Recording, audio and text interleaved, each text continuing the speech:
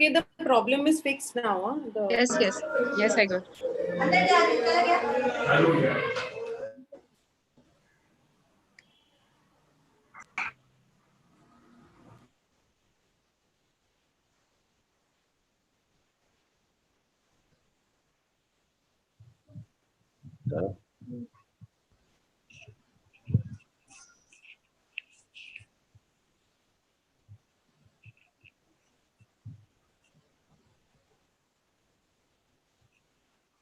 Powers nearby. Perfect.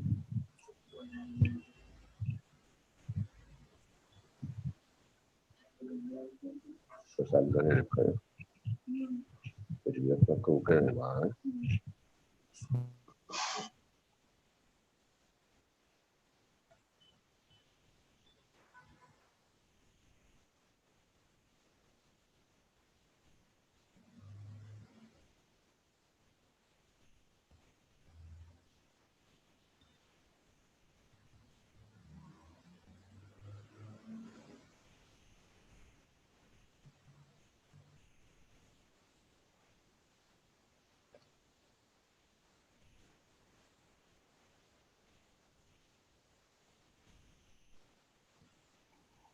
Mrs. Shetty, what do? We begin.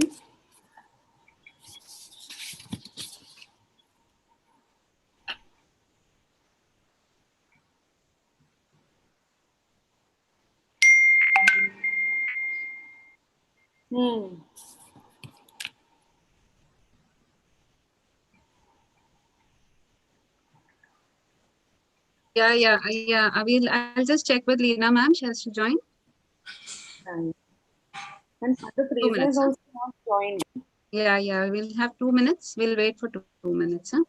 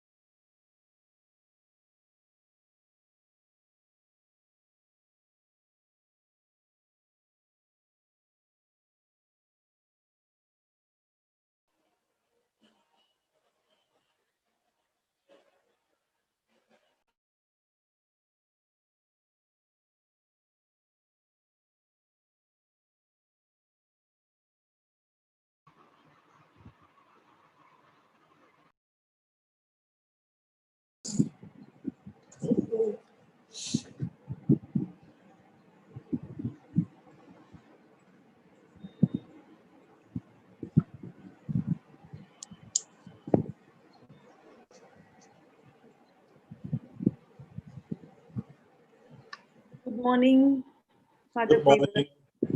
Good morning, Fraser. Good morning, Good morning, Father Blaze. Good morning. Good Dr. morning, Father. Thomas. Good morning, Father.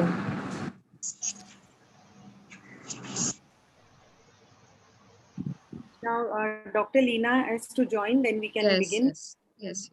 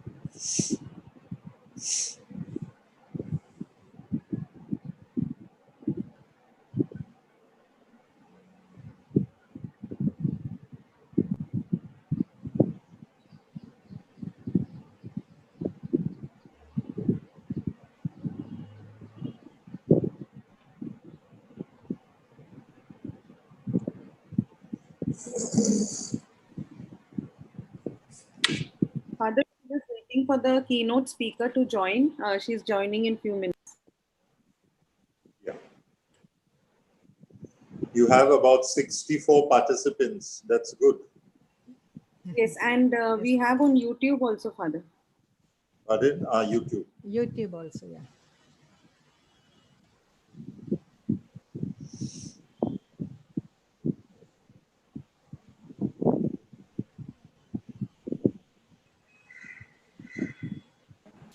You have about 64 participants. That's good.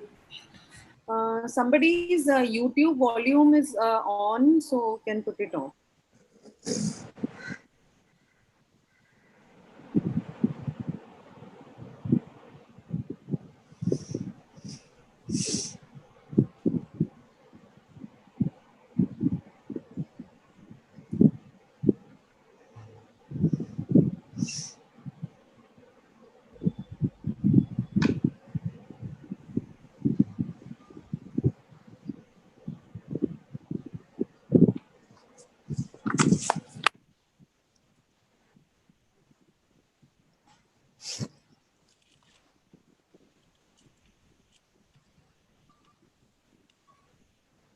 Is Dr. Leena among the participants? Ma'am, if you've joined from some other name, Dr. Leena is present here.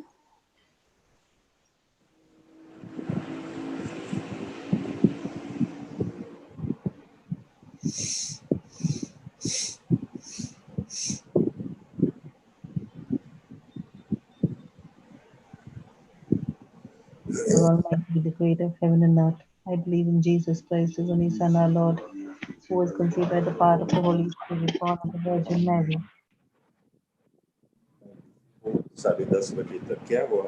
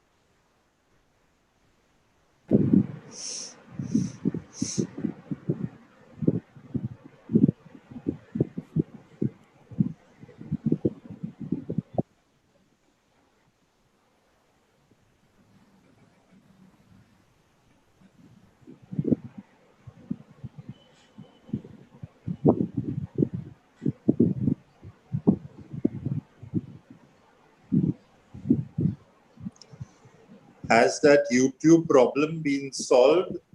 Because otherwise, when Yes, Father. we start, you'll get that echo. Yes, Father, it is solved. Actually, the problem is, Father, Zoom is having different, modalities. Every time we put on Zoom and we customize the YouTube link, the procedures change, every time. So today there was another procedure. So I had to learn that. But we have done it, Father. Okay. And Father, is your YouTube on, Father, there? No, I don't have any YouTube. Okay. Because one echo is coming. On iPad, and I've logged on to Zoom. That's all. I don't know about any YouTube. Okay, Father.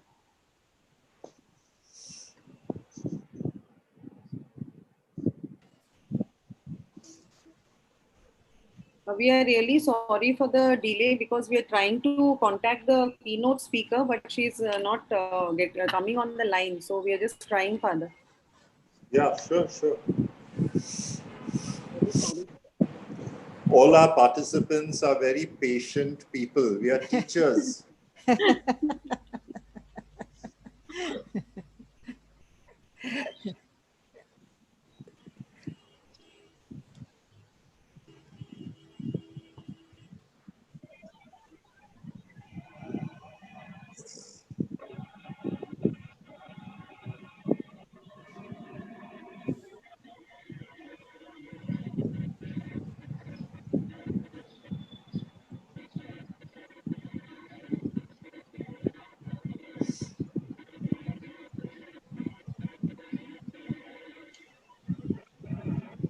Vinny? Hello, Vinny. Father, yes, Father. Yes, Father. Do the others of us know about Dr. Mintu Sinha? Yes, Father. We know yesterday itself. Yeah. It's very sad.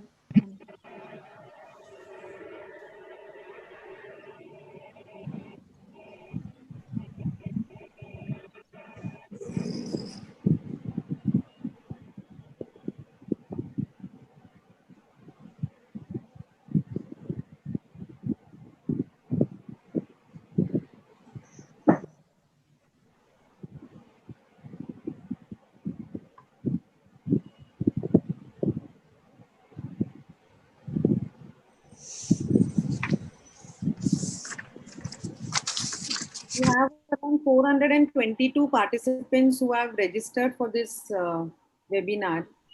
So Okay. slowly joining, I think. Vinny, can you call Dr. Lena? Ma'am, we are trying her, ma'am. We are calling her, ma'am. Acha, okay. I think we could.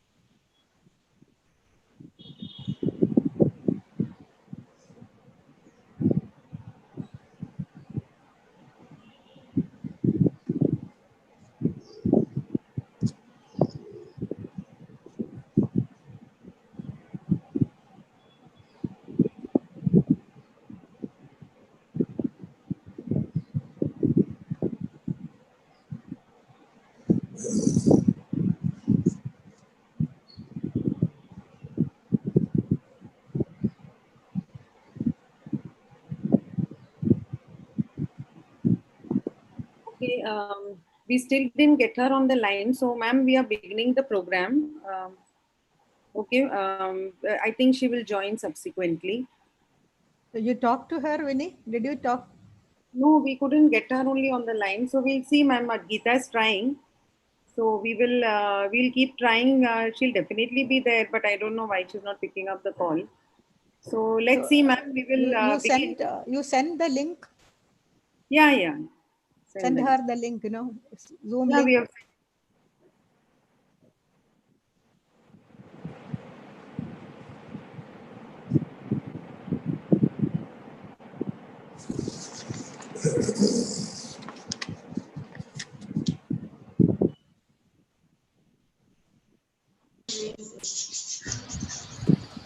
Good morning, Father Blaze, Father Fraser, Principal Ma'am, and all the staff members and all the participants of this webinar, the national webinar on transforming school education perspectives and challenges. We are going to speak about the school education with reference to the National Education Policy 2020. Before we begin a program, we would invoke God's presence through a poem written by Rabindranath Tagore.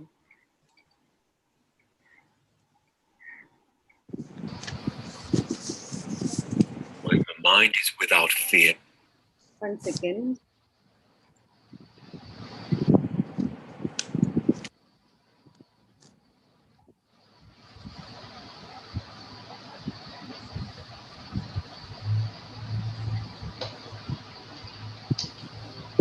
Where the mind is without fear and the head is held high. Where knowledge is free. Where the world has not been broken up into fragments by narrow domestic walls. Where words come out from the depth of truth. Where timeless striving stretches its arms towards perfection. Where the clear stream of reason has not lost its way into the dreary desert sand of dead habits. Where the mind is led forward by thee into ever-widening thought and action. Into that heaven of freedom, my Father, let my country awake. Where the mind is without fear, written by Rabindranath Tagore. Narrated by Jordan Harling.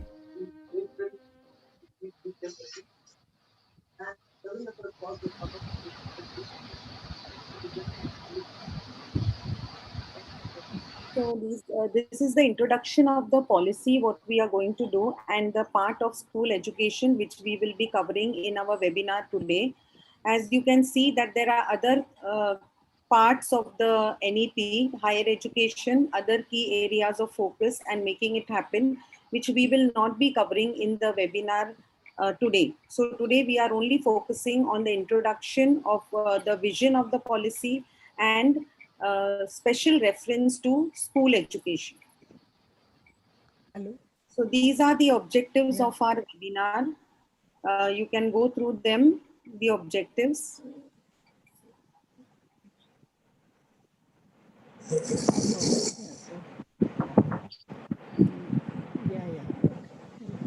So we have the speakers for today. We have for the vision, Dr. Susama Samuel. We have our manager, Father Blaze, who will be giving his perspective, and the 3 staff members who will be focusing on school education, who will be giving what is mentioned in the policy about school education. We have our keynote speaker, Dr. Leena Chandran Wadia, and the response to the keynote address will be given by Dr. Fraser Mascarenas, SJ.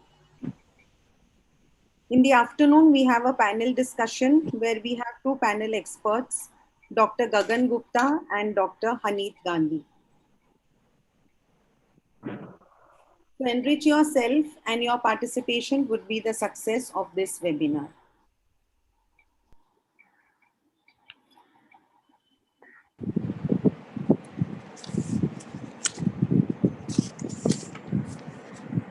May I ask Dr. Geeta Shetty whether Madam has joined? Yes, Dr. Vinny. Yes. Dr. Vinny, actually, right now we would request our principal, Dr. Susama Samuel, to welcome as well as present the vision of the NEP, National Education Policy 2020. Okay. Okay, thank you, Dr. Okay. Geeta. Good morning, everyone. Geeta, can you hear me? Yes, ma'am, Yes, we can hear yes, you. ma'am, we Yes. can hear you clearly. So, Yes. good morning, everyone. A warm and hearty welcome to all who are participating in this program. I welcome our manager, Father Blaise D'Souza, to this program. Today with us are principals of schools, managers, school administrators, school teachers from different boards, teacher educators and students as participants from Mumbai, different parts of Maharashtra, Telangana, Kerala, Patna, Jamshedpur, etc. Today also we have renowned resource persons and panelists from the field of education to speak to us today. Dr. Leena Chandran Wadia, Dr. Fraser Mascarenas, Dr. Haneet Gandhi, Dr. Gagan Gupta. I welcome all on behalf of St. Xavier's Institute of Education to the national webinar on the National Education Policy 2020, especially on transforming school education perspective and challenges. COVID-19 is re-emerging as the second wave in few countries. Even though we are slightly shaken due to this pandemic, the enthusiasm, dedication, and determination of teachers did not allow to affect the educational system. We teachers had less than a week to prepare for the online delivery of the course left incomplete due to the sudden closing down of schools and colleges. But we teachers adapted to the new normal so quickly. Yes, we are going more robust and more vigorous, keeping the educational system safe and sound in the hands of teachers. During the pandemic, another vital thing happened is National Education Policy 2020, aiming at building a new generation of students in an altogether new format. The 60-page policy, after 34 long years of wait, is very comprehensive. It is to be studied thoroughly. It should shape our education and coming generation of students. Several seminars and meetings are being conducted on the much awaited policy. Still, I am sure that each discussion will bring new insight into the policy, which will help us to understand it better. Today in this platform, let us discuss National Education Policy 2020 with a particular emphasis on school education. A thorough understanding of NEP 2020 is essential because success depends on execution. Execution as planned. There are many expectations from the policy because it should prepare the students to meet the demands of the changing scenario of the society and also should prepare to face the challenges of the 21st century. So friends, let us discuss today the school education in the light of NEP 2020, the vision, the new pattern, the curriculum, the pedagogy, and how we teachers could equip ourselves to embrace these challenges. So it is my pleasure and privilege to welcome all our esteemed guests from different parts of India to speak on the issues and concerns on school education. Your opinions are valuable. Let us work together as a community to evolve and invigorate a path-breaking national education policy for a vibrant and competent present and future generation. I don't have the full answer, but together we can find it. I wish you all pleasant and brainstorming sessions ahead. Thank you. Ma'am, Dr. Leena has joined. Yeah. So I request Dr. Geeta Shetty to kindly introduce Madam and we can move on with the keynote address.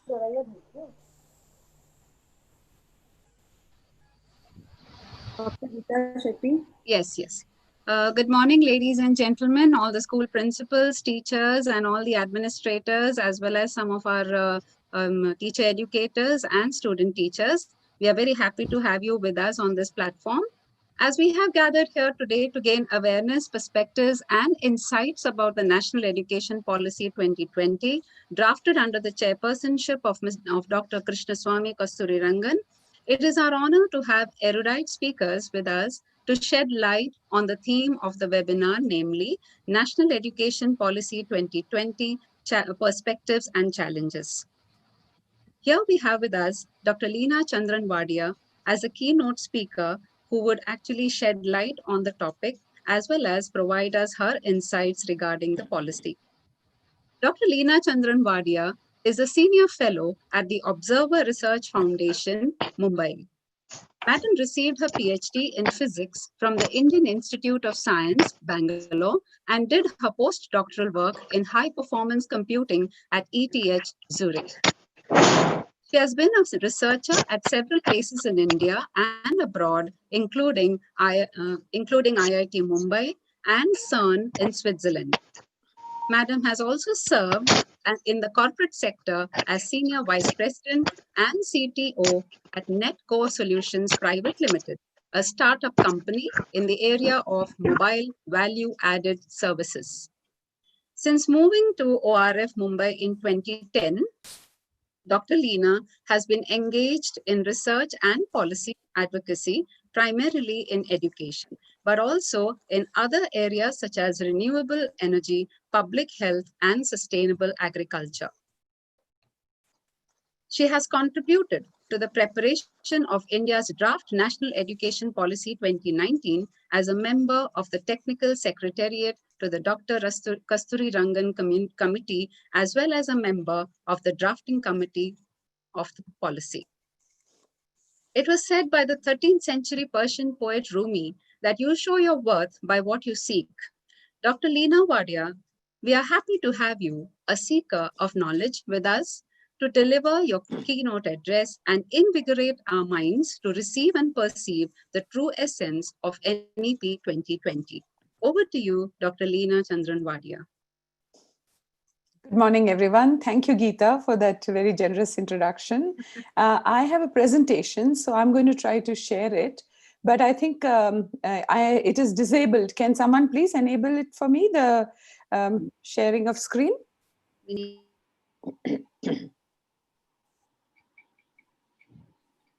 It's easier to collect one's thoughts in a slide. Otherwise, you know, half an hour thing can Please try. Yes.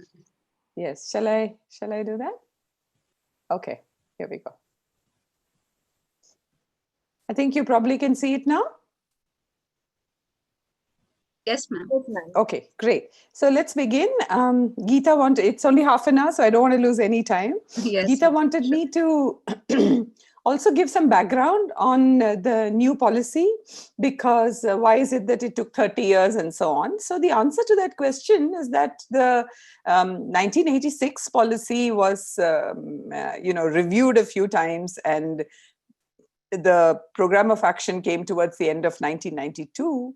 But then the governments were not quiet after that. They did the Sarva Shiksha Abhiyan, which started formally in 2002, but work on it had started in the 90s, in fact, mid-90s.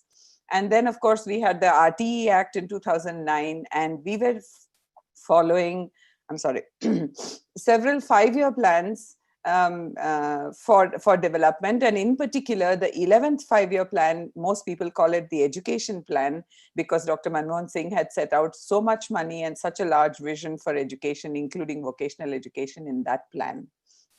So yeah, we've been doing something or the other, but we had not done a full policy. Now, a new policy was actually a promise of in the BJP manifesto of 2014, and work started on it already in January 2015, and I'm sure many of you all, just as many of us, gave many inputs already in January and February of 2015. And Smriti Irani was the minister then, and she asked for grassroots level consultations down to the panchayat level. And then there was a TSR Subramaniam committee set up, which submitted its report based on all these inputs in mid-2016. And that was not met, unfortunately, with very good reviews. So MHRD then created another version of the policy based on the same inputs, but that too didn't meet with so much good responses. So By then, Minister Javadekar had taken over as HRD minister, and apparently he and Dr. Kasturirangan knew each other from their time together at the Rajya Sabha. So he called Dr. Kasturirangan and in July, I think, or end of June and of 2017, I should have put the date here, and said that, you know, please give us a new policy. And Dr. Kasturirangan told me at that time, I had been working with him before that. That's how I got lucky to get working in the NEP. I was working with him on the Karnataka state education policy and various other things, because Karnataka had a knowledge commission, Karnataka Knowledge Commission, of which he was the chair. So he said that his thinking was, he was given 6 months and he thought, yeah, that's okay, because we only have to study the inputs that came in from panchayats and district level inputs and state level inputs, and the previous 2 documents, and prepare the policy. But what really happened was that as soon as he was announced as the chair of the committee, a lot of people started writing to him saying, we want to come and talk to you, we want to give you inputs, we want to share our experience. So he had a very difficult task to decide, because he said, I will either meet everyone or I will meet no one. And at the end, he decided to meet everyone. So that meant that we met hundreds of groups, and the names of all those groups are written in the draft policy document. And so in the end, our document was ready by December of 2018, but that was too close to the elections. So the government accepted the policy the day after election results were announced in May of 2019. And then after, but at that time, the Minister of Education also changed. So the minister himself needed some time to understand and imbibe the policy. So also the officials in the Ministry of Human Resource Development, at that time, it's now called Ministry of Education. And of course, they put it out in the public domain, and there were, you know, 260,000 or so inputs from the public. And we had to look through that during the second half of 2019 to see how the policy needed to be modified. And we did modify it on the basis of some of the inputs we got. So anyway, so that's what brings us to NEP 2020, which was then released in July of 2020. It retains most of the policy elements of the draft NEP 2019, which is why I'm talking to you, because I was involved in draft NEP of 2019, but not in the NEP 2020, which was prepared by government. So I have only one slide on school education, because I want to talk about teachers much more. So I just wanted to say that if you took a top level view of what are the matters requiring urgent attention, and which is what the committee did, and the first thing that hits you in the face is what is called the learning problem. Year after year, ASAR is publishing reports saying that standard 5 kids cannot do standard 2 arithmetic, they cannot read, standard 3 textbooks and so on. So there was a problem with literacy and numeracy. And of course, government is not very happy with the ASAR reports, but it does its own national assessment survey. The NCERT does it. But if you look carefully at the NCERT data, it's saying the exact same thing. So already we started work, all of us researchers, a research team joined Dr. Kasturirangan in August of 2017, and we started looking at the problems, and it was clear that there were several sources of the learning problem. Government schools did not have pre-primary classes. So kids were coming into first standard, not very prepared for school. Some states did have them, but so of course everything I say will be different in different states, so please just take it in that context. But of course there was also a hunger problem, there were lots of language problems, and I will talk more about that, and so on. So already in September of 2017 we had decided, or rather the committee had decided, that it was important to focus, if we could focus on 3 things: early childhood care and education, foundational literacy and numeracy, making sure that every child had foundational literacy and numeracy, and somehow stemming dropouts, we would have done enough for school education. At least that was the thinking as early as September 2017. So we also made a commitment to universalization of education, which meant extending this scope of the right to education from 6 years to 14 years, which is now, to down to 3 years at the bottom, including 3 years to 6-year-olds, and then also extending it into secondary school level. And of course, we use this word socioeconomically disadvantaged groups in the policy, and it came for a lot of criticism from lots of groups. But I just want to say why we did that. And we did that because the traditional disadvantaged groups, which is SC, ST, OBC, I didn't write, religious minorities, children with disabilities, these are traditional groups. But we found that geography, regional variations is a very, very large source of disadvantage. Many places in the Northeast, places which are disturbed areas like Jammu and Kashmir or even Chhattisgarh. And then, of course, economic disadvantage was a lot. And then, there were migrant children, orphans. So we needed a new name to include these people. And this is why we've done that. And of course, girls and women are cross-cutting across all these groups. And there's a very nice research report from Professor Varghese at NIPA, which says that if any of two of these characteristics of disadvantage, or two or more, come together, then the impact on that student is severe, very, very severe. So, so the larger vision of this school education in the NEP is that we must strengthen government schools, because that is 55% of the enrollment is still in government schools. And that is the only way that we will have equitable and inclusive education. So the focus of the policy is on government schools. And of course, to strengthen government schools, you have to add pre-primary classes. We decided that Anganwadis were serving a very, very important task. So Anganwadis must not be disturbed, but we can always add a pre-primary class into a primary school. And then we should introduce the option of learning English. I will come back and talk to you about that later in this talk. And of course, language learning. You see, children, how do they learn? They learn through the language. And so I want to say a lot about languages, so I won't say that now. But also we looked at the 10+2 and we realized that what we know from science today about how children learn at different age groups was not included, and which is why we introduced the 5+3+3+4. And of course, if the aim of the policy is to bring out the best in each child, to encourage every child to find his or her own strengths, then obviously the teacher comes into center stage, because the teacher is the person who owns the relationships with the children and is in the classroom, knows each child, knows what each child can do. And therefore teachers come center stage, and which means then that you need to relook at the, everything, all aspects of teachers, which is their initial preparation, recruitment, conditions of work, career pathways, all of it. And the policy has tried to do that.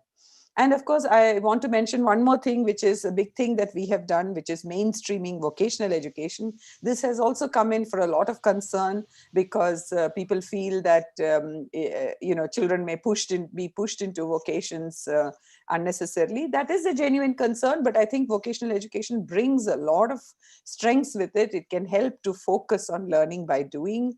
It can help to connect to the communities, because if around your community there are potters or brick builders or arts and crafts, weaving going on and so on, people can see that and learn from it and develop not just visual and auditory and arithmetic skills, but tactile skills and kinesthetic skills and so on, which is very, very important, because we were actually, the present education policy is just focusing too much on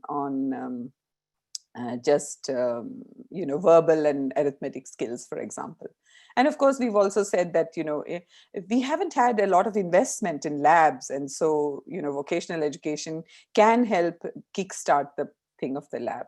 So this is in summary, this is a picture I borrowed from the NEP 2020. You will be discussing it. I don't want to spend time on it.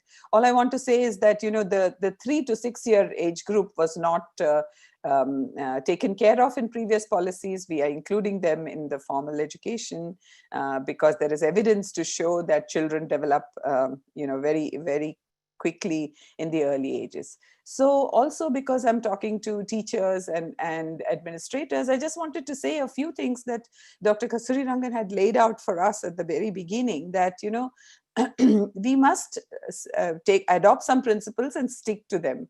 And there are principles both in school and higher education. I'll just talk about a few. I've already talked about one, which is strengthening government schools. The second one is also I mentioned it, that, you know, we must convince the governments to provide free education until grade 12. So go from 14 up to 18. It's a very large cost that the government has to take up, but we felt that it was necessary, and we are happy that in NEP 2020, the government does say that they have committed to universalization of education. We have not touched the principles of reservation for students. Now, there are two aspects to this. In school education, we are talking about universalization of education, which means every child. And we felt that that was a more important goal to give governments than to talk about reservations. So, you know, if you are going to try and get every child into school, you don't have to worry which child falls into which category. In higher education, we felt that, you know, it's for the governments of the day to do whatever is their affirmative action decisions. What is the remit of, and that's not a remit of the education policy, but what is a matter for education policy is to ensure that schools and colleges and universities don't discriminate on the basis of caste, or, you know, foster divisiveness based on caste and religion and gender and disabilities and so on. And that's what we try to keep in mind when we were writing the draft NEP. You know, this caste is such a terrible, terrible thing. We all need to come together to just get rid of it, because today we have the scientific evidence to show that there is no basis for caste. Actually, there's absolutely, it was an old method of organizing society, which hardened and has you know, created so much division, which needs to go. The policy also does not interfere with the role of state governments at all, because, you know, constitutionally, education was the responsibility of state governments. And in 76, with the constitutional amendment, education delivery, some aspects of education delivery was also taken up by central government, but that's not something that but that's a joint responsibility. It's not taking over what the states are supposed to do. So this, in a way, is a problem for educationists and activists in education, because then you have to engage with each state separately, and you have to be familiar with the differences in each state. But that's the way it is. And then also we have a very sharp focus on disadvantaged students of all kinds. Equity and inclusion is very, very important. And you will see that chapter 6 of the policy, draft policy, is very long. It talks about all aspects.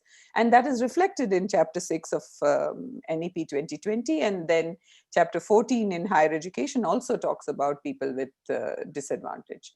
And of course, last but not least, we have made use of all the recent research that is available about how children learn in order to guide policy making. So I'll show you one of the, what happened? Yeah. So this is a picture that Professor Vinita Kaul of Ambedkar University, who's a specialist in early education, brought and showed to us. And this is just, you don't need to look at any of the details. It's just the difference in the connectivity inside the brain of a 6-year-old child. One on the left who has been stimulated, and the one on the right who has not. Just this is enough to tell you that, you know, we need to focus attention on very young children, early childhood education, care and education. Care, because we also need to look after their physical health. Too many children in our country are undernutritioned and stunted as a result of that. And now I'll come to the issue of languages. I mean, you know, the brains of children, we know now from research that the brains of children during foundational years, 3 to 8 years, are completely plastic. when it comes to language learning. They can learn any number of languages without any effort. In the old days, the thinking was, let us not burden the child with learning too many languages. But that's not true, actually. When they are young is when they should learn as many languages as possible. And it is well known also that if children learn 2 or more languages, they have greater neural activity and dense tissues in the areas of the brain related to memory, attention, and language. So, luckily in India, almost every child actually hears easily 2 languages, on average 3, and maybe many more, because when we lived in Mumbai, my husband speaks Gujarati at home. I speak Malayalam. Our maid spoke Marathi, and then there's Hindi and there's English. So children actually learn a lot, are exposed to a lot of languages.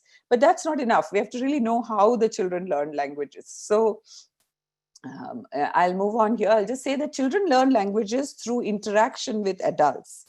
And what is important to remember with regard to teaching children multiple languages is that individuals in a school must speak consistently to the child in the same language. So if there is a teacher who's speaking to a child in Marathi, then if he or she switches into English or Hindi very often, then the child will mix all of that and learn it as a single language. So the number of languages that we can teach a child depends on how many people there are in a school who are capable of speaking distinct languages to the child. So if you want to teach not just regional language, but also an English, then we need another person in school who actually speaks English to the child all throughout. Now, this is the problem that we don't have, and we'll come back and talk about it, that we don't have many schools, government schools have only one teacher. And so there is, by definition, there is no ability to teach the child teach multiple languages to the child. And of course, we have to remember that there is reading, there is speaking, there's listening, there is reading, there's writing. We don't want to emphasize the writing very much. In the foundational stage until grade 8, we only want one language because children are still developing motor skills. So what this, I don't want to get into this. I don't want to get into the medium of instruction debate. So all I wanted to say about, because I'm using up my time much faster than I thought.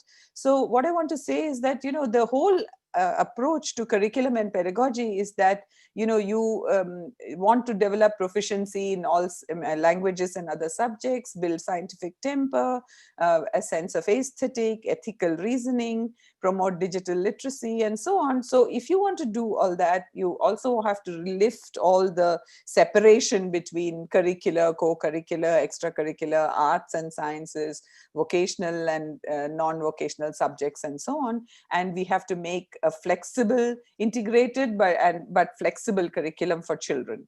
And this is the responsibility of teachers and educators going forward, that we have to provide this.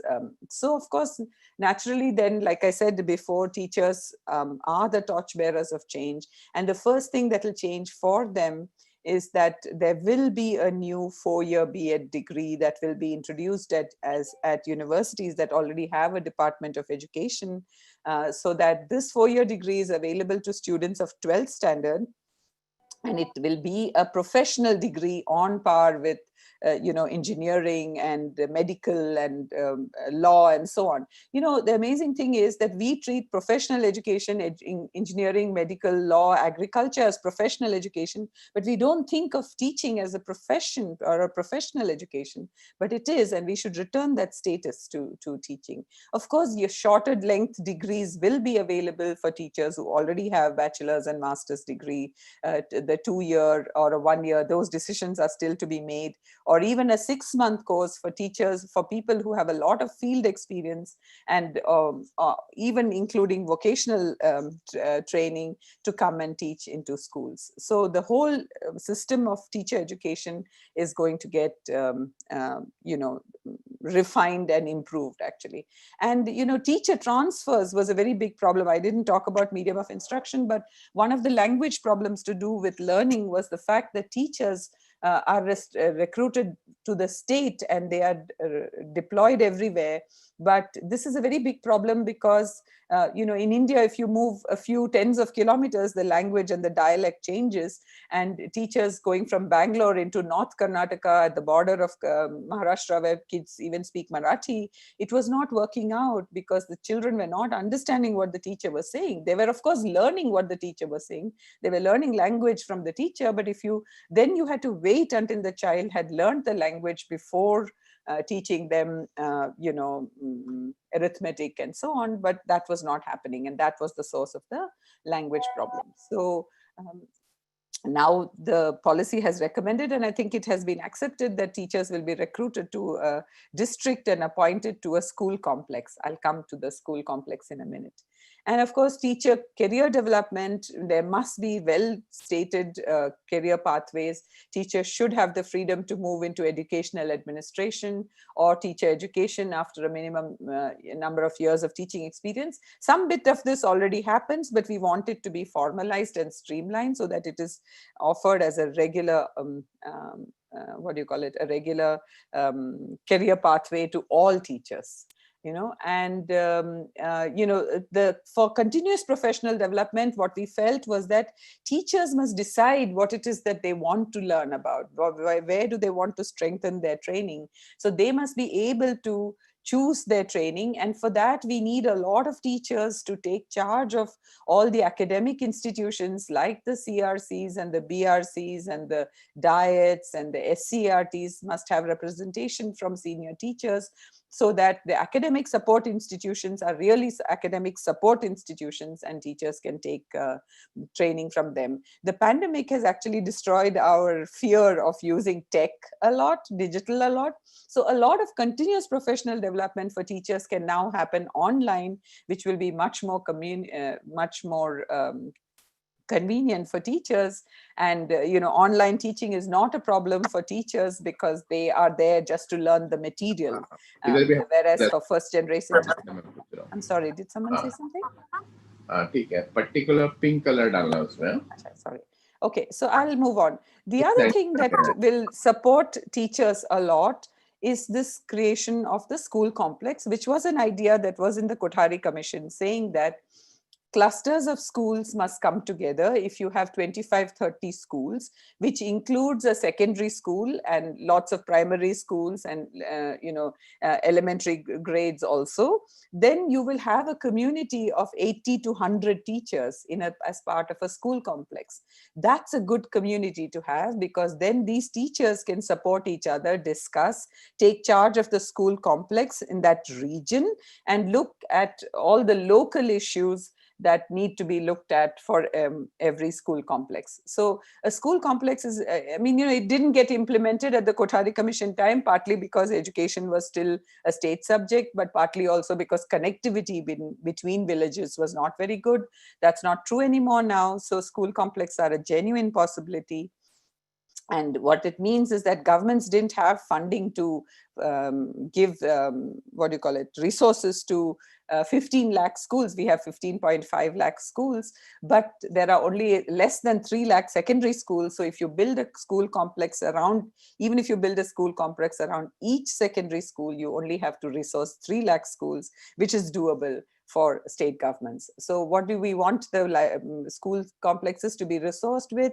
Well, good libraries, labs, including IT labs, sports fields, sports equipment, but also important things like social workers, counselors, sports teachers, arts and music teachers, and so on, so that they can be shared across the schools, and teachers can travel and they can be given a travel allowance to do so. So what this will do is that if there are 80, 100 teachers, then these teachers can actually take charge of their own professional development and, you know, stand in for each other and, you know, support each other when complex issues of handling children with disabilities comes across and so on. So that's the idea of the school complex.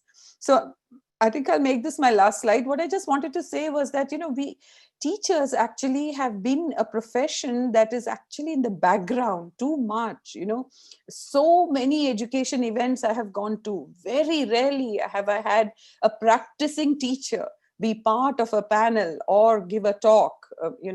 This has to stop. I think teachers need to be seen more in public. They need to be up there in front. I mean, other people must enable it, of course, but teachers too must believe in themselves. The pandemic has shown that, the teachers are really central to everything. And, parents have learned to appreciate that. Administrations have learned to appreciate that. And we need to build on this and build back better. So, with regard to contracts and too many teachers are working on contract. We know that needs to change. I've already talked about continuous professional development. I want to say that the integration of vocational education will create many new job opportunities, part-time, full-time for teachers, even from engineering backgrounds and so on. And I think teachers need to grab this opportunity. Otherwise, this is not a talk on vocational. I just wanted to say that otherwise, governments are giving contracts to private companies to run vocational education. I think that's terrible. We need teachers who understand children to teach them vocational education. Practicals can be done outside schools, but the theory part should be owned by teachers. This I believe a lot. There is a lot of complaints. There was a lot of complaints from teachers about non-teaching work. I think I still have a couple of minutes. So what I will do is I'll show you the results of very careful research done by in Delhi by the Center for Policy Research, along with the Center for, I forget the name, Protection of the Rights of the Child, actually, Delhi Center for the Protection for Rights of Child. And they did surveys among teachers about what the teachers thought were hurdles faced in schools. And, it's very interesting to see that, 66% said non-academic work, and then 63% said parental engagement. We can all decide whether we agree or don't agree with some of these things. What I found interesting was that, people said low learning among students. Teachers are responsible for the learning among students. We need to take ownership of the fact that if there is not enough learning among students, we need to fix this. Similarly, student disinterest and absenteeism. This is also something that teachers can fix.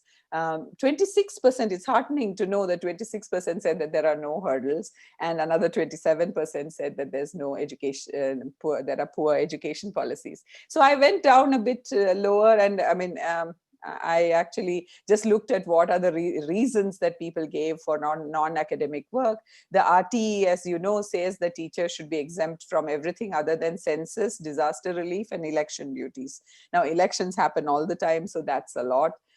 Census, we are about to go into a big census, but disaster relief, no teachers in Delhi had been used last year. But they said that, things like maintaining student attendance, test scores, enrollment data, and of course, opening bank accounts, updating students' Aadhaar IDs, distribution and maintaining records of entitlements like scholarships, uniforms, responding to circulars, all of these were some of the. So some should be removed, but some you cannot. Child census, for example, I don't think one can take that away. We have to remember that teachers are among the most educated people in society, and this is why a lot of the government work relating to census and election duties comes to teachers. So I don't think for government teachers there's any easy way out of it. But I thought that it was interesting to share this data with you all. But I think that there will be thinking, for example, if there's a school complex, it's easy to appoint a few administrative staff to take care of some of all this, like things like updating UDICE data or updating students' Aadhaar and so on. I think that's all. This was a slide I borrowed from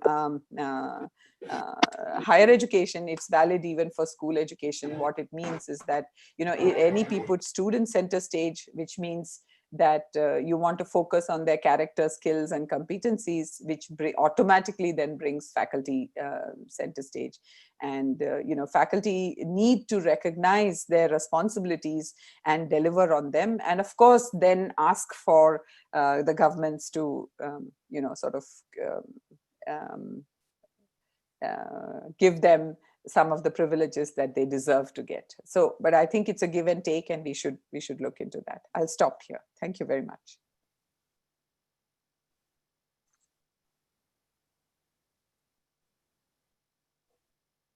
Thank you, ma'am, for your keynote address. It was very enriching, and we got an insight into the NEP with reference to school education. Now we invite a response to the keynote address. We invite Dr. Fraser Mascarenhas, SJ. Dr. Fraser Mascarenhas is the manager of St. Stanislaus High School and has been the former principal of St. Xavier's College, Mumbai. Father has been a part of St. Xavier's Institute of Education as a governing body member, as a college development cell member, as well as in the internal quality assurance cell. So over to Dr. Father Fraser Mascarenhas for his response to the keynote address. Good morning, Dr. Wadia. Nice to be in contact again. Yes. I'm grateful for this invitation from Dr. Sosama and her organizing committee, and from Father Blaise, the manager, to represent the management of this college and also the management of schools like St. Stanislaus. You know, our community runs institutions across the country, and several of them are very eminent ones. So I'm grateful for the opportunity to be guided by Dr. Leena Wadia, with whom I share a long association. In fact, it was Dr. Wadia who invited me for a consultation on the draft NEP. And it was that at that time already, I mentioned some of the concerns that I thought needed to be addressed. I'm also grateful that Dr. Leena's husband, Dr. Spenta Wadia, is our eminent scientist and alumnus of St. Xavier's College. So it's nice to share a relationship with both of you. I think, Dr. Leena, you are really in the best position to help us to understand the NEP document and also its implementation, because you have been so much involved in this. And I really must admit that your presentation this morning was really fascinating. It is really giving us an idea of what is being attempted. The NEP is now in its implementation stage, and it's important for us to understand and get clarifications on these implications for our schools. It adopts, of course, the UN SDG 2030 goal of ensuring inclusive and equitable quality education. And it uses very beautiful language to describe the principles and the processes of education. Who can complain if the document says that the teacher should be put center stage, as Dr. Wadia, your slide said? So that's something that we would all be very grateful for and happy about. But the conclusions it reaches in some areas is very difficult for educationists like Professor Anita Rampal, Shyam Menon, A.R. Vasavi, and a host of others to accept. And what is it? The document says such a lofty goal will require the entire education system to be reconfigured to sustain and to support foster learning. It is this which requires clarification.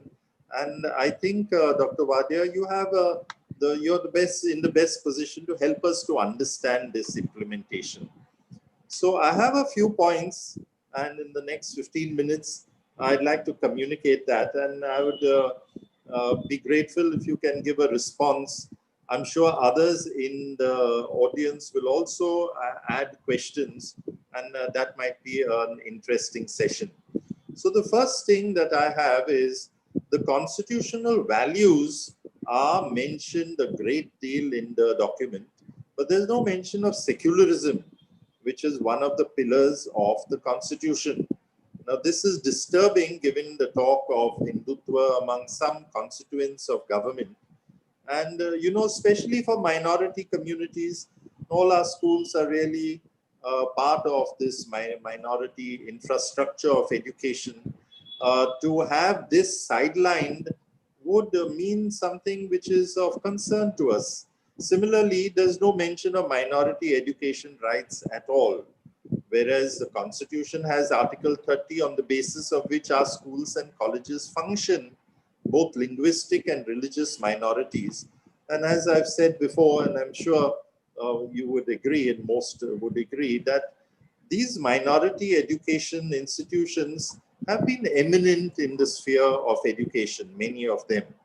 And so to sideline this, at least it's not mentioned, and that's why a clarification from you would be important. You've already talked about the constitutional guarantee to the SCs and the STs, which you say that remains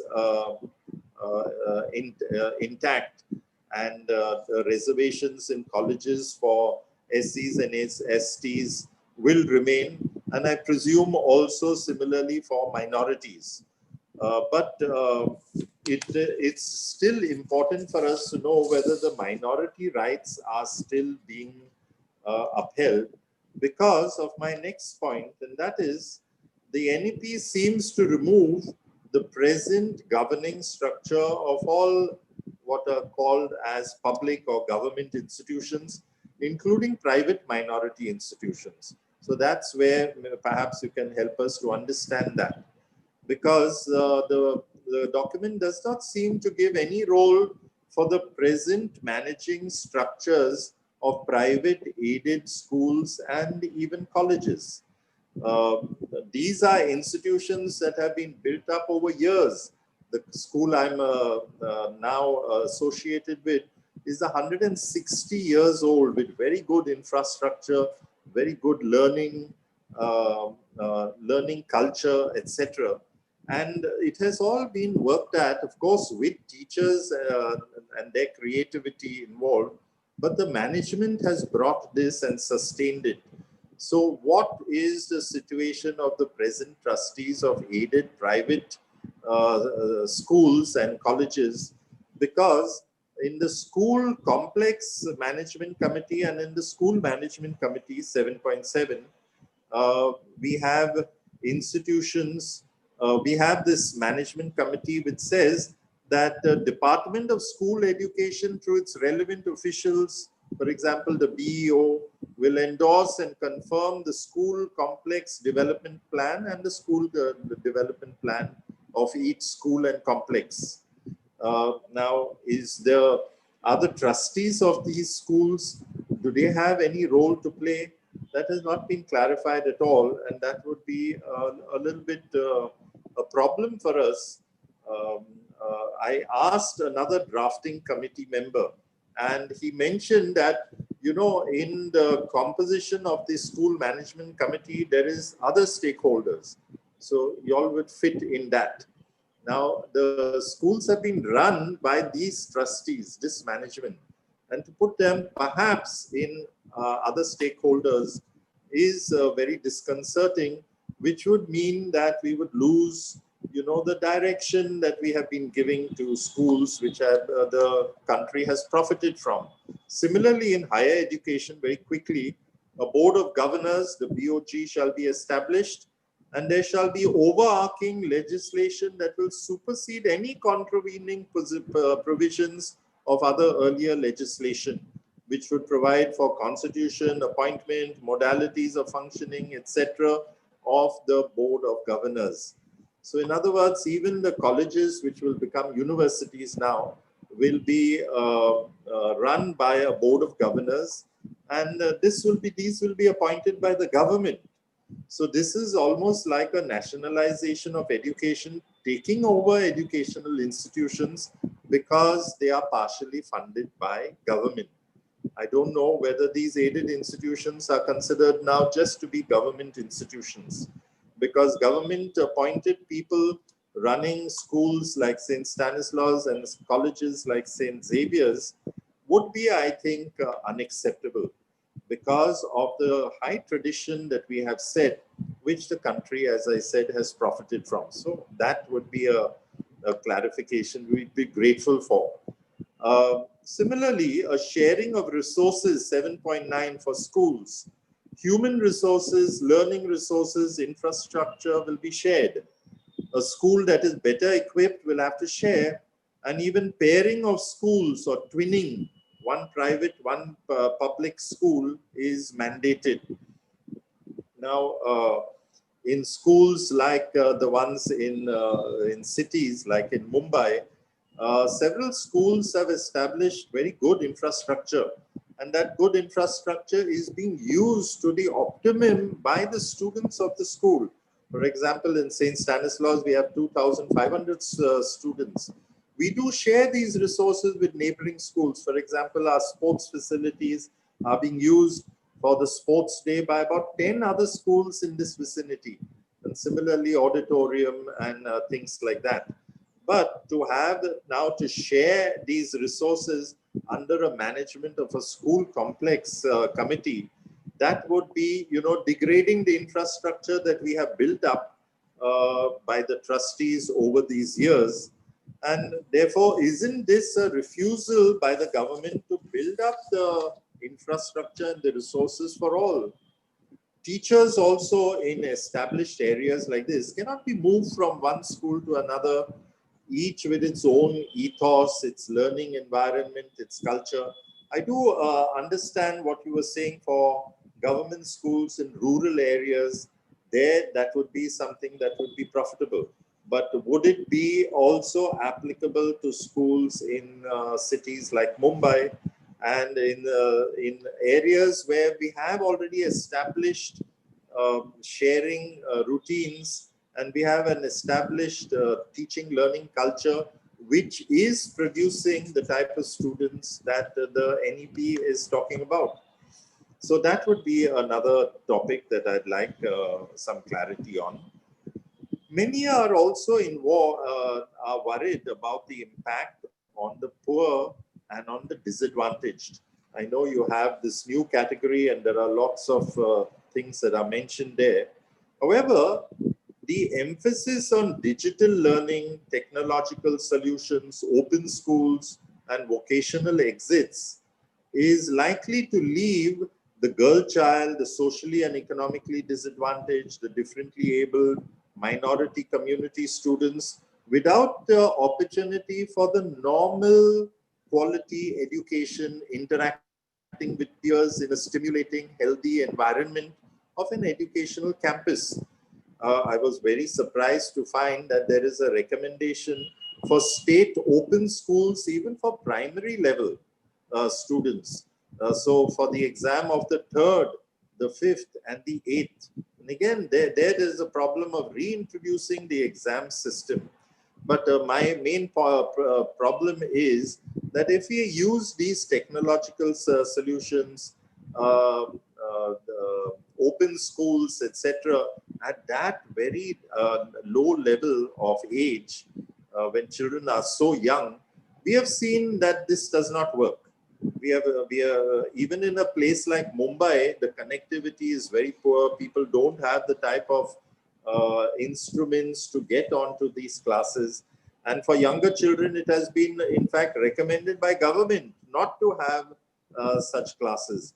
So to have an open school, etc., we do feel that there will be a pushing out of students who are not, economically and socially at a high level.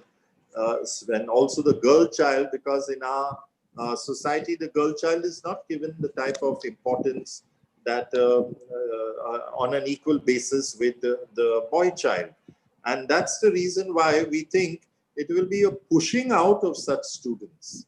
Even at the university level, we have several exits. With a first year, after the first year undergraduate course, you have the exit of a certificate, then a diploma. What will they do with such certificates and diplomas? Well, it doesn't qualify them for anything really productive. The degree would be something that would give them, of course, productive employment. And coming back into the system is always extremely difficult for a student to catch up. This is already happening, that suppose a student after the first year of the undergraduate course finds that he or she is required at home to work for a year and then comes back, it's very difficult to re-enter the system. So that's a problem that we envisage. And I do hope that, it will be taken care of in some way. The next point is the centralization of the creation of content right from the pre-primary till the 12th. You have clarified that this is a recommendation and that the states will be given the right to develop its own content. So now if that is what you are saying is going to be in the implementation, then that's fine. But take, for example, section 4.31. It says the responsibility for ECC curriculum and pedagogy will lie with the MHRD. Now, this does mean that it is very heavily centralized, and the NEP pushes for national textbooks, but with local content and flavor. But that local content and flavor is not given too much of importance, or it could be, sidelined. Centralization also of school assessment through the National Assessment Survey, which is on the cards, with even recruitment of students at the college undergraduate level from a centralized test. This will be of great harm to our schools at the 12th standard, 11th and 12th. What will happen to our 12th standard exams? Nobody will take them seriously. Already we have that experience with the JEE and the NEET. Those students don't pay any attention to the 12th standard exam.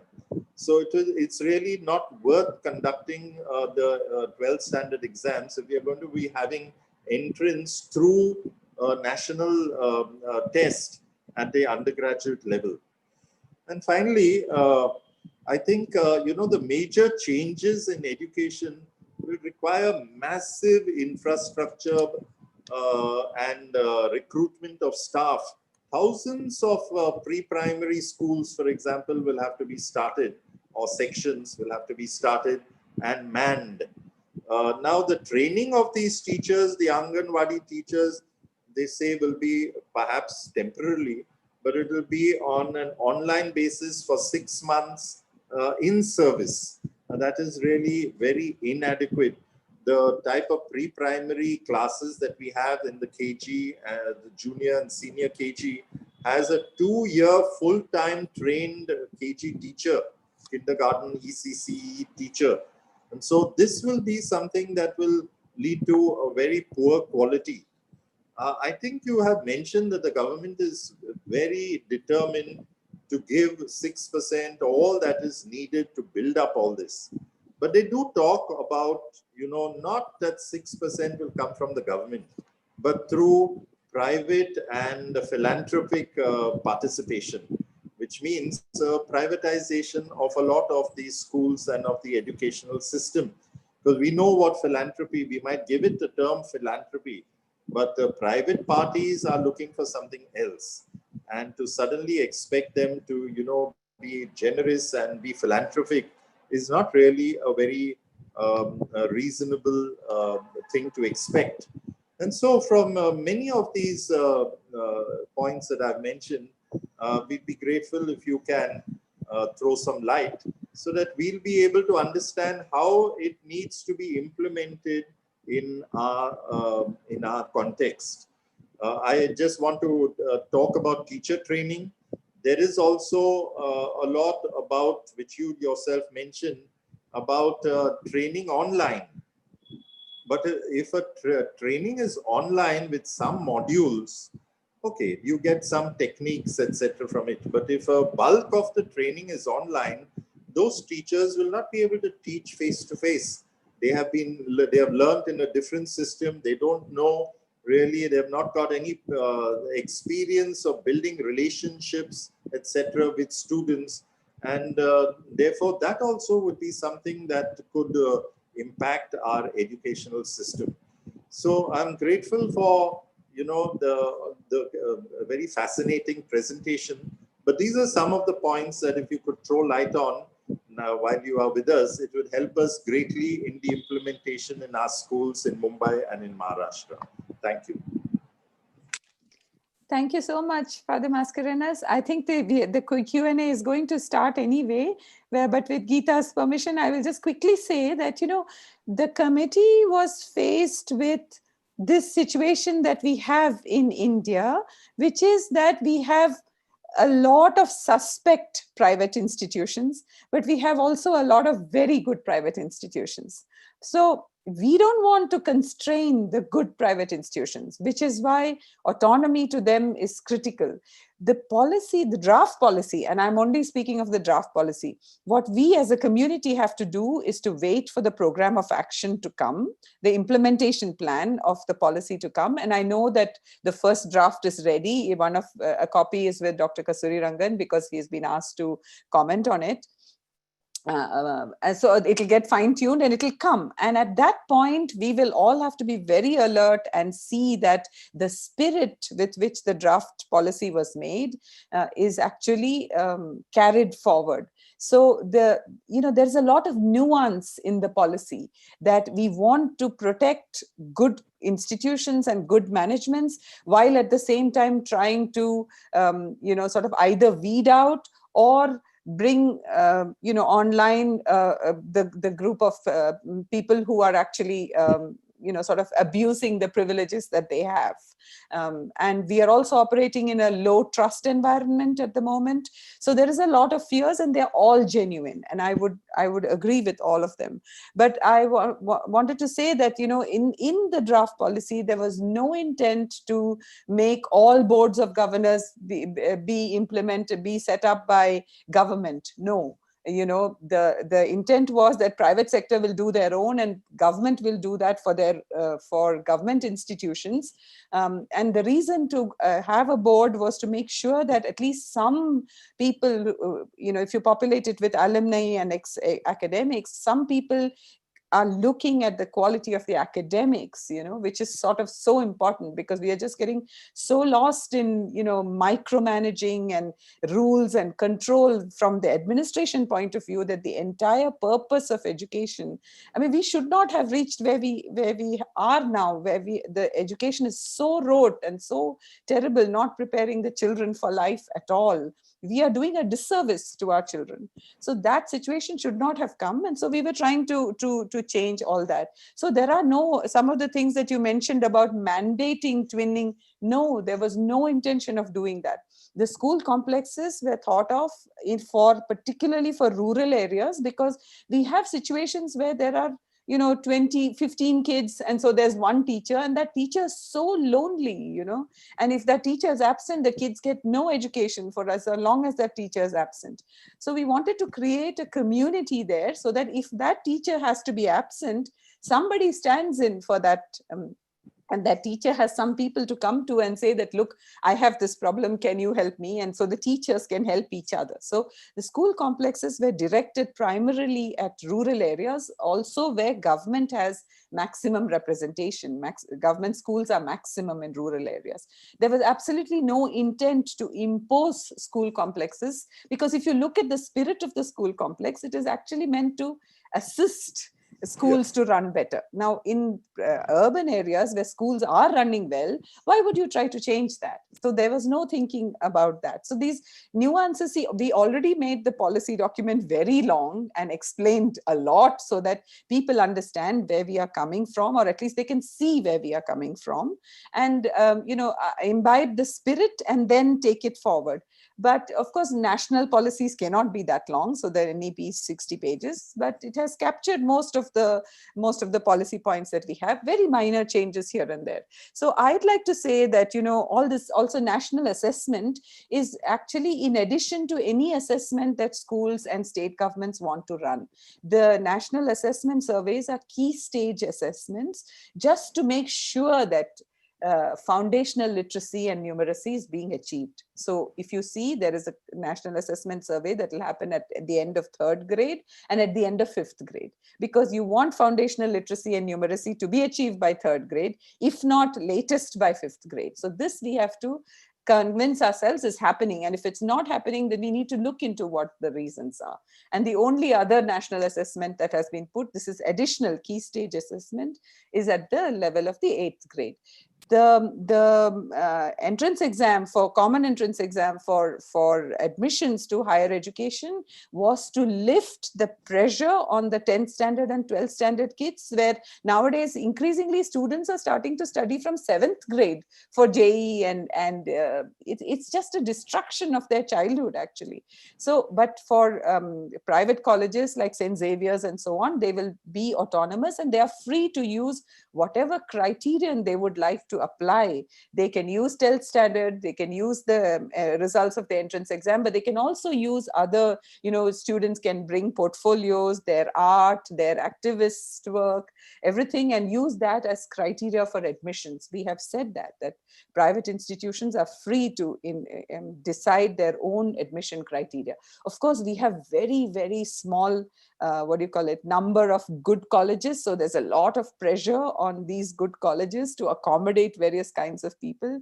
I understand that, that's a fact of life, but the intent of the policy is not to take away the rights. I will stop here because these are many very detailed conversations. I just wanted to say that we will have to translate all these concerns into alertness when we see the program of implementation. And if private aided, which is a smaller group, you are part of the private aided, which is a smaller group, and their concerns are not included, we must push towards including them, and I will be happy to work with you on that.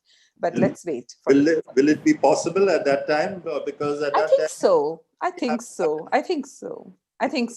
It should be, because if you have asked for inputs at that level of the policy, surely you will ask for inputs at the level of implementation plan. So let's see. And Secretary Anita Karwal, she is a wonderful person to be heading up school education department I mean, everybody speaks so highly of her. She's very committed, and she understands the policy in its essence. And so we hope that the implementation plan will be good. Let's see, it will come quite soon. Thank you. Thank you. Thank you. Thank you, Dr. Fraser Mascarenas, for your insights into the NEP and also voicing our concerns. Thank you, ma'am, for also clarifying certain points for us.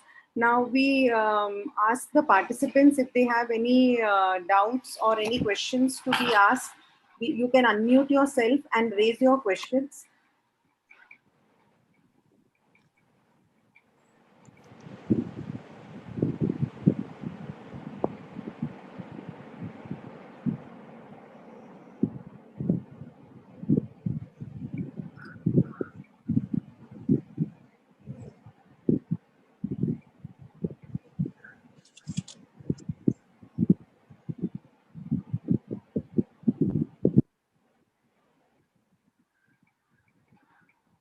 Mr. Dennis Gonsalves, would you like to unmute yourself and read what you have written in the chat?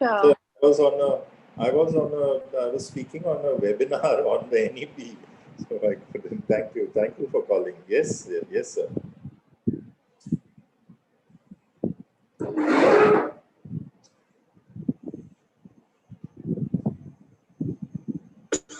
so we have a BEd college, which is at Marine Lines, and we have St. Xavier's College. Now that BEd college. I'm sorry, is someone asking a question? No. Okay. I would like to ask a question about that cluster schools that you mentioned for the rural areas. Right. Yes, I am Father Blaise, manager of XI. You mentioned that they are single teacher schools. Mm-hmm. I have seen this myself.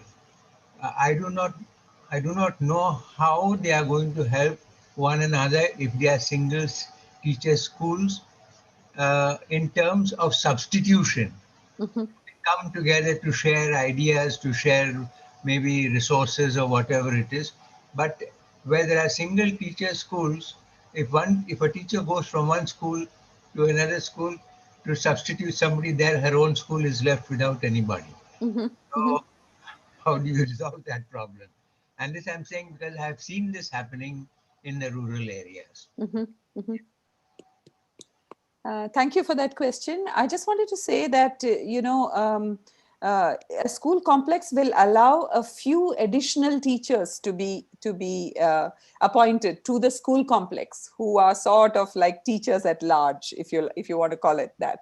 But actually what we would really like to see, but which state governments are afraid of because of and I'm thinking mostly of government schools because of the equity and inclusion argument, that you know, if you want to teach a child in the mother tongue and English, then you need two people in the school, you know, and you need the person who knows English, and the person who knows English is likely to be a younger person who has you know, done some higher education somewhere or some secondary school in school education and can come. And this is why the draft policy made allowances also for you know, sort of 12th standard pass kids to apprentice in schools and come and help school teachers make sure that foundational literacy and numeracy was achieved. That is also something that came for a lot of flack. But, you know, we understand the culture of apprenticeship, trainee teachers. You know, we have said that these young people, if they come to the school and help and work under the direction of this teacher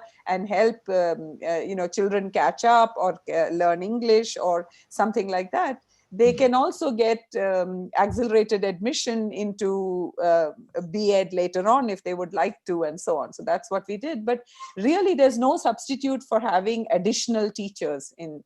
That is the gold standard. Have at least two teachers per school. That is the gold standard. But it's a wage, you know, state governments don't like wage bills, very high wage bills.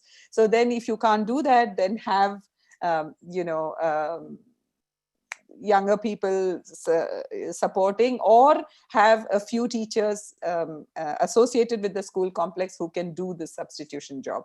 In any case, school complexes are supposed to have music teachers, sports teacher, counselors, social workers, and lab assistant, some clerical staff. So hopefully among everyone, you can actually support a teacher if she has to be absent, a teacher from a single school. Mind one more question. There was another area which, say, from the 80s onwards, we tried to work out through non-formal education programs. I don't see much mention made of non-formal education program, because this had to help with dropouts, with children who are not going to school on account of having to do other things. Adults. Hey, the camera is on. Has space been given for these type of non-formal education programs in the NEP? Yes, in the draft policy, we have done that. We have said that, you know, there should be assistance for children, you know, who have either dropped out and come back, or you know, falling behind for all kinds of reasons. And there are many tragic reasons why children are falling behind, you know. So we need to be empathetic towards them and bring them back and help them catch up. So, you know, we had all this, we had a few ideas which were not liked by formal teachers, because, you know, there is this thinking that, you know, only trained teachers should be there. But, you know, what do you do if trained teachers are not there? Actually, you have to find a solution. In fact, Father Mascarin has mentioned, you know, about using open schooling. I wanted to say that I've just finished a report on vocational education, and I was shocked to find that 98% of rural women have no training at all, you know, and 40% are illiterate, and you know, another 20% have only been to primary school. So if you look at women, the situation is so bad. So the question is that, can we give them some education that enables them to have some certification and to have some livelihood opportunity? And for this, you know, pressing an open school into service, in my opinion, is not a crime, because it's either that or nothing at all, you know. So you know, the situations are so different in so many places that we are going to have to press into service every kind of solution we can find, but with the right spirit. We cannot allow it to be abused. You know, like the B.Ed colleges have been abused by, you know, when I work at ORF, every month there will be some young person in my office who will get a call saying, would you like a B.Ed degree? It costs 2 lakh rupees, you know. That's, you know, if we have that culture, we are destroying our future as a nation. So I think that if we could include, say, well-meaning groups and NGOs in training teachers, in particularly for non-formal education in the rural yes, areas, who will not be able to go through a regular process of teacher absolutely. education. Yes. No, you're very well said, Father. It's actually very necessary. And we must use every means at our disposal. Every means. Okay. Good morning. Okay. Can I speak? Can I speak? Yes, yes, please. Okay. While implementation of this policy, 2 points we have to take care of. First, non-interference from any person, political, educational inspectors, and it should be corruption free. Nowadays, we see many people are approaching for admission for any standards, especially junior KG onwards, and there is a lot of pressure on the schools. All admission is the responsibility of the parents. So they should approach for admissions, not other people. And this gives rise to corruption. So implementation should begin there first. Secondly, I have also put this point earlier forward in many seminars. The financial control of the school should be given to the management. So all these points, while implementing the policies, should come. I have also told some of the secretaries of ministers that there should be a judgment from the High Court that nobody should approach for the admissions. Political parties, education inspectors, police people, nobody should approach. That freedom should be given to the admission committee. So if this point should go forward to the national level, and it should come through that no one should approach. The judgment should come from the High Court. Do that, it will be very good policy. Thank you for that question. I hope you have heard me. Yes, I've heard you. I've heard you. Yeah, you go ahead. Now. Thank you, Father Dennis. Sybil ma'am. Yeah, good morning, Dr. Leena. This is Sybil from Department of Education. We had you at the round table before the policy was out. And and ma'am, I have two concerns. One with regard to, yes, for the in-service training of teachers through the online mode. Agreed, the policy envisions the kind of a system that would look into quality of the kind of materials that were put. But as we have already seen one phase of development of technology used for teachers to do their, refreshers and equivalent courses and that, and how does one ensure, apart from it's a concern to see the kind of courses that are being meted out to the teachers and a new kind of an industry that is, booming cropping up into the sector where everybody thinks they can offer a course and everybody thinks that by doing that they are done. And the kind of content, the kind of thinkings about the processes of education, etc., are a concern.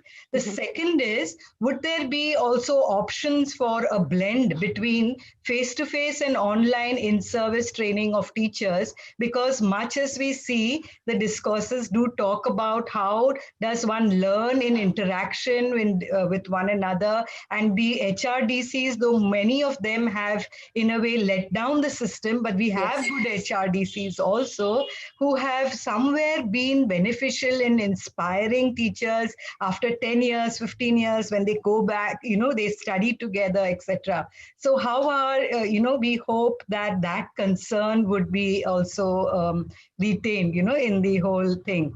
The other concern as non-formal education and the concern that students would be pushed out, women and disadvantaged sections, though of course this would help, as you rightly said, certain sections which are denied from formal education.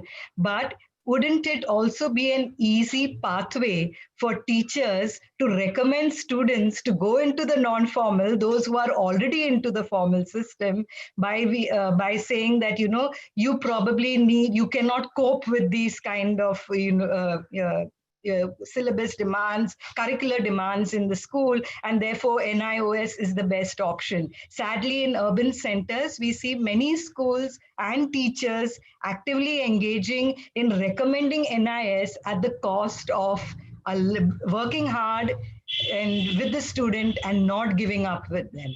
So that's another concern. How are we going to, because then we wouldn't have, like I said, technology coming as a new kind of a booming industry. No, would it be the NIOS, etc., again coming as something that later on would be difficult for managing, to ensure equity? Yeah, thank you. So, I'll take up your second question first. The policy cannot be a solution for lack of value systems or among some teachers, it's or administrators. You see, what we have in the system is that we have very good people at all levels, but we also have people who have actually given up on the right values with regard to, nobody's thinking about the child. What is the child getting in all this? It's become a club of adults trying to impose all kinds of things on children. That's what the policy is trying to change. So teachers are expected to work hard, and their policy is trying to say that if they work hard, they will be rewarded. But if they don't work hard and they do the wrong things, policy cannot fix that. We have to understand what the limitations of the policy are. Policy enables. If you look at technology is meant to enable.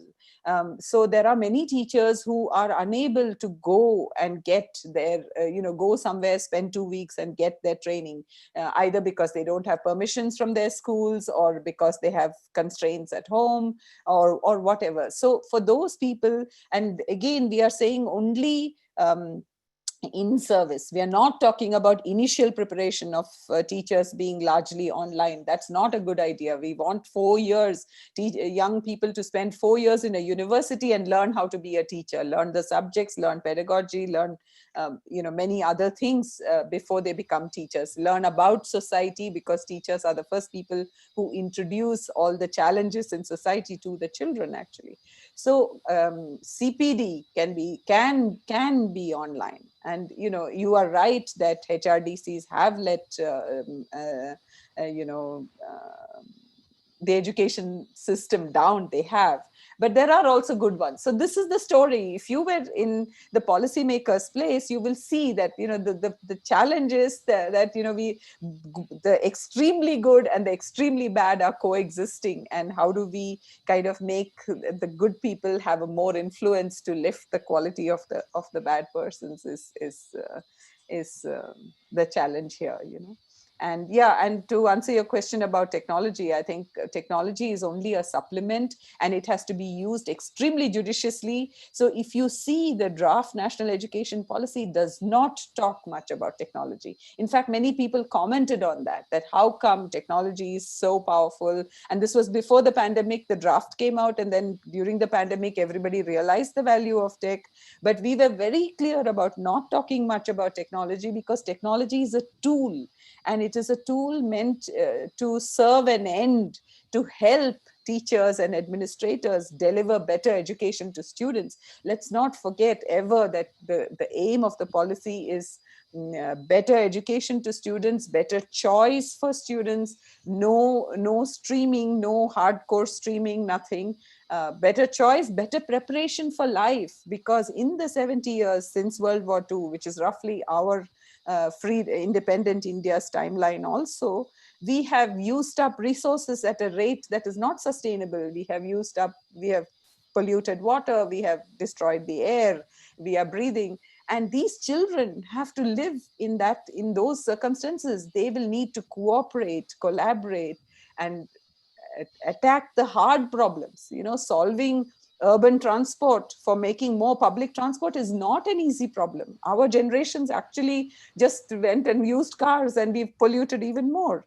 These children don't have that luxury. So we need to prepare them for that. So that should be the focus of all educators. If just the spirit of this policy that prepare children for a hard future is got across, then everybody will know what is the right thing to do. When you are at a crossroad, what is the choice to make? The choice has to be based on what's good for the child and not what is convenient for the teacher or for the administrator. And Professor Father Dennis said that selling admissions is an industry, actually, and we met the Delhi chief minister, not chief minister, the deputy chief minister Manish Sisodia came to meet Dr. Kasturirangan, and he was saying the same thing, that every other day there's a call from somebody saying get admission for so and so person in so and so place. So what they have done is that they have computerized entire admission. And he said that not even me can get someone an admission today in Delhi. And he says that people call and say, what kind of a chief minister or deputy chief minister are you? What kind of a head of education are you? I don't care. The point is that you have to take away that right from everybody, and they have done it through computerization. But so long as in education, development of children, there's a lot of subjective element to it. You keep the subjective element, immediately somebody starts to abuse. This is the tragedy of life, but it's a challenge. That's why I said that teachers, administrators of good educational institution, please come forward, speak about this. Let's discuss, let's write about it, let's generate a conversation so that more people go in the right direction. If the good people keep quiet, then it's only the others who get heard and who get to do what they want to do. Sybil. Lina, may I come in, please? Yes, okay. Question.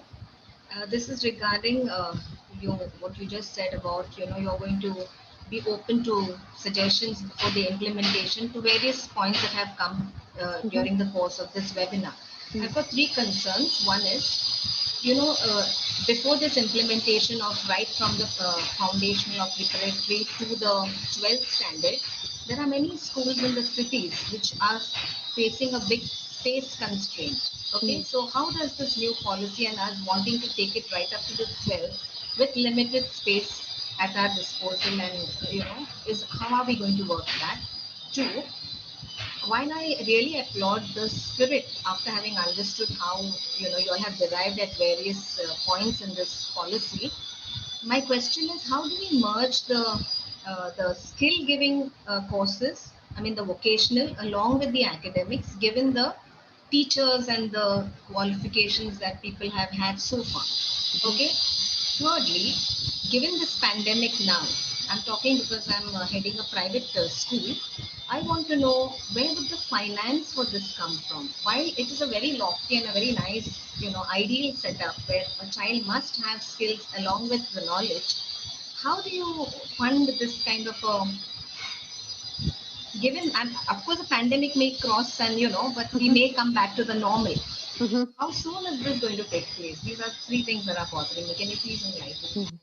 So about vocational education, I just wanted to say that, we have to understand one very broad classification, which is that in the policy, we are talking about exposing people to vocations, and that can start already in middle school, where you can do some food processing, do some gardening, do some, make pickles and jams and understand the philosophy behind the whole agri process industry, or you do some electronics, or you do some IT related, take a computer apart and put it together. You can do many of these kinds of things. So these are what we call exposure courses, which actually need resources, need labs, but not a lot of labs, right?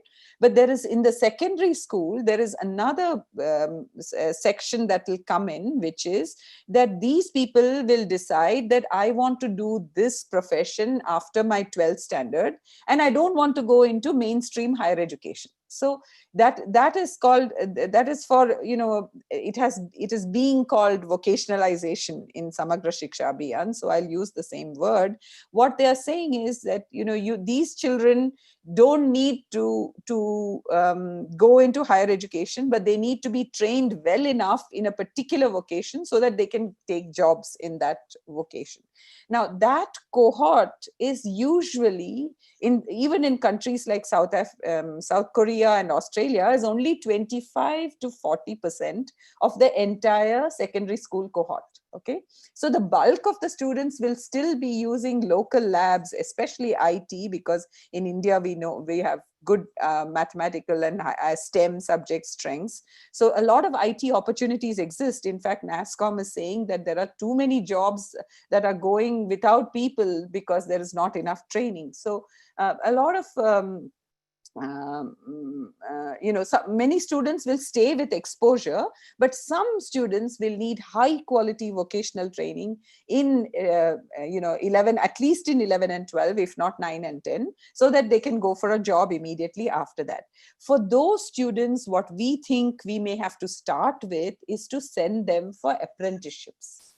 They will go to industry because their industry has equipment, and you do 60-70% of your time there, and of that course time there, and then only do 30% of theory course in the institute, because that kind of cutting edge equipment is, first of all, it's not advisable to set it up in schools, and it's too expensive to set up in schools. So we must make very good use of apprenticeships and internships. That will also help deal with space constraints in school, because in apprenticeship models, if the students are apprenticing during the day and coming to class for evenings or weekends, you can actually make better use of space. But each state will come up with its own plan, and then they will discuss with principals of schools and give some freedom for principals, because this is not easy to make a implementation plan that can work for every school, and it should not be done that way. The principals will have to decide what works for their children, which vocations they are in a position to offer. And then a child, if he or she is interested in a particular vocation that's not available in his or her school, must be able to take it from some other school. And that we have allowed with that, sharing of courses, sharing of course credits, we have allowed in the policy. So that every school doesn't have to do everything. Every school can offer one or two vocations. Especially in urban areas, this is entirely possible that, students can share credits from multiple courses. So, okay. Have I answered all your questions? I think there was, the two of them were to do with vocation. In the beginning, it was the teacher training. There should be teachers who are trained in an academic setup, right? As of now. Yeah. So people who are going to implement this, are there people who have really worked in the field and then, going to help us implement it is something that I think has to be looked into. I think what you all have to do is to say that we have the experience of teaching the children, so we will implement to the best of our knowledge, really, because, the people, officials in state governments, they don't know. You guys know better than them. So be confident, start, share you will make some mistakes, that's fine, but you will find the way, and then you share that way with others. That's what I meant by saying that academic leaders and teachers must take center stage. You know what is the requirement for teaching, what is the requirement for the student, and that is the guiding light. So please go ahead and do it, because I don't think that anybody knows. So see, Dr. Kasturi Rangan often says in the lectures that we know where we want to go and we know where we are,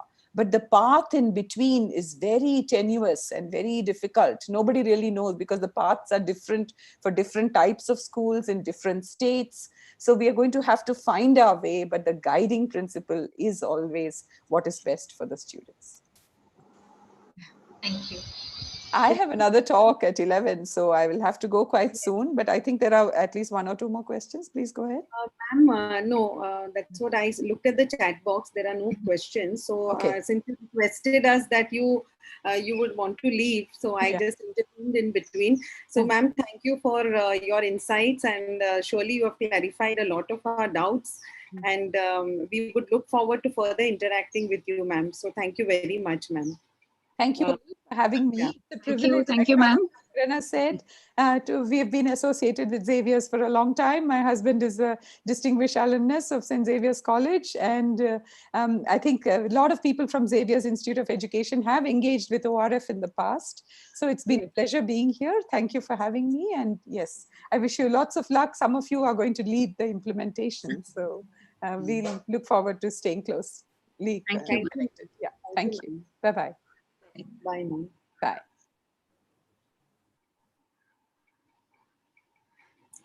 So to take the program forward, we would take a 5 minutes break and then we continue the program. So participants, you all can take a small break and then we continue with the program.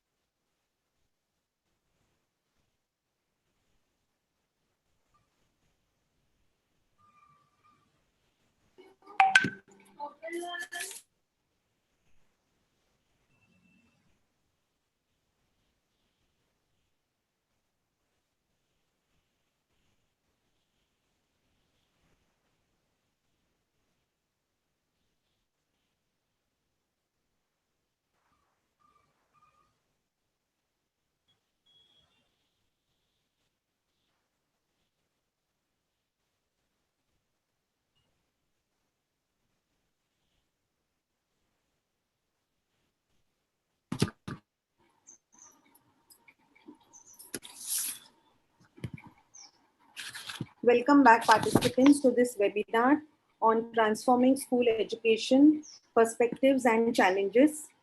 I hand over to Dr. Geeta Shetty to introduce the SXI resource persons for the input on the NEP 2020 with reference to school education. Thank you, Dr. Vinny Sebastian. After the enlightening morning session, we welcome you back, dear participants, to this second half of the morning session. We have been really provided a deeper insight into the NEP by the two erudite speakers of the morning. We have got some insight regarding the National Education Policy 2020. We are now going to present before you the NEP 2020 as it is. Okay, we need to, without a proper understanding of the policy, it is not possible for us to understand the insights or perspectives regarding the policy. It was said by Ralph Waldo Emerson that the mind, once stretched by a new idea, never returns to its original dimensions. So now our mind has been stretched by the keynote address, as well as the response to the keynote address. We will now not let our mind to reach its original dimensions. We are going to expand it further. Now, in order to expand it further, we are going to have this input session, which is basically to give you the idea of what is in the NEP policy, in the NEP 2020. We are not going to critique it. We are going to present it to you as it is, the major aspects of the policy. Now, to do so, we are having our in-house faculties who will be doing that. Primarily, or basically beginning with this session, is Dr. Sosama Samuel, our dear principal of St. Xavier's Institute of Education, who will be presenting before you the vision and majorly the objectives of the National Education Policy 2020. Dr. Sosama Samuel is herself a very enlightened person. She has a lot of reading to her credit and a lot of seminars and paper presentations to her credit. Dr. Sosama Samuel is a torchbearer of our institution and has led our institution to various heights or numerous achievements due to her own support and encouragement to whatever is done in our institution for the betterment of education. We are happy to have you, Dr. Sosama Samuel, to present before us the overview and the vision of NEP 2020. Yeah, and after that, it would be followed by the session, the complete session on school education policy. That is a part one of the NEP 2020. That would be done by three of us, that is me, then Dr. Vinny Sebastian, Dr. Elvina Pereira. Dr. Vinny Sebastian is an associate professor at St. Xavier's Institute of Education, her specialization being mathematics. Dr. Elvina Pereira is assistant professor in Xavier's Institute of Education, her specialization being history. And me, I'm Dr. Geeta Shetty, associate professor in Xavier's Institute of Education. My specialization is English. Now, here over to Dr. Sosama Samuel to present before us the vision of NEP 2020. Thank you, Dr. Geeta Shetty. Good morning, everyone. Today, I am going to speak on National Education Policy 2020, an overview to National Education Policy 2020. Dr. Leena Wadia had already touched on most of the areas of school education, and also we had a good discussion on it. I think some of the points maybe repetitive points also, because I also may touch on some of the points what we have already discussed. What I am going to deal with today is an overview in the sense I will look into the what are the pillars, the foundational pillars on which national education policy 2020 is built up, and what are the principles of national education policy 2020 and vision of the policy NAP 2020. The first draft national policy on education, that time it was not national education policy, it was draft national policy on education, was formed in 1964 under the chairmanship of Dr. D.S. Kothari, and in 1968 this policy was passed by the parliament and presented to the nation. The second national policy on education came into effect in 1986. And the third national education policy 2020 was released in June 2020 after a long wait of 34 years. And this is going to be the first education policy of 21st century. The other two educational policies, national education policies, also dealt with some of the points or some of the areas like universalization of education, quality education, etc. But maybe they could not do it 100%. And in this educational policy, it is going to be more elaborate and concentrate more on these areas. So I will be dealing with these three areas for school education and higher education, the foundational pillars on which national education policy is built up, and the principles of the policy and the vision of the policy, an overview. Now let us come to the foundational pillars of NAP, National Education Policy. Vinny, the four foundational pillars of NAP are access, affordability, equity, quality, and accountability. These are the four pillars on which the National Education Policy 2020 is built up. First, let us see the point access. The first, let us see the point access. Access refers to access to school education, access to higher education, access to various programs, access to technology, with a purpose or a goal of achieving Sustainable Development Goal 4 on quality education by the year 2030. Universalization of education from preschool to secondary school level with 100% GER in school education by 2030. And we all know what is Sustainable Development Goal 4. This goal ensures that all girls and boys complete free primary and secondary schooling by 2030. It also aims to provide equal access to affordable vocational training to eliminate gender and wealth disparities and achieve universal access to a quality higher education. The second point is on which the NAP is built up is affordability.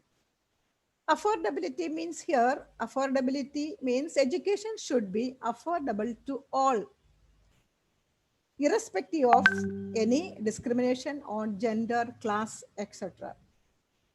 It should be affordable to all means it should be affordable school education. It should be affordable for higher education, university education. It is affordable for underprivileged, disabled, etc., irrespective of gender or caste discrimination. The third foundational pillar on which NEP is built up is equity. Equity on educational opportunities, equity on pedagogical structure. We know that it is going to be the structure now 5 plus 3 plus 3 plus 4 structure or pattern is going to come. And no segregation based on disability, no segregation based on language, and making education more inclusive. The fourth one is quality and accountability. Quality education for all children, for socially disadvantaged women, and quality is the main core. We know that quality is the main core of this educational policy. And this policy and this goal ensures that all girls and boys complete free primary and secondary schooling by 2030. Also, equal access to affordable vocational training to eliminate gender with wealth disparities and achieve universal access to quality higher education. So these are the four foundational pillars: access, affordability, equity, quality, and accountability are the four foundational pillars on which NEP 2020 is built up. Now let us see what are the fundamental principles of the policy NEP 2020. The fundamental principles of the policy 2020 says that first it is emphasis for the students. Each student's capabilities is recognized. So each student is here important. Each student's capabilities recognized, identified, and strengthened. So such type of programs to be planned, and that is important to achieve this goal, and also promoting each student's holistic development in academic as well as non-academic areas.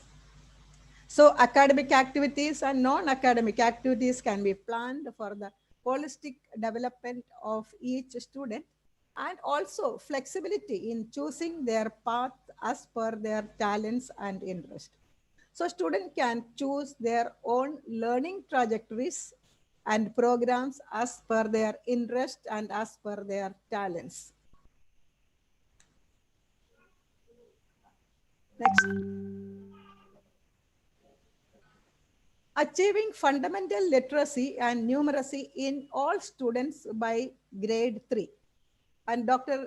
Leena Madam had emphasized on this. Foundational literacy means skill in reading, skill in speaking and writing, arithmetical operations like addition, subtraction, multiplication, when the child is at least reaching at the age of 7 or 8. That is foundational literacy, skill in reading, speaking, writing. When the child reaches the grade 3 or reaches the age 8, the child is able, or the child should have the foundational literacy. And the next point is no hard separation between arts and science, curricular and extracurricular activities. No separation between vocational and academics to eliminate harmful hierarchies in areas of learning. Now we know that there is a compartmentalization. We know there is compartmentalization in teaching and there is compartmentalization in learning also. We know that there is a certain subject we consider as important, certain streams we consider important, certain disciplines we consider important, and all these will be eliminated, and the students will select the areas or disciplines as per their interest, and also students can choose in combination these subjects for their higher education as per their interest. Now, multidisciplinary and a holistic education. Multidisciplinary education is an approach to curriculum integration which focuses on different disciplines and diverse perspectives to bring unity and integrity. And education will be in a multidisciplinary setup. That we know that now all B.Ed colleges are now going to be a part of a multi-disciplinary setup in India. So it is a part of this point. And also promotion of multilingualism and the power of language in teaching and learning. It means extensive use of language for language-based teaching, and good language teachers will be employed for providing education in respective languages. Also, life skill is given importance, life skill training and life skill development in each child through the development of the communication skills, teamwork skills, and also developing resilience in students. Now we are come to what NEP says about the evaluation and assessment. Regular and formative assessment for learning instead of summative assessment. It means it emphasizes on a comprehensive evaluation, competency-based assessment, assessment of higher order skills or higher order thinking skills. So competency will be assessed, skills will be assessed, and higher order thinking skills also will be assessed. And evaluation will be a continuous process throughout the year. Now it is come to teachers and faculty, and we know that teachers are going to be the center of all these process. Dr. Leena Madam also said that teacher is in the center stage. So about teachers, teachers qualification, teachers professional growth, etc. is going to be taken care of. It is going to be very important, and National Council for Teacher Education will set up National Professional Standard for Teachers, that is called the NPST, National Professional Standard for Teachers. So National Professional Standard for Teachers, so that committee will look into the continuous professional development of teachers, and it will be reviewed by every 10 years. But teacher transfer will be halted, and minimum degree for teachers for 4-year integrated B.Ed and TET exam also will be compulsory. And full equity and inclusion as the basis of all educational decisions. And a very important point which is coming after this based on NEP 2020 says that it is going to be light but tight regulatory framework. It is something contradictory. It says that it is going to be light, but it says it is also going to be tight. So light but tight regulation means there will be 4 separate verticals for regulation, accreditation, funding, and standards. So maybe it is going to be very light for the students, or it is very tight for the teachers. But anyhow, these 4 verticals will be taken care of on regulation. It means the rules and regulations, and accreditation, funding, and standards means maintaining the standards of the students or teaching. And now let us come to the next part, that is the vision of the policy.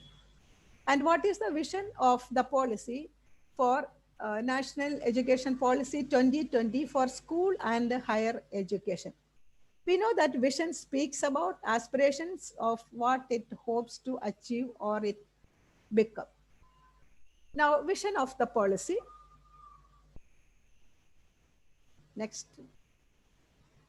The NEP 2020 envisions an educational system rooted in Indian ethos and Indian culture, and transforming India into a global knowledge society and providing high quality education to all to make India superpower. This is the vision of the policy. Next. Also, to develop a deep sense of respect in children towards the constitutional values, constitutional duties, responsibility towards own country, the roles for changing world, and also develop pride in Indian, in thought, in action, in spirit, and in intellect. Next. Also, the policy envisions developing knowledge and skills in every child to make children responsible, committed. Also, they are committed to human rights, to develop values in every child, to achieve sustainable development goal SDG 4, that is quality education by 2030. At last, a true global citizen who emphasize taking care of the global well-being and thereby reflecting a true global citizen. So in short, the National Education Policy 2020 aims to reorient our educational system towards meeting the needs of 21st century. It sets the vision of developing an equitable, vibrant knowledge society by providing quality education to all. It achieves the twin objectives of inclusion and excellence. This is in brief the principles and vision of NAP 2020. So last it is given, so think globally and act locally to become a good, responsible citizen. Thank you. Thank you, ma'am. Thank you, ma'am. Yeah. Okay. Thank you, ma'am, for your, yeah. Yes, Winnie, ma'am? Yes, over to you, ma'am. Yes, yes. Okay, thank you, Susama ma'am, for your insightful presentation of the vision of NEP 2020. It's a request for all the to all the participants that you please frame your questions regarding this inputs that we are giving. Also, we would address questions that is pertaining to clarification of the points that we speak about over here. But regarding your comments or regarding certain critiquing, etc., you would keep your questions ready when the panel discussion happens in the afternoon. We are having eminent people from NCERT as well as from CIE who would be there discussing about various issues and concerns pertaining to the policy. So please frame your questions accordingly. Okay, so now we move on to the next part, to the first part of the NEP, that is as it is about the early childhood care and education, as well as the various stages of education. So we have divided this presentation into three parts. First part would be provided by me. Then the second part would be dealt by Dr. Winnie Sebastian. And the third part would be dealt by Dr. Elvina Pereira. So now we'll begin with the first part.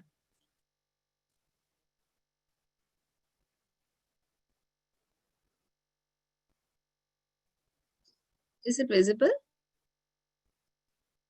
Yes, yes, ma'am. Yes, yes.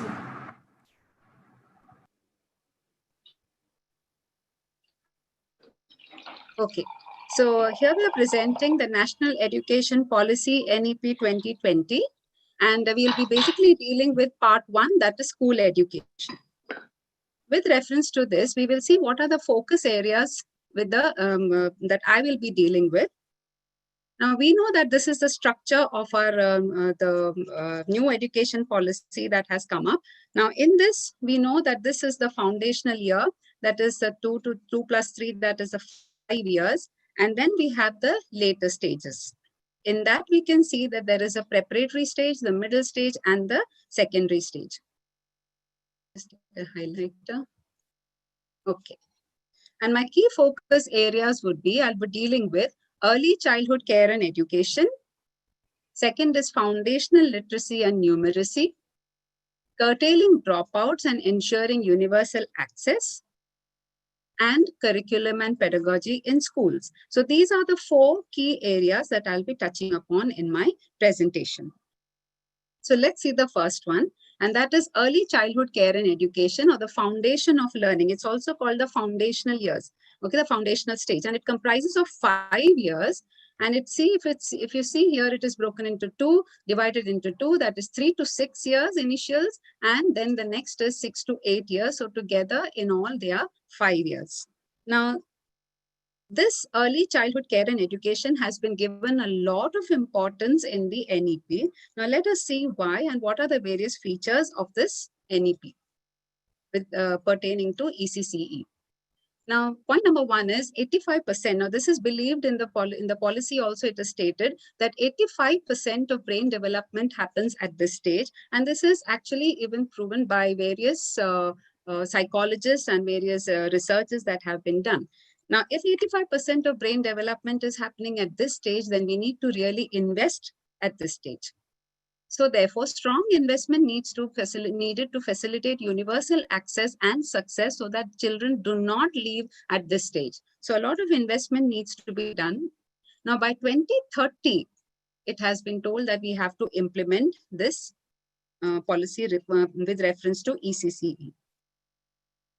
They also stressed upon holistic development of child using flexible, multifaceted programs. Now, multifaceted as in not just restricting to math and science, etc., but also to other skill developments and development that is in accordance to their age and stage in life. This is for holistic development.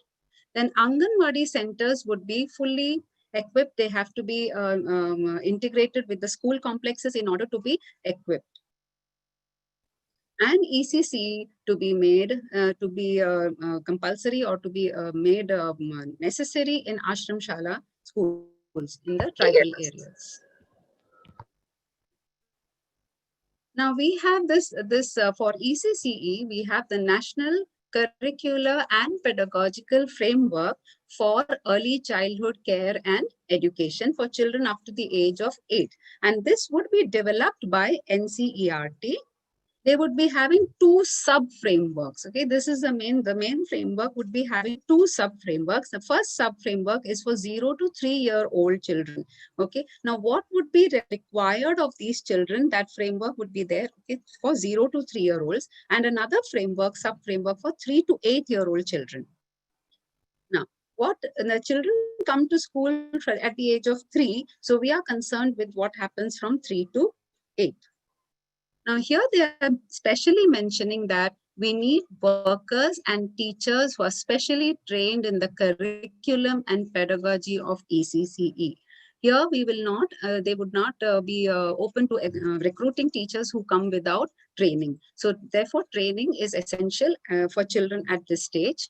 Midday meals, now they are also concerned, and they have made this reference for every stage that too. They say midday meals and health checkup and growth monitoring would need to be done, because if you're not healthy, you cannot go in for higher education also.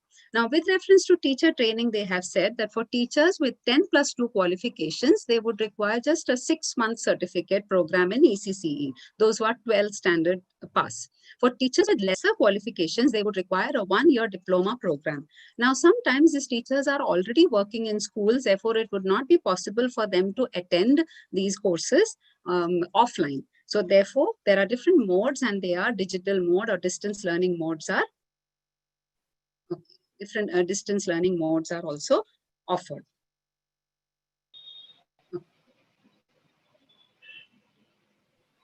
Right. Now we come to ECC curriculum and pedagogy. So what is it that we are going to be dealing with at the ECC stage? So what would the curriculum comprise, and who would be responsible for framing this curriculum?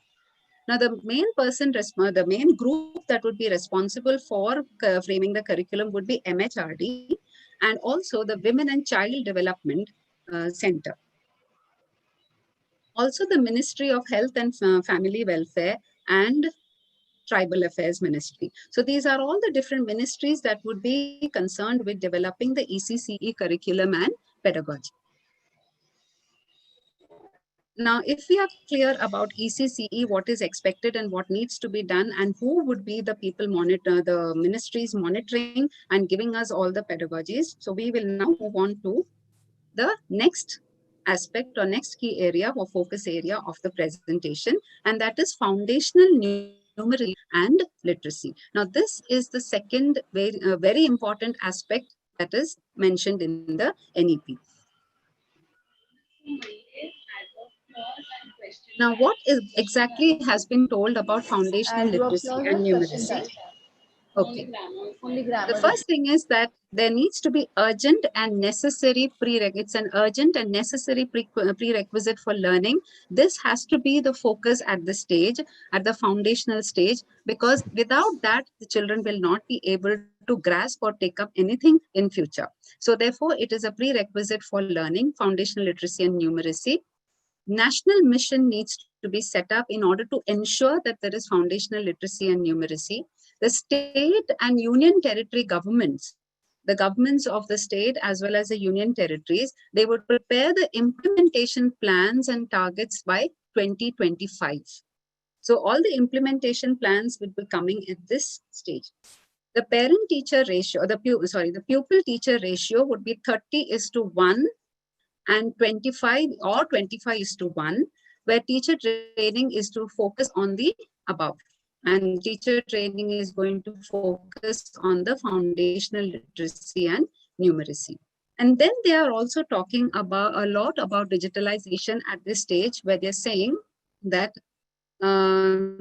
Diksha, that they would be propagating Diksha, that is the digital infrastructure for knowledge. This would be the NEP. Am I audible? Yes, Vinny ma'am? Yes. Yes.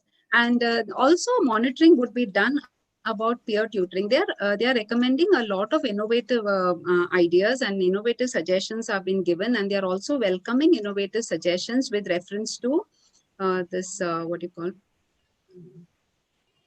peer tutoring and volunteer activities. Now, who would be the volunteers? Now, there would be people who are qualified and may not be into teaching necessarily, but they could also volunteer and they could be taken up for teaching children, maybe in the technology or through any other skills that they would offer. They would also volunteer and help in this school. Next one. Another thing that is mentioned over here is breakfast and midday meals. Now, this again, I'm saying this because again and again, there is a mention of making this available to our children, to the children at this stage. There are books, there would be books made available in local and Indian languages in the schools. And when we say local and Indian languages, then therefore there would be translation facilities required. So they are propagating, or in a sense, they are actually encouraging many people to come forward and translate the books also. Okay. Expansion of school and public libraries. So whatever school and public libraries are existing, they need to be expanded and also used. And then there are also digital libraries which are actually promoted. School libraries would be established in villages, and also national book promotion policy would be adopted by the government. So these are all the requirements for the second stage, that is foundational literacy and numeracy. So now we move on. So this particular slide was based on books and libraries majorly. Okay.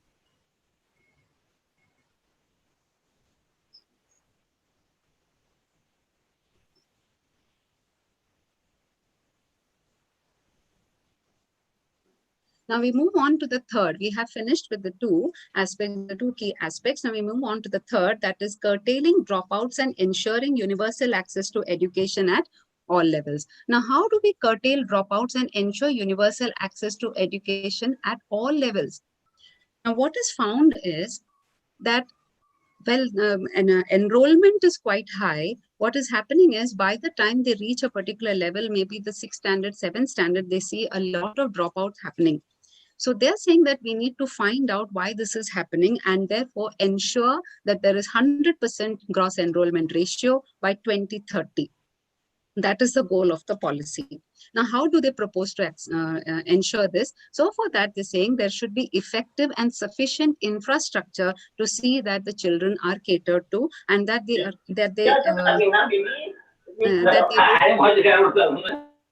okay. All right. So there should be effective and sufficient infrastructure in order to ensure that children are well catered to. Then another thing that has been spoken about is safe conveyances and hostels, especially for girls, because it is not safe for them. Sometimes girls are, kind of, dissuaded from going to schools due to the reason that while traveling they have problem. There's a problem when they have to travel across long miles, they have to travel, so therefore they have to drop out. Therefore, in order to ensure that they do not drop out, the schools have to ensure that there are hostel facilities, especially for girls, and also, if possible, safe conveyances. Alternative and innovative education centers could be set up for the children. Universal participation of schools and collaboration. Now, these are points that have been taken up. Actually, this would help if you, it would really help if you go ahead and read the NEP in detail, because they are also mentioning universal participation in schools, wherein on collaboration, they're talking about how the community, how the counselors, how the people in community have to come and help out in schools rather than remaining as separate or outside agencies. So they need to collaborate, and we need to collaborate with them. Schools and institutions need to collaborate with such people and see that the children are well taken care of, and there are no dropouts. Multiple pathways to learning. Sometimes they drop out because they do not know how to go ahead, and probably they have to work back at home. So therefore, or they have to earn for their families. And therefore, we offer, the NEP offers multiple pathways. They're saying or suggesting that we need to offer multiple pathways to learning. That is open and distance learning, NIOS or SIOS. Now we move on to the fourth category, that the fourth aspect, that is curriculum and pedagogy in schools. Now, this has been given a lot of emphasis, because we have to now see what is it that they're offering, that they're saying that we need to fulfill through our curriculum and pedagogy in schools. Now, we will go through the 4 stages and see what kind of pedagogy they are envisaging, or they're saying that we need to fulfill through each stage. The foundational stage, which comprises of 5 years. Then there is a preparatory stage, which has 3 years. Now, there is a preparatory stage, which is going to prepare children for the middle stage and the higher stage. And then the secondary stage of 4 years. So you have the 5 plus 3 plus 3 plus 4. So what are some of the strategies they're saying should be adopted for the 5-year, for the foundational stage? And the strategies they're saying is flexible, multi-level, play or activity-based learning. So here the children would be learning, and they would be learning in a fun atmosphere, yet they would be developing skills that are pertaining to that particular stage in life. The preparatory stage would also have, it would continue. Now see, nothing is that, it is here done at this stage and therefore it has to stop. No, it would continue, and besides that, there would be certain things added. So there would play and activity-based learning plus interactive classes where children are discussing and talking to each other. So thus having interpersonal skills also being developed. And solid groundwork across subjects. So across subjects, the subjects are now being introduced, and there would be groundwork given, so that therefore it's called a preparatory stage, so that they're prepared for the middle stage and the secondary stage. At the middle stage, they're saying now the child, if you see, the reasoning is developing, and they're able to think, imagine, think critically, think analytically. It has started right at this stage, and therefore abstraction, the concepts or abstract concepts and abstraction should be encouraged more in the classroom. So there should be activities where there are deliberations, critical thinking is encouraged, critical appreciation is developed. So all these things could be developed at this stage, the middle stage. And specialization, the children would be now introduced to specialization in various subjects. And then at the secondary stage, there should be multidisciplinary. So therefore, now here you're going to provide greater depth of learning, and it should be multidisciplinary, where the children are not seeing the boundaries of every subject, wherein there, as we said, as even Dr. Susama Samuel said, that there would be nothing, no demand or hard separation of all the streams. Okay, so it has to be multidisciplinary. Greater depth would be introduced, and not with the greater depth, but not breadth, in the sense that the syllabus would be reduced, but whatever we do it to a greater depth.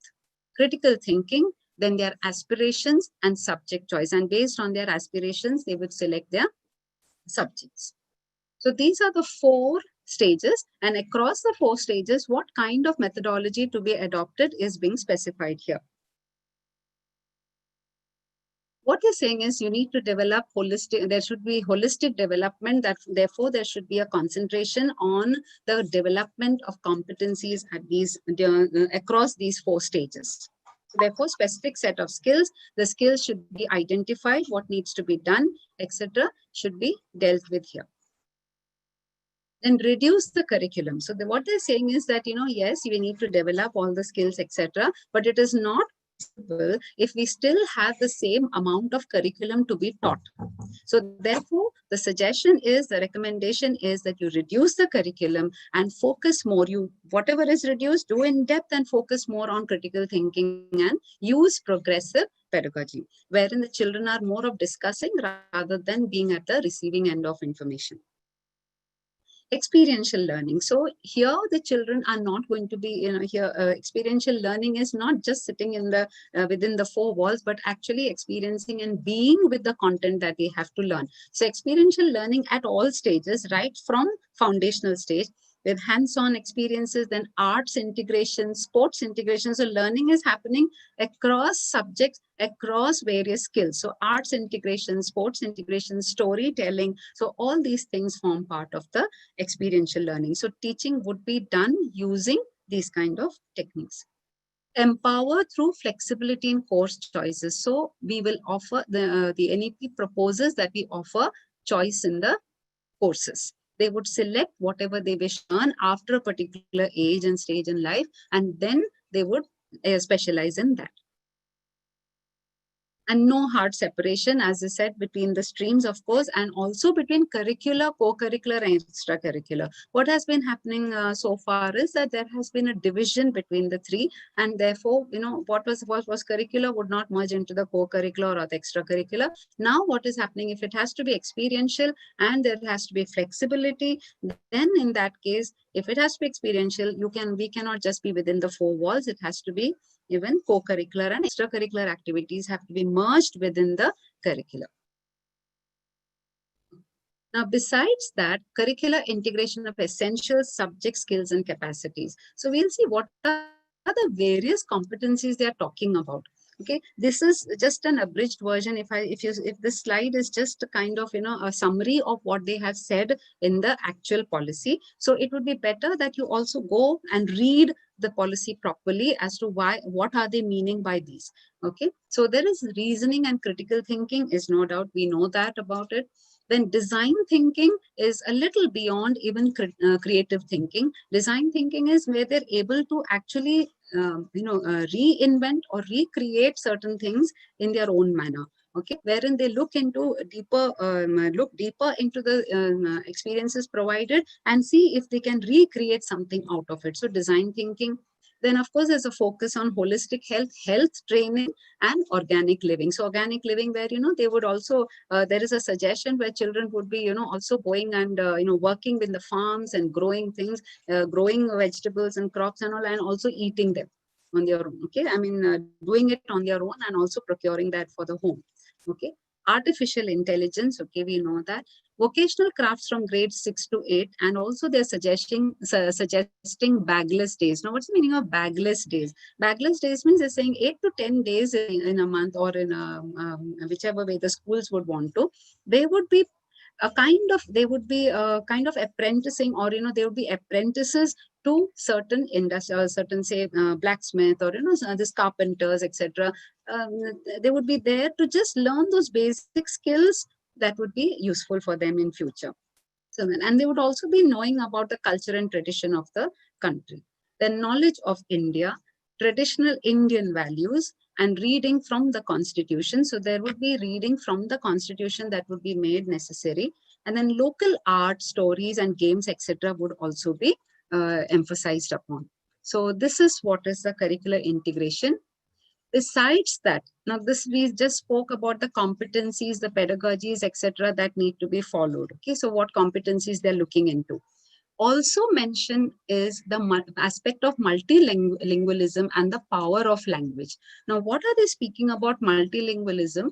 They're saying wherever possible, the medium of instruction till grade 5, preferably till grade 8, will be home language or mother tongue or local language or the regional language. Now, this is what they are stressing upon.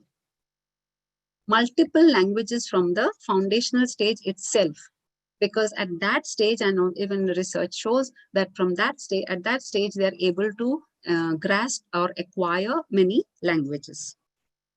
Interactive and conversational style of teaching rather than the sage on stage method. Central and state governments would invest on this. Okay, central and state governments, they would invest on a large number of language teachers, because language teachers, not just English language, but also the local languages, etc. Because then if we have to teach in the local languages, we need their help. Okay, so they would be well sought after. Okay, so language teachers would be required, and extensive use of technology, because sometimes those teachers who are really good in certain languages, it's not possible for them to travel across and come over to our schools. So therefore, use technology in order to see that there is good dissemination of knowledge.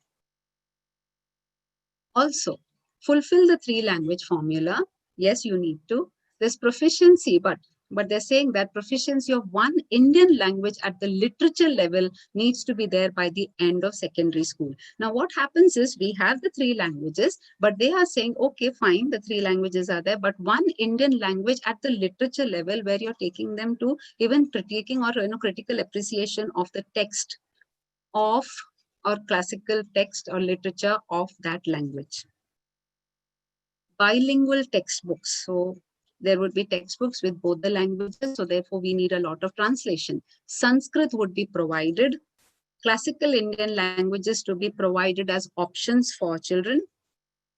Foreign languages will be offered at the secondary level. Every student will participate in fun project activity. We could have any kind of activity for that matter, but they are going to focus on languages of India. Indian Sign Language. Now, this is a special mention in the NEP because they're talking about inclusion, and they're talking a lot of, how to include the differently abled children into our mainstream. Therefore, they're saying Indian Sign Language to be standardized, because what is happening is different languages and different places, there different sign languages are used. So it would be standardized. So across India, the same kind of language would be used, sign language. Okay. Now we move on to national textbooks that would be made with local content and flavor. So now what textbooks would have national content as well as local content. Okay. Textbooks with high quality and low cost. Now, this is with reference to the textbook. Now, who would be framing is the NCERT curriculum. They would be framing, and it would be a nationally accepted criterion. They would be framing a nationally accepted criterion on the basis of which the textbooks would be made. Textbooks would be made in all regional languages. Access to downloadable and printed versions. So textbooks, we would be able to download and print also.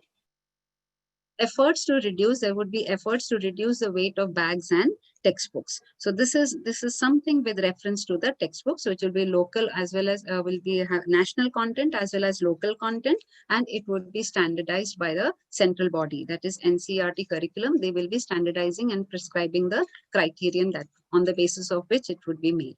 And it would be in all regional languages.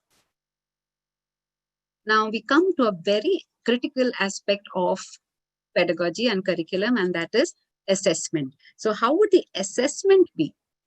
It would be regular and formative, no doubt about it. It would be competency based, because they're reducing the curriculum and they're saying a lot of these skills need to be developed. So therefore assessment would be of the skills.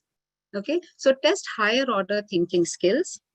Proposed National Assessment Center, that is PARAK, and the full form of PARAK is Performance Assessment Review and analysis of knowledge for holistic development. So this is what has been, there is a full form, this is an acronym. So this has been proposed. The progress card has to be redesigned. Please do go through the NEP because they're mentioning how the progress card would look. It has to be redesigned by states and the union territories under the guidance of Parak, NCRT and SCRT. So the progress cards would have a 360-degree change in their appearance as well as in their content. Guidelines for transformation of the assessment system would be provided by 2022-23. So we have to wait for these guidelines, and these guidelines would be provided by 22-23.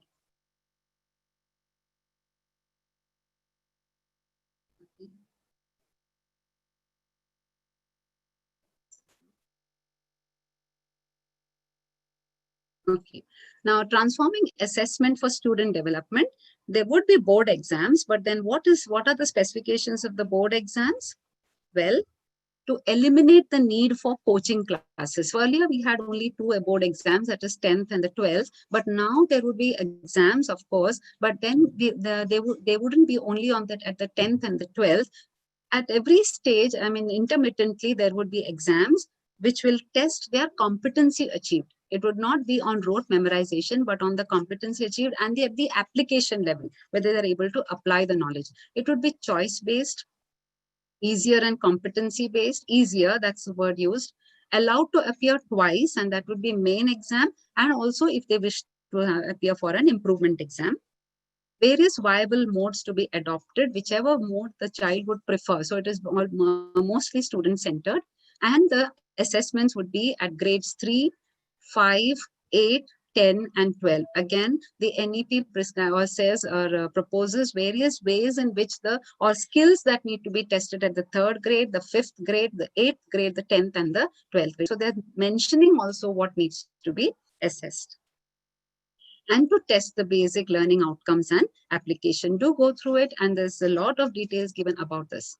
Okay, and who would be the regulating bodies? The regulating bodies for curriculum framing would be MHRD, the NCRT, SCRT, and Parak. And of course, there would be NTA for university entrance exams.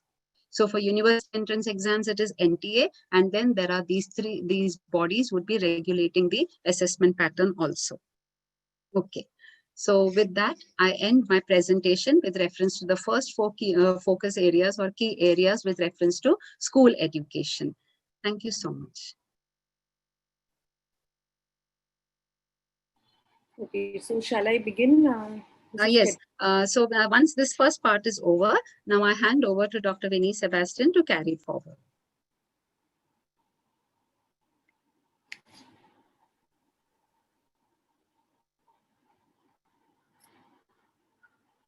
Okay, can you all see my screen? Mrs. Shetty, you can see?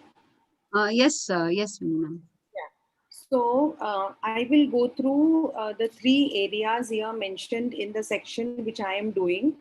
The first thing is nurturing an inclusive culture, as NEP 2020 has mentioned. Then teachers, recruitment, professional development, and teacher education. Teacher education is mentioned very little in this section of school education, and it is mentioned to a large extent in the higher education section. So whatever I am going to say is a very small part of the teacher education. And lastly, about the institutional culture. So let us first look at how to develop an inclusive culture according to NEP 2020. What are the things that they have mentioned? What are the points that they have proposed for developing an inclusive culture? So NEP 2020 has points which says that we should nurture talents, and these innate talents need to be discovered and nurtured at a very young age. And once it is nurtured and discovered by the school, then students should be able to express these talents as outcomes And also it should be a realization of their own interests, dispositions, and capacities. So the school has to go beyond the curriculum for nurturing the talents and give space to students for discovering their own talents. NEP 2020 has several points for support for gifted students and students with special talents. And they have also said that the teacher education program must include methods for recognition and fostering these talents and interests. There should be content in the teacher education which will allow the teachers or develop the competencies in teachers which will help them understand the interests and talents of gifted learners and identify these special talents. NCRT and NCT will together develop some guidelines for the education of gifted children. And B.Ed program will also contain some specialization with reference to gifted children. So what are the activities that were proposed for nurturing the talents according to NEP 2020? So these are some of the activities which are proposed, and you can see it on your screen, some of which we are already doing in our schools, but these are listed in the NEP 2020.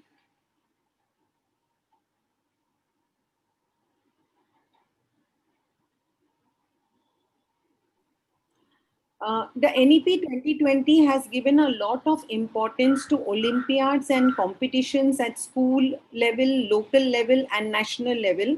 And these will also be available to rural areas and also in regional villages. They have said that these merit-based results from these national and international Olympiads and participation in national programs will then be used as criteria for admission to undergraduate programs and admission to public universities and private industries, IITs, NIT, etc. So students have to be motivated to participate in these competitions and Olympiads so that they develop their talents, the school nurtures it, and also it would be a criteria for admission. The NEP says that when all schools get smartphones and tablets, online learning can be with the help of online apps, certain quizzes, competitions, assessment, enrichment, and online communities can share interest and their feedback on the online. So,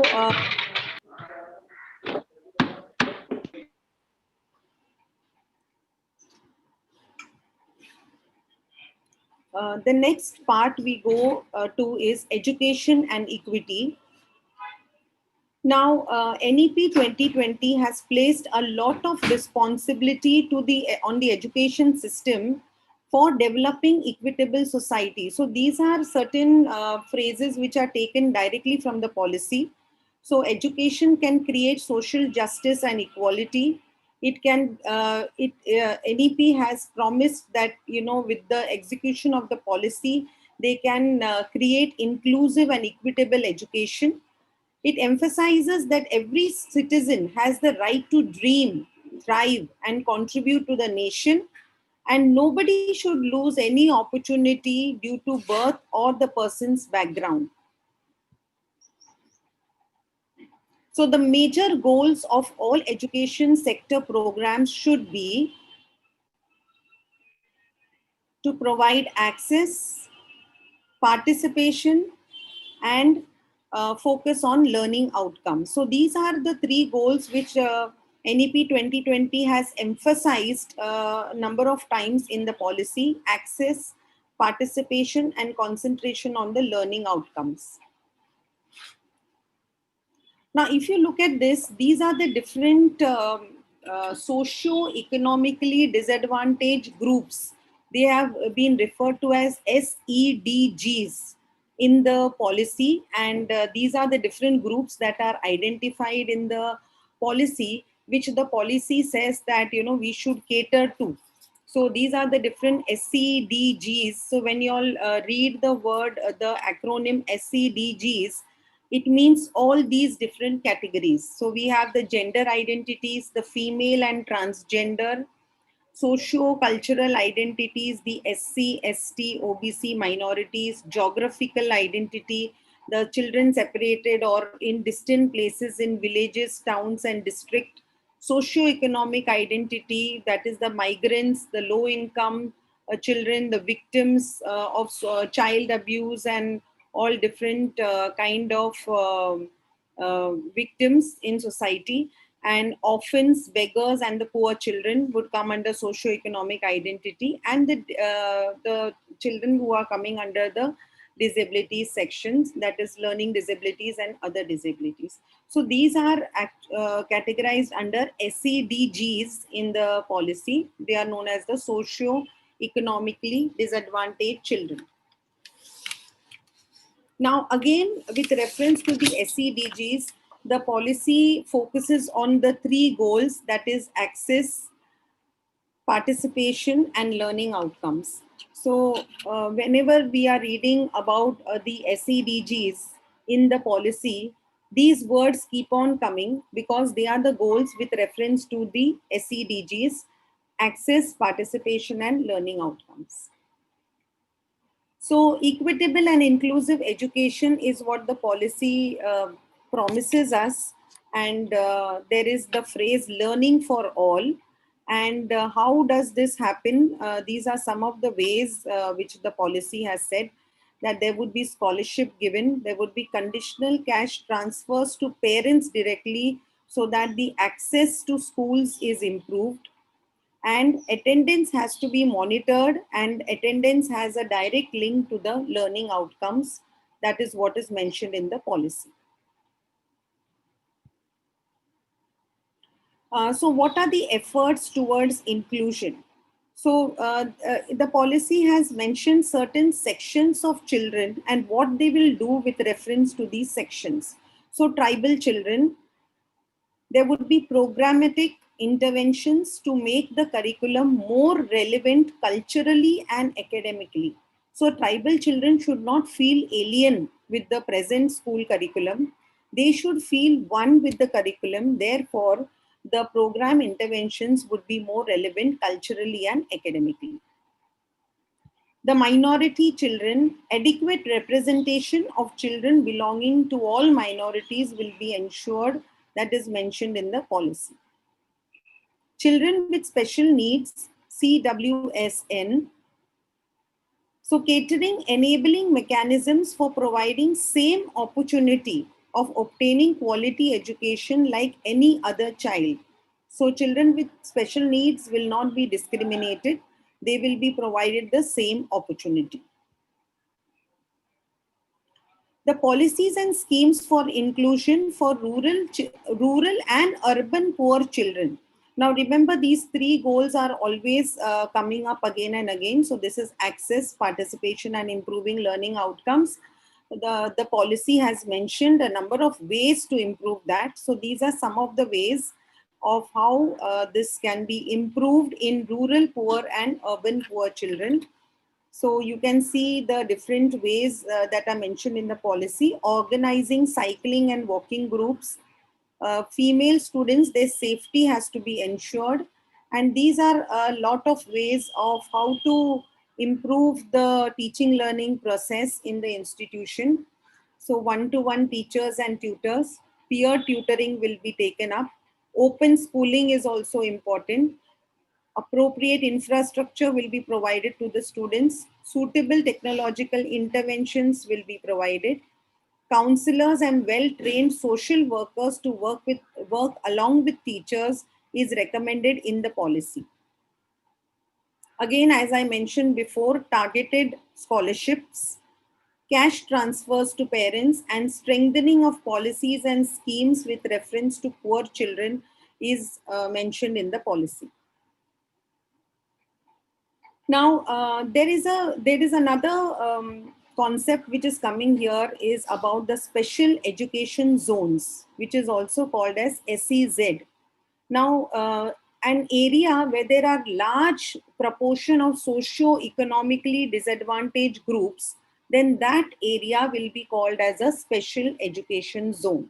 So special education zone is a concept of NEP 2020. And they have also said that the lot of policies, schemes and policies will be implemented to the maximum through additional concerted efforts in the special education zones. Now here they have also mentioned about aspirational districts. Now aspirational districts they have described as districts where the educational development is promoted to a large extent. So here also the schemes and policies of implementation will be strengthened, and they will be able to promote the educational development of the people in these districts. What's more on inclusion in the policy is the Gender Inclusion Fund, equitable quality education for girls as well as transgender students provided to state for community-based intervention. So this fund will be provided to the state for the community-based intervention so that there is equitable quality education for girls and transgenders. Whereas inclusion fund is also mentioned in the policy for the other SCDGs, socioeconomically disadvantaged groups, and the Right of Persons with Disability Act 2016, the policy says that all recommendations of this act will be implemented. Under the Samagra Shiksha scheme, that is, the school complexes, the idea of school complexes, they are going to achieve the near universal access to primary schools, which was supposed to be done by the Sarva Shiksha Abhiyan, which is now subsumed under Samagra Shiksha scheme. That is what is mentioned in the policy. It is now the Samagra Shiksha scheme which has taken over, and they have targeted that near universal access to primary schools will happen. Other facilities and policies in the special education zones are here listed below. As Dr. Shetty said about the free boarding facilities which are provided. Then these are all national schemes. So Kasturba Gandhi Balika Vidyalayas will be strengthened and expanded for girls. The Jawahar Navodaya Vidyalayas and Kendriya Vidyalayas will be built in special education zones. Preschool section will be added in the Kendriya Vidyalaya and other primary schools. So these are in addition to what are the different facilities which will be provided in the special education zone.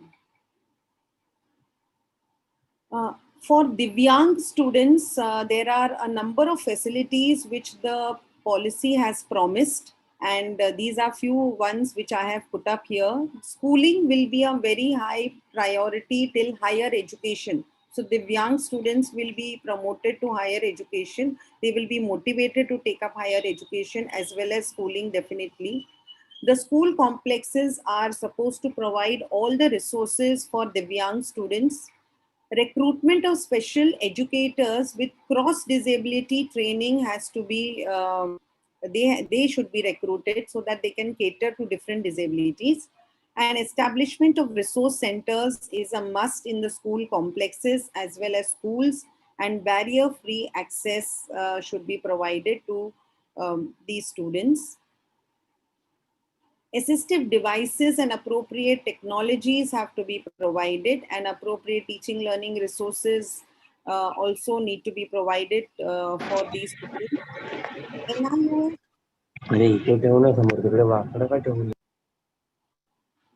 A high quality module to teach Indian Sign Language will be developed by the NIOS, and the schools have to see the safety and security of the children.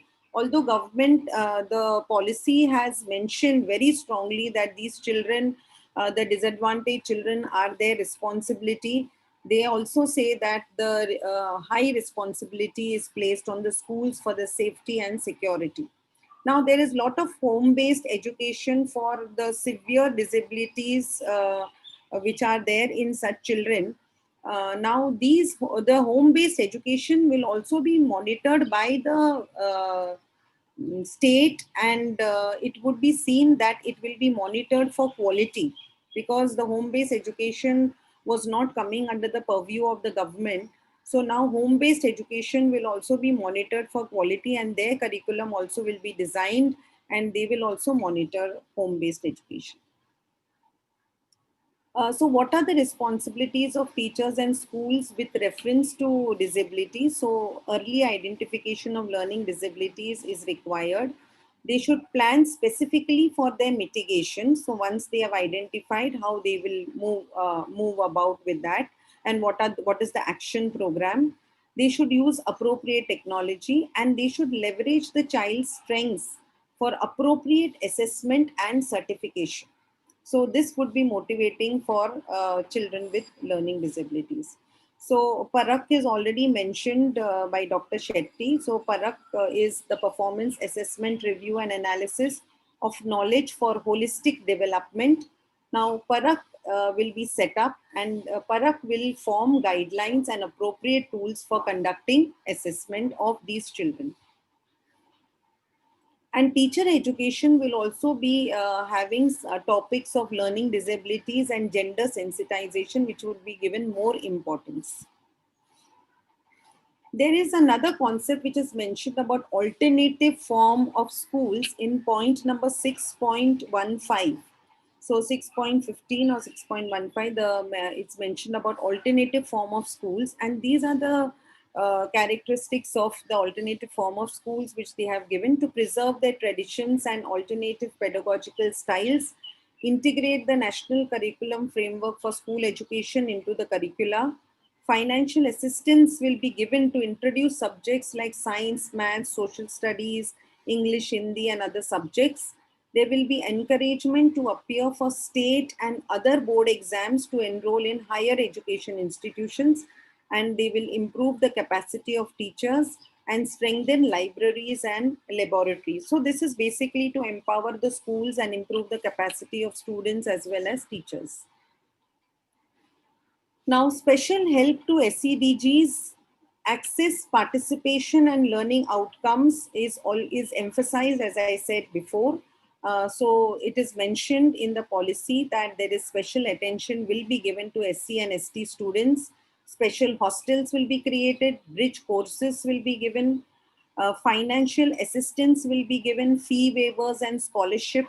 Talented and meritorious students will be motivated through a single window system. Now, the single window system is they will set up a national body where the meritorious students will be constantly given information as to how they need to appear or appear for different competitive exams, or which careers to be taken, because sometimes there are students who are meritorious but they do not actually have a direction. So there will be a single window system which will be set up, and they will facilitate the entry to higher education. So the SEDGs will be promoted, they will be motivated, and also NCC wings will be set up in schools under the aegis of Ministry of Defense, so that the career in defense is also encouraged in these SEDGs. So these are some of the points which give special help to SEDGs. And now we move on to the culture for full equity and inclusion. Now, along with all the policies and what are the steps the schools are supposed to take, how do we create this culture? So the policy says that the schools must develop an equitable school culture. They should have institutional sensitization for all the SEDGs. Empowering of all in the institution with reference to these students must take place. Inclusion and equity knowledge, or it should be a part of the curriculum of teacher education. An inclusive school curriculum must include the study of human values, knowledge of various cultures, and no bias and stereotypes. So this should be the content of the inclusive school curriculum, and that is how the policy says that we can have a culture of full equity and inclusion. Now, the policy also mentions the role of teachers and how to enter into the teaching profession. So these are some of the very good sentences which are there in the policy with reference to teachers. As we heard in the keynote address, Madam also emphasized that they want the teachers to be in the forefront, and we want good teachers and we have to motivate the teachers. So these are some of the focus points, like how the teacher should be according to the NEP 2020. So these are the points which you can just go through. And the concern here is that teacher education is not providing the quality and motivation to teachers. So this is one sentence which caught my attention also. So they have proposed a number of changes in the teacher education. So entry into the teacher education, here they will also promote entry into the teacher education for rural areas and people who want to take up the teaching profession in the rural areas. So special merit based scholarship would be given to them, and they would be promoted to get employed locally. And these scholarship would be mainly reserved for female students, and they want to promote female teachers. And if they need to take up a 4-year integrated B.Ed course, then merit-based scholarship will also be given for the 4-year integrated B.Ed course. Some incentives are also mentioned for teachers, and excessive teacher transfers will be halted. Actually, we do not know the impact of the teacher transfers because we do not go through the transfers, but there are a lot of teachers who are affected by teacher transfers in government institutions. And sharing of teachers across schools will be promoted, which will also come up in the concept of school complexes, where they have said that the sharing of resources as well as teachers will be promoted. Now here they are talking about eligibility test. So the TET, the teacher eligibility test, will consist of content and pedagogy. It will be conducted for all levels of teachers: foundational, preparatory, middle and secondary teachers. The subject teachers will also, they can also give the NTA and the score will be considered. The National Testing Academy will be conducting. Classroom demonstration and interview will also be a part of the selection process, and also criteria in the interview would be to find out whether the teacher knows some local regional language. So that would also be a criteria. So that is one thing that the teachers have to look into, and all these would also be applicable to the private schools. And there would be a need assessment done of all the vacancies which are there in different schools by the state. In fact, there is this next sentence which is 5.7, which is where there is written: a technology based comprehensive teacher requirement planning forecast will be conducted by each state to assess expected subject-wise teacher vacancies over the next 2 decades. And teacher education programs must align to the vacancies. So we are not very clear about what does this mean, whether the number of students in the teacher education will be according to the number of vacancies, or how they are going to look at it. But this sentence is there: teacher education programs must align to the vacancies. Now, there is a lot of points mentioned about the continuous professional development. So in the continuous development, professional development, the latest innovations and advances in the profession must be taken up. This professional development will be conducted at different levels: local, regional, state, national, international workshops, as well as online teacher development programs, modules will be there. There would be online platforms which are set up for sharing of best practices, and 50 hours of continuous professional development every year is expected. Components of the program is mentioned to improve the teaching learning process. So what does it entail? It entails the latest pedagogies for foundational literacy and numeracy, formative and adaptive assessment of learning outcomes, competency-based learning, and other pedagogies like experiential learning, arts integrated. sports integrated, what Mrs. Dr. Shetty was mentioning about the different pedagogies which NEP proposes. So all that would be the part of the CPD. Now here they have also mentioned CPD or continuous professional development for school principals and school complex leaders. So here they have mentioned that modular learning, leadership and management workshops would be conducted. Online development opportunities, platforms to continuously improve leadership and management skills would be taken up for school principals and school complex leaders.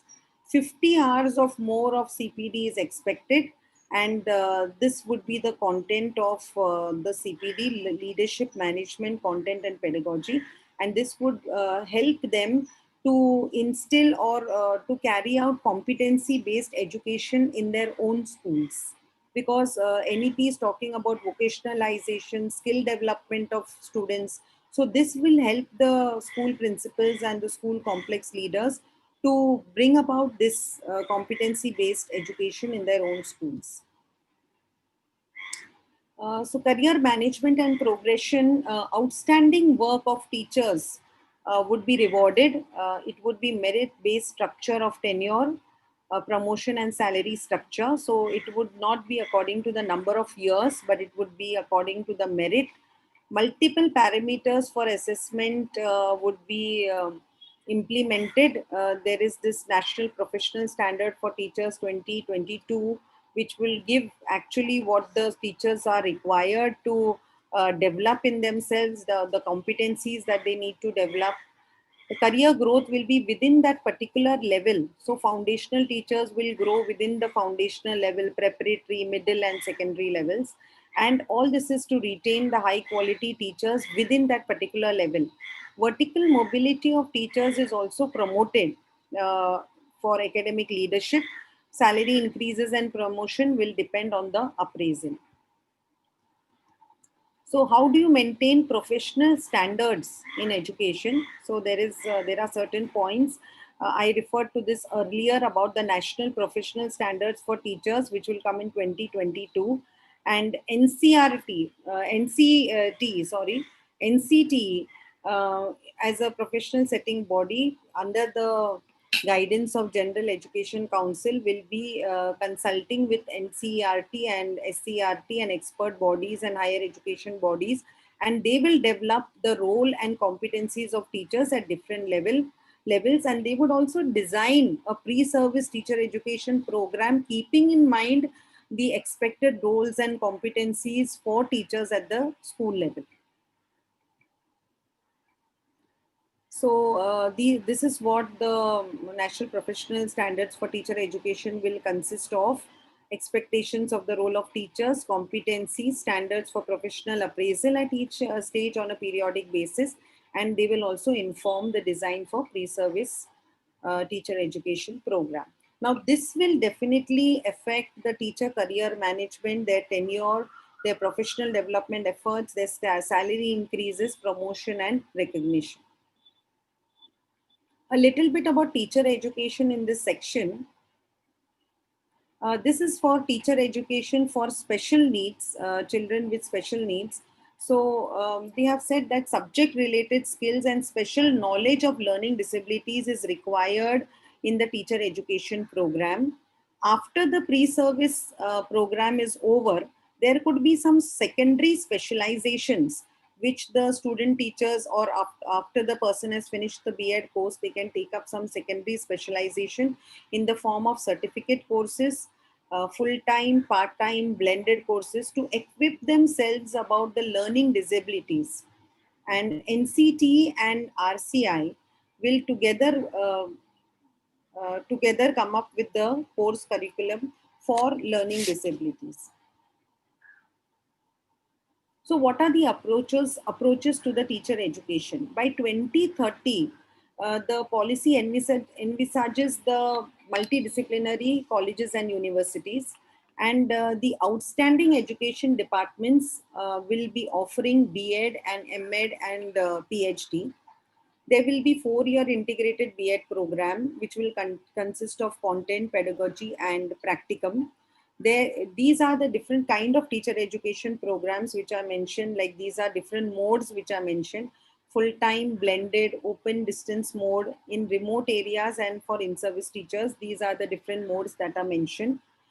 2-year B.Ed program will also be offered by institutions who prove their quality, and 1 year will also continue in institutions who are offering 4-year multidisciplinary bachelor's degree program and specialization in master's degree. So we'll just look at it in detail.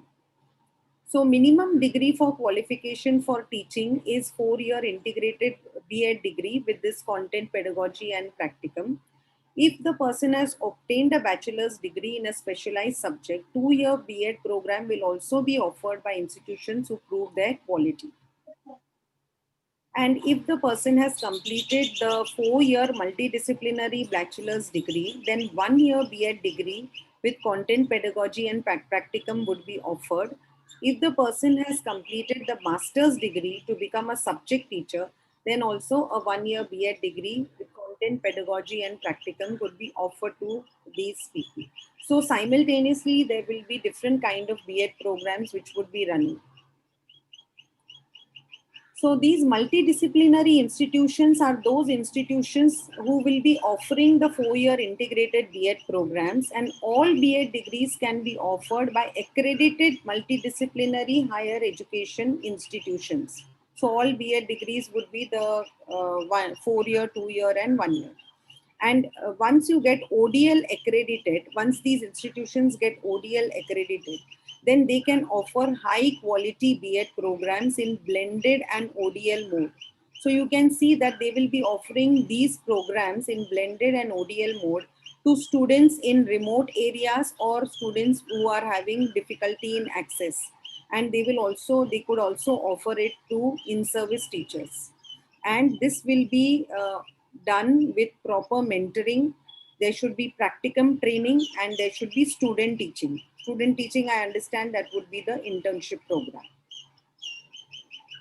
So what should B.Ed programs include? They have given a whole set of curricular points where this is what the B.Ed program should include. So you can see on your screen the different points which are given.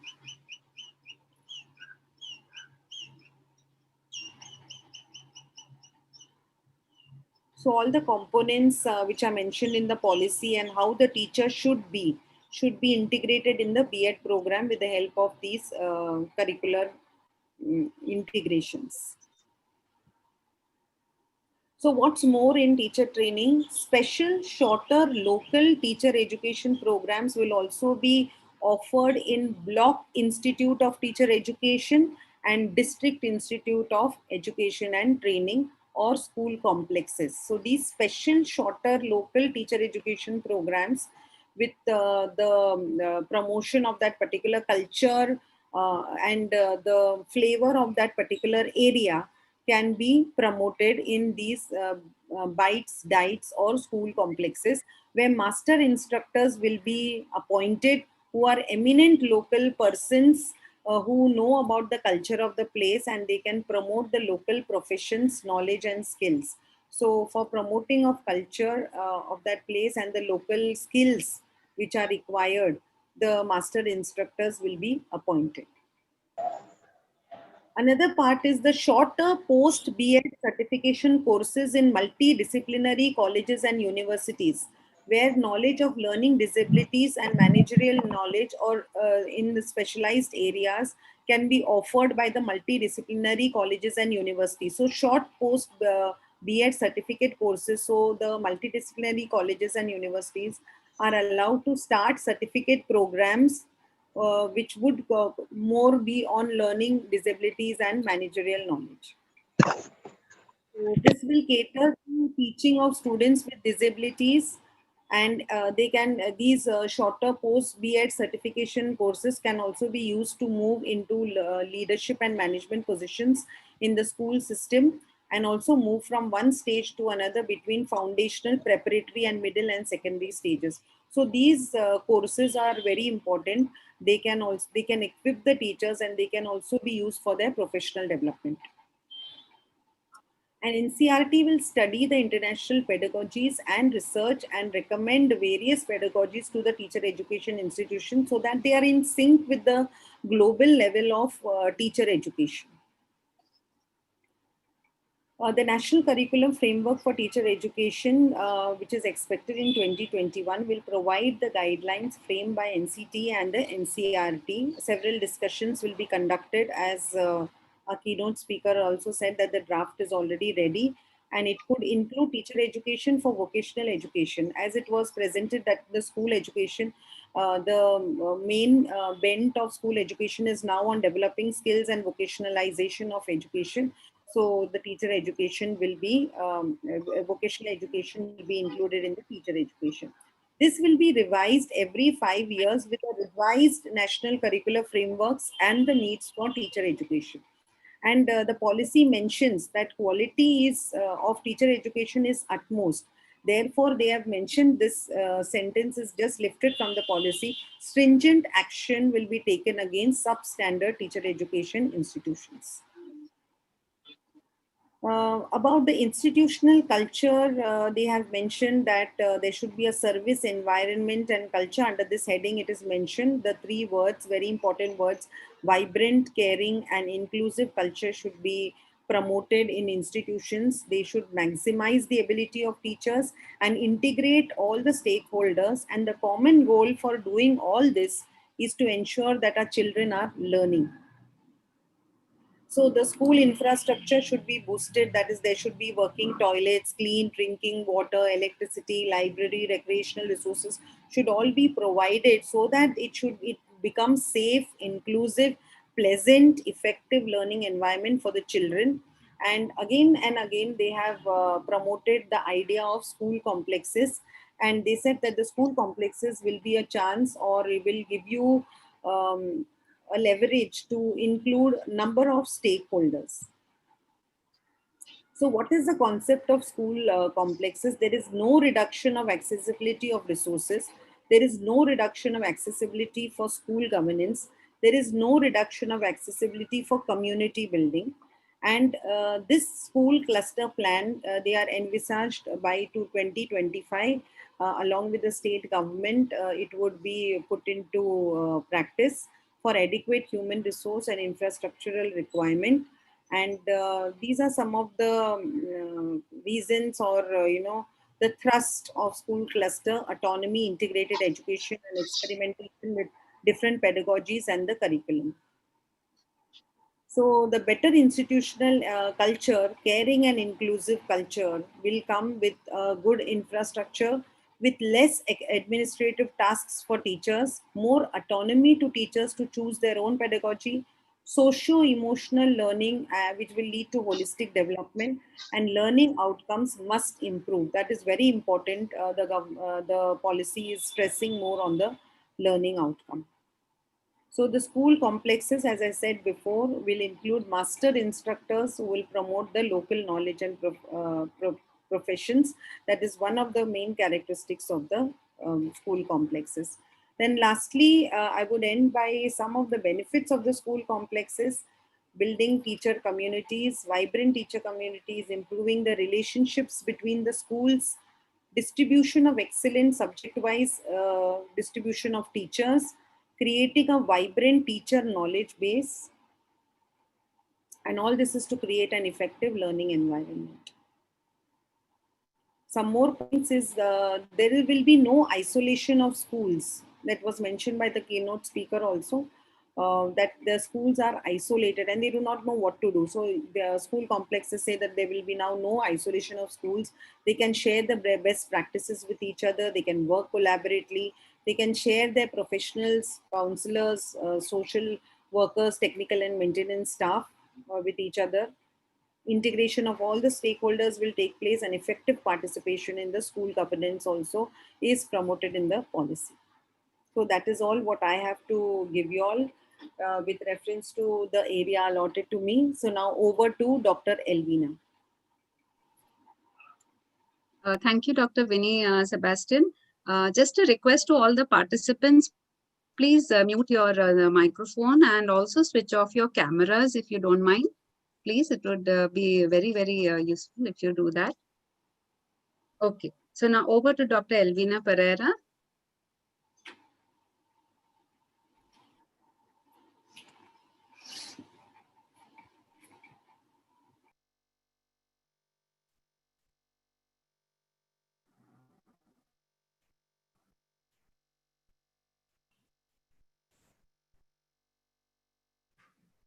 You are able to see it? Yes, yes. Yeah, okay. So good afternoon, one and all. Now we will begin with the presentation of the third phase of today's national webinar on transforming school education, NEP 2020, perspectives and challenges, governance. My area is governance and accreditation. Now, just to give you the overall idea about what we will be discussing as far as governance is concerned. So I will be dealing with school complex or school cluster, twinning, pairing, public and private schools, Bal Bhavans and Samajik Chetna Kendra. This we will try and cover under governance, and under accreditation, we will be talking about the Department of School Education, the Directorate of School Education, there is SSA, then there is SQAAF, and then there is what is already spoken about is PARAK. This is what we are going to cover under accreditation. So we will begin with the concept given by NEP 2020, which is known as, and since morning, I think number of times almost in all the presentations we have heard about it, something called school complex or school cluster. So according to NEP, it is a grouping structure in a radius of 5 to 10 kilometers consisting of one secondary school with other schools offering lower grades in its neighborhood, including Anganwadis. Now, this is what the concept given by NEP 2020 as far as school complex is concerned. But they have given the rationale behind it, why this, how this concept has emerged, or why this concept is recommended in NEP 2020. And its roots are under Unified District Information System for Education, which is known as UDISE, and also something which is called Samagra Shiksha Scheme, which is replaced by former 3 schemes of central government, namely Sarva Shiksha Abhiyan, then that is, and then teacher education, and there is something called RMSA. This ensures the inclusive and equal quality education in accordance with the Sustainable Development Goal.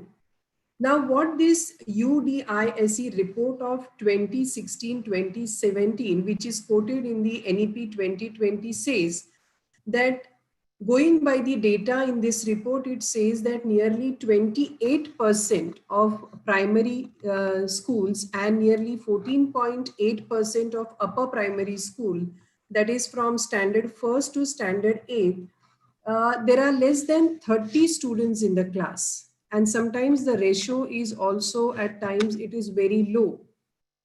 This is not the only drawback that is listed in NEP 2020. It also says that sometimes there is only one teacher. There are plenty single teacher schools, and the number with primary school is more than 85,000, and the overall number is above 1 lakh. This information is also giving you something more to know about the teacher preparedness or how the teachers are. And it says that many a times one teacher is handling multiple subjects, many a times one teacher is handling multiple grades, irrespective whether the teacher is prepared to teach, ready to teach, has any background to teach. But this is what is happening. And therefore, if school complex or school cluster concept is implemented, then there will be sharing. There will be smooth functioning of various things as far as school education is concerned, and also the quality of education will be maintained. So this is the background that NEP 2020 has given, why this concept and how this concept of school complex has emerged. Now I want you all to quickly just have the look at these objectives which are listed in the objectives of school complex in NEP 2020. And when we go through these objectives, there are certain key areas which are emerging as far as school complex is concerned. So the adequate number of counselors and trained social workers and teachers, then adequate resources. And most of the time you will see this word shared or otherwise. So basically under school complex, what is suggested that most of the resources will be shared among the schools in that particular school complex, various institutions. Now, after going through these objectives which are listed in NEP 2020, there are few major points which are emerging, and let us look at it one by one. They are saying sharing of resources. The first thing that comes very prominently through school complex is that sharing of resources, the sharing of human and infrastructural resources across complexes. Now the NEP says that either teachers or students, they learn better when they are put in communities. And they also learn better when things are human and infrastructural resources of one school will be shared by the other school. So even if other school is lacking as in terms of human or infrastructural resources, students over there will not face the problems there because of the school complex. Everything they have said that they have to have the culture of sharing human and infrastructural resources. Second thing is sharing of expertise. Since morning, we were talking about single school teacher, and if there is only one teacher, then what about sharing? So when the teacher remains absent, the students are also at loss. So the NEP 2020 is suggesting that sharing of expertise in terms of knowledge and skills is essential or mandatory when it comes to school complex. So in a way, they are saying that when the teachers are there to share knowledge, expertise, it will help also the teachers among themselves to improve their professional skills, professional qualities, competencies. There will be continuous professional development because of exchange of ideas and sharing. And at the same time, this will greatly help the students to acquire good amount of knowledge. So the quality of education in general will not be at stake. School complex, when we are talking about, the third thing which is coming out prominently is that there is lot of planning which will go on in the entire school complex with different schools involved into it. NEP is talking about short-term planning as short and long-term plans also. Now planning in terms of human resources, planning in terms of learning resources, physical resources, infrastructure, improvement initiatives, financial resources, school culture initiative, teacher development plans and educational outcomes. So the major part of the school complex is also talking about how planning is an inevitable thing when it comes to this school complex. Lot of planning will go on, and this planning will eventually lead to the smooth functioning of all the schools in that particular school complex. Another aspect which comes out very strongly is that the autonomy, which we will talk about little later also, how various, the format of the governance, they are trying to suggest something, or already they have recommended the foundational stage through the secondary stage. So they are basically talking about right from standard first, pre-primary to 12th standard as an integrated semi-autonomous unit within the complex, within the school complex. So again, they will get autonomy to decide their, take a decision or have decision making as per the availability. Flexibility will be provided to them. The context, whether the rural or the urban, that will be taken into consideration. So all the flexibility is also given, and they will get the freedom also to plan things, to have the decisions as per the availability of various resources and the context. Next thing, what school complex will give is that improved and efficient governance of schooling system through school complex management committee. Now morning we were talking about, right now what we have is we have school management committees. but school complex is proposing school complex management committees. So where the entire school complex will have these committees who will look into the management and the governance of all the schools involved in this particular school complex. And the DSE will devolve authority to the school complex. So there is decentralization of power. That is what is said in the NEP 2020. So certain amount of powers and flexibility will be given to school complex management. And then the Directorate of School Education also will be giving them the authority to take certain decisions pertaining to the surroundings and the context in which the school complex is situated.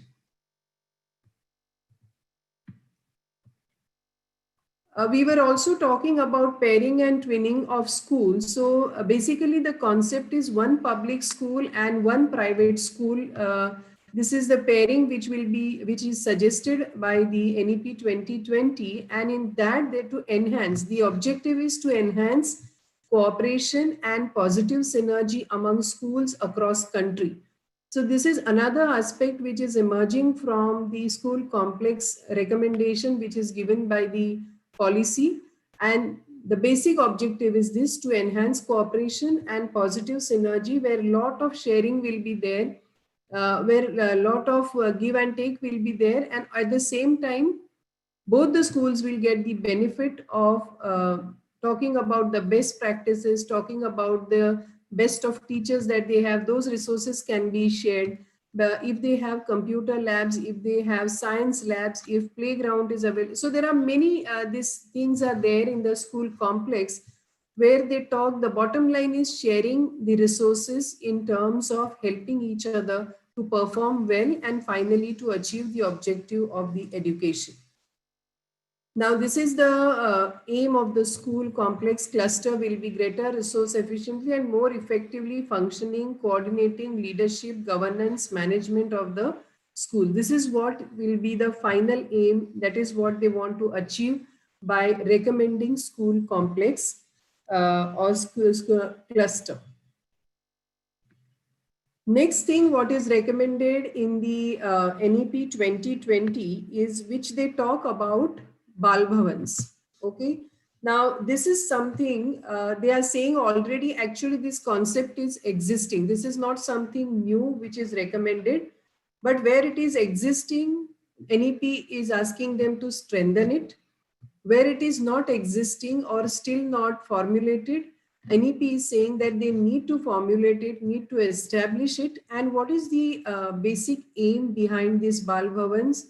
Or the purpose is to partake in art-related, career-related, and play-related activities. Now, what NEP has suggested is that every week, this is on weekly basis, there will be kind of a get-together of that school complex with the Bal Bhavan. Under Bal Bhavan scheme, students will come together, and there could be theme-based programs, weekly program, or there could be career-related program. Anything that is anything that their flexibility is given to the schools which are there in that school complex. But this is what is they are suggesting, and this is what is already existing. This is not something new, but they are asking to, if it is not happening so far in schools or in certain areas, that they're saying it should happen, so that the overall development of the children takes place and it is for the good of the students. Now, they have suggested certain areas which the schools can think about as a theme-based activities. So national days can be celebrated, famous festivals can be celebrated. So all these are theme-based things. Also, the school has the flexibility to do this. After Bal Bhavans, the next thing which is recommended is Samajik Chetana Kendra. Now, under this Samajik Chetana Kendra, what policy is recommending, the unutilized capacity of school infrastructure could be used to promote social, intellectual, and voluntary activities for the community and to promote social cohesion during non-teaching or non-schooling hours. So when the infrastructure is not under use for any academic purpose, the schools can render this service to the society, and they can arrange and the infrastructure they can use for this type of social, intellectual and voluntary activities.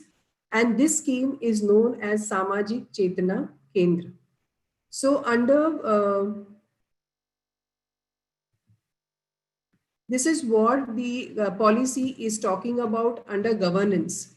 So basically under governance, they are talking about majorly about school complex. They are talking about Bal Bhavans. They are talking about Samajik Chetna Kendra, and everything is finally related to the improving the quality of education as well as the development of staff, student, and all the resources, and using the resources to the best of its abilities. Now we go on to the second one, that is standard setting and accreditation for school education. Now the goal is to continually improve the educational outcome. The basic goal that policy is stating is the continuous improvement of the educational outcome. That is the goal behind the suggestion or the recommendation for the accreditation.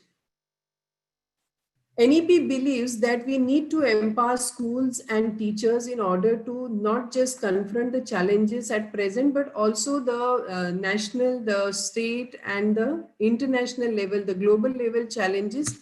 What we need to do today, that we have to empower our institutions as well as our teachers, that is our men and material, human resources as well as material resources. We have to constantly strive for the excellence. 2-3 places in this particular area, they are mentioning about United Nations Sustainable Development Goals and how we should strive to achieve our local, national as well as global goals, so that that gives the motivation for us to strive constantly for the excellence. So that is at the background of accreditation and assessment. Also ensuring the integrity of the system through the enforcement of complete transparency. Now this point we will take when we are talking about SSA. Now basically they want to see the transparency, so everything they are related, the infrastructure, the fees and everything will be put up on the school website.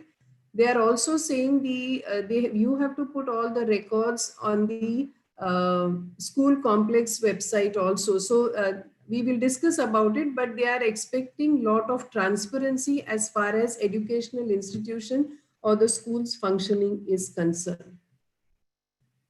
Then they are also talking about the public, the procedure to have the public and private collaboration. That is what they are talking about. So they are not just taking care of the government managed school, but also the private schools also, and how the both goes hand in hand when it comes to setting up the standard for accreditation and assessment of school education.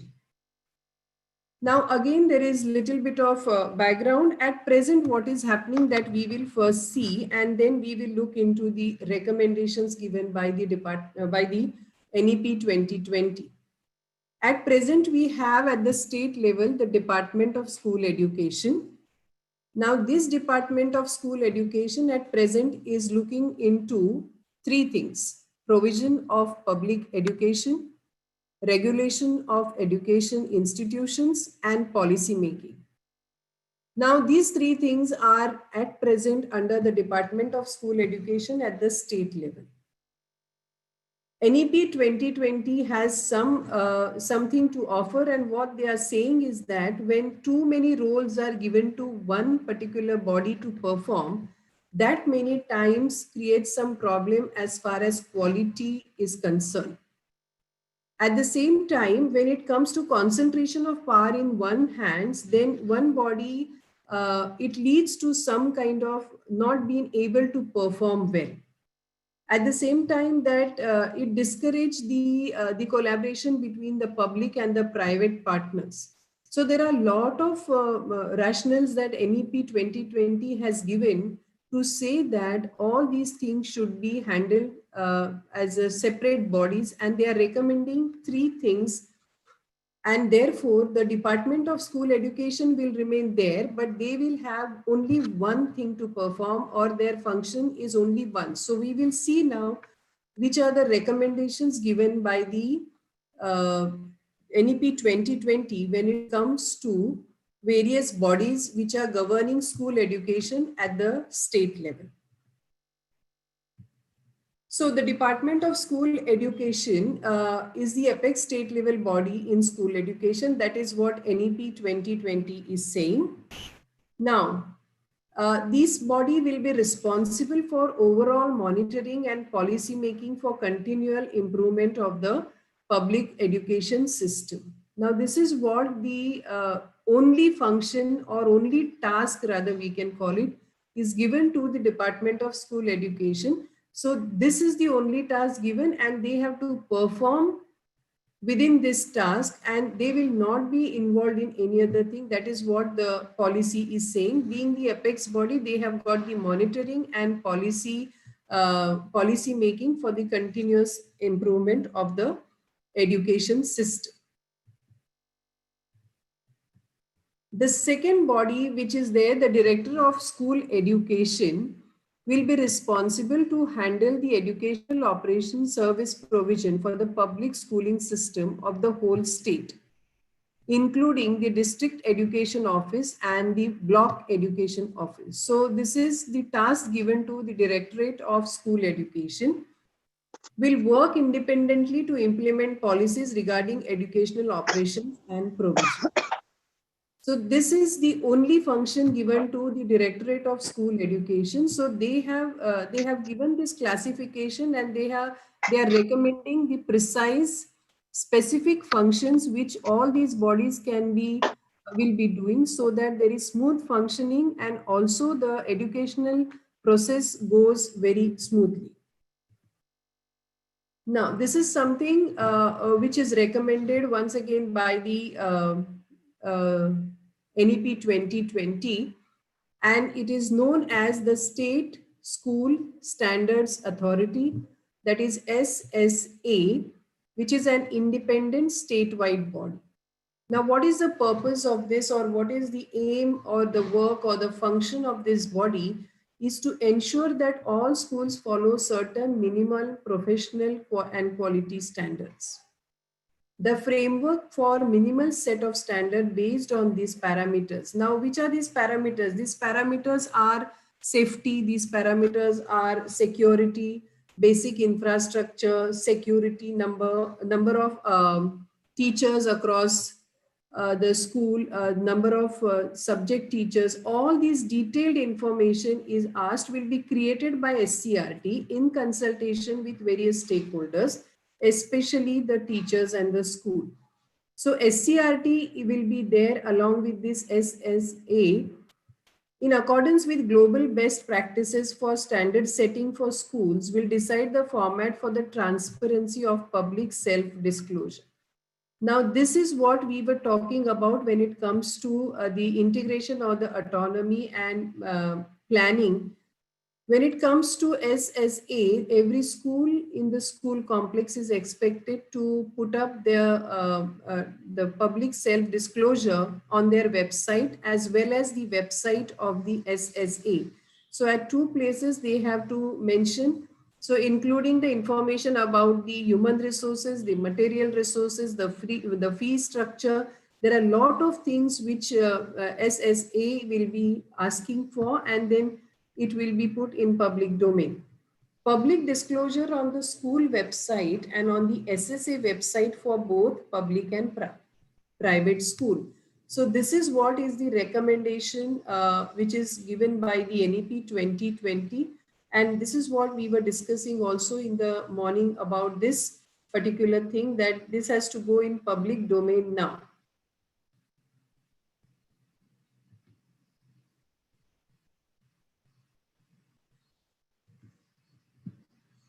Okay, now another thing which is there is called SQAAF, that stands for School Quality Assessment and Accreditation Framework. This will be developed by SCRT.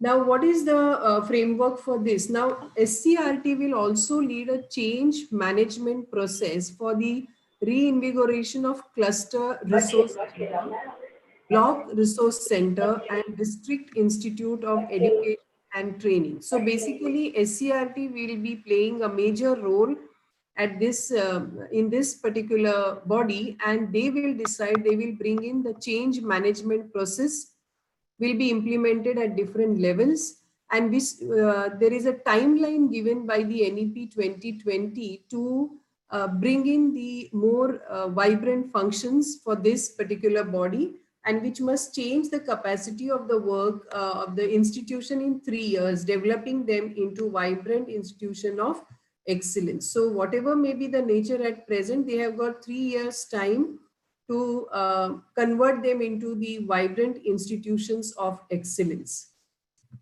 Also, they are mentioning the certification of competencies of student at the school living certificate will be handled by the boards of assessment examination at that level.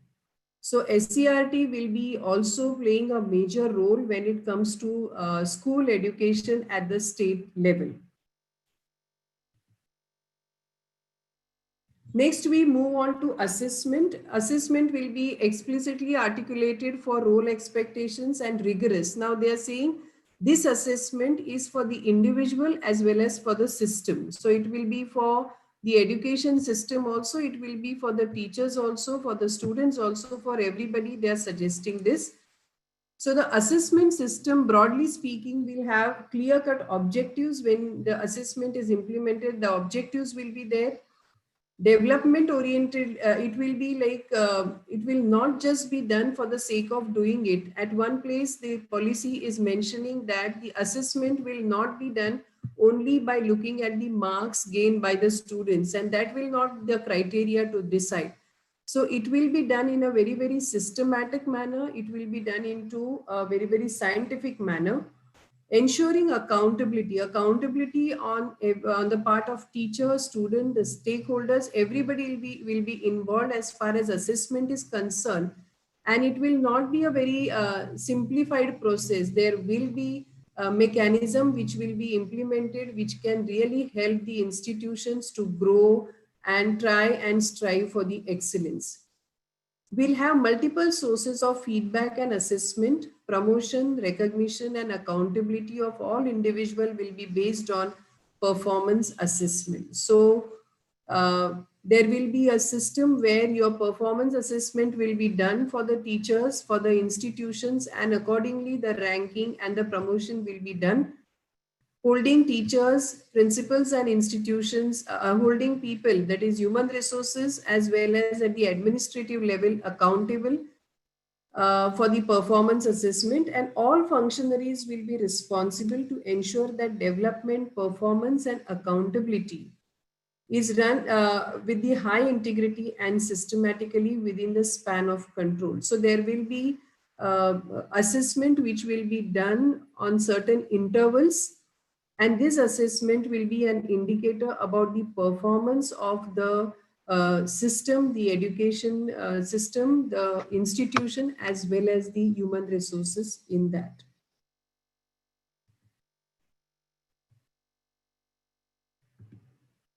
Okay.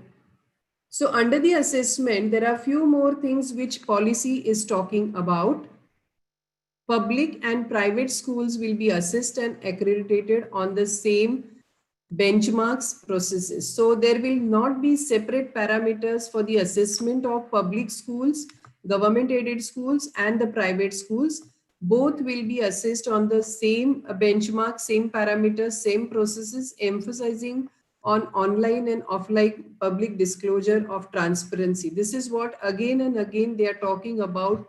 Public disclosure is a must thing for the transparency, and therefore we have to have school websites where we will disclose the infrastructural information, and about the human resource information, the fee structure, everything will be in the public domain. All the education institutions will be held to similar standards of audit and not for profit entity. So this will be, the schools will be also held, there will be standards which will be checked whether the intentions of the school, and basically what they are saying is not for profit entity. The school should be not for profit entity. Educational outcomes and the transparent disclosure of all the financial and academic operational matters will be given due importance and will be incorporated in the assessment of school. So there are various parameters under which the assessment will take place: financial, academic, organizational, and that will be the criteria for the assessment of the schools. And under each, the school is expected to perform well and follow the given rules and regulations. Private philanthropic efforts for quality education will be encouraged, and thereby the public good nature of education, while protecting parents and communities arbitrary increases in tuition fees. So what they are basically talking about, the commercialization of the education and also the unnecessary exploitation of the parents in terms of tuition fees is concerned, will be checked, will be controlled, and therefore there will be same parameters which will be offered to both for the assessment for public and private. But any kind of exploitation that will be there will be dealt with severe. As far as financial exploitation of the parents is concerned and commercialization of education. What more under governance and accreditation as far as the NEP 2020 is concerned? The overemphasis on inputs and the mechanistic, the specification, physical and infrastructural change and requirements made more responsible realities on the basically what NEP is saying about, there are common guidelines, but again there is flexibility in terms of, as I said, urban and rural context, in terms of availability of different resources, in terms of regarding the land areas. Morning we were discussing about the urban context. So regarding land areas, the size of the playground, if at all playground is there, the practicalities of playground, all that will be checked, all that will be considered as far as physical or infrastructural resources are there. Try and find that name, and I kept it when here somewhere. These mandates will be adjusted and loosened as far as and suitable flexibility for each school to make its own way based on local needs and constraints will be ensuring security and a pleasant and productive learning. So the local constraint, the urban constraint, as well as the different types of flexibility that one would want in terms of whether the institution is situated in rural or urban area, that will be there just as far as pleasant and productive learning is taking place. So there is flexibility, there will be certain rules, norms which will be adjusted, which will be loosened. Suitable flexibility will be given to the schools as far as governance and assessment is concerned. Since morning, almost in every session, we were talking about this PARAK, which is proposed a new National Assessment Center.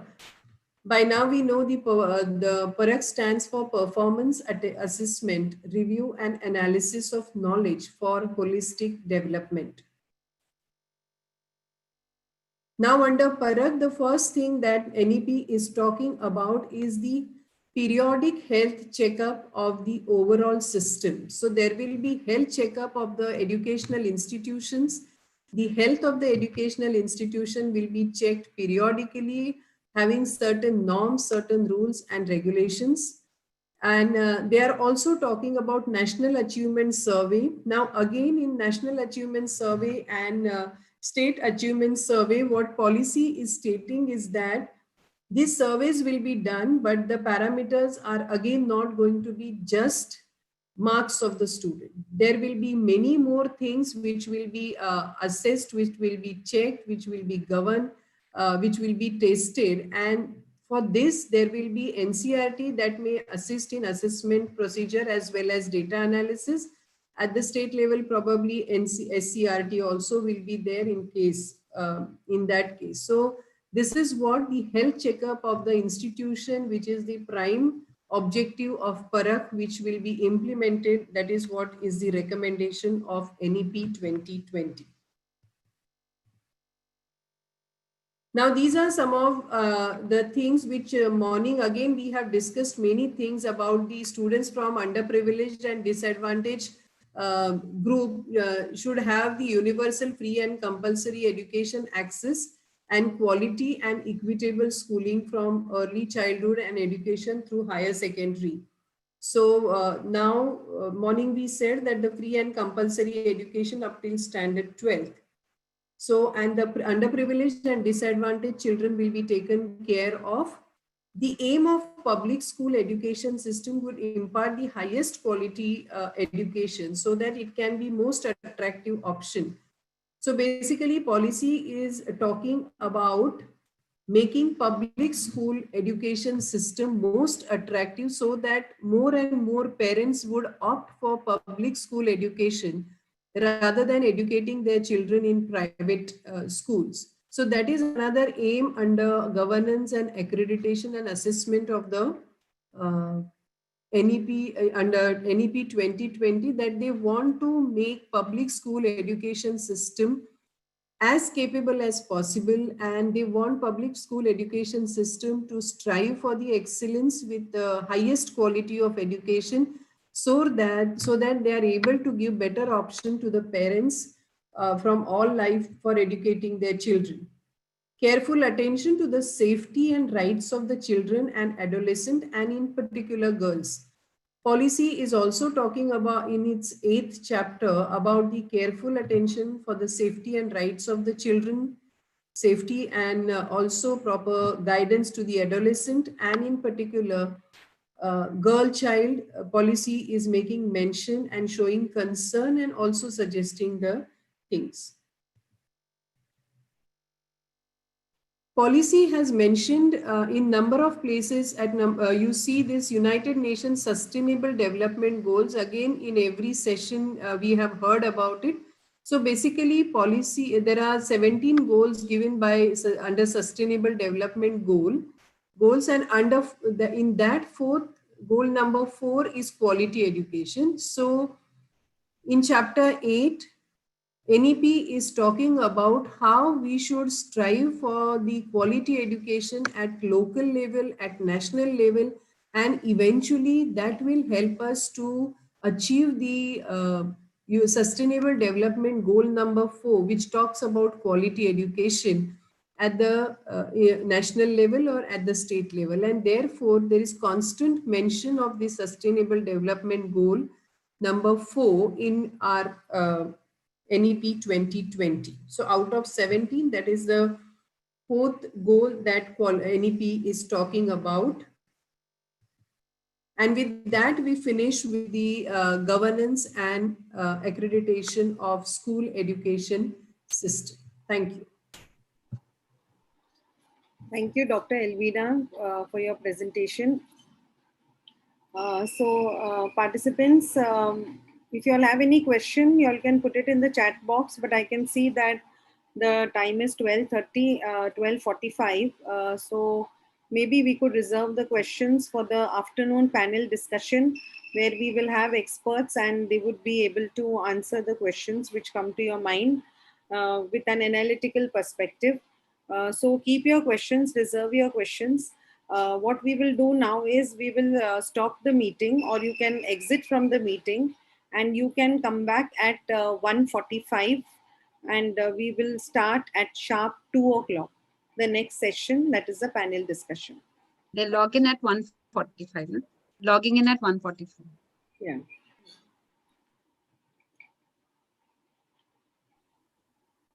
Okay. Thank you, Vinny. Thank you, ma'am.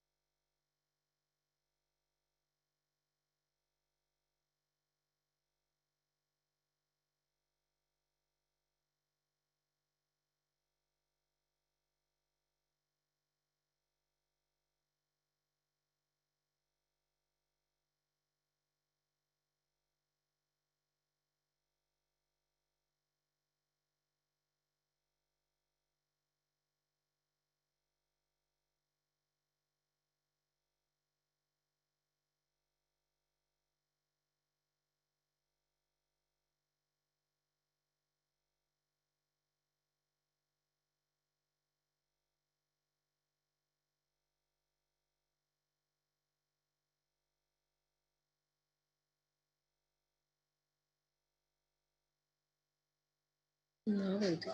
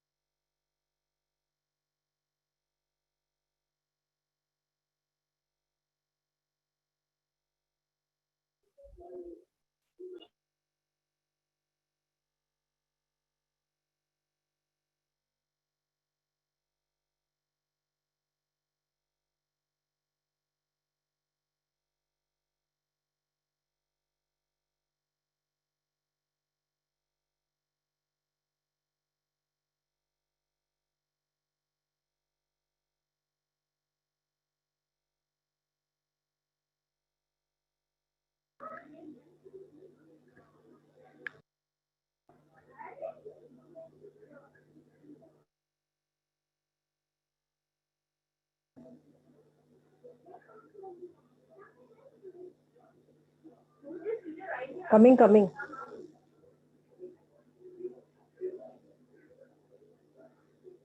काय ऐकून घेईन.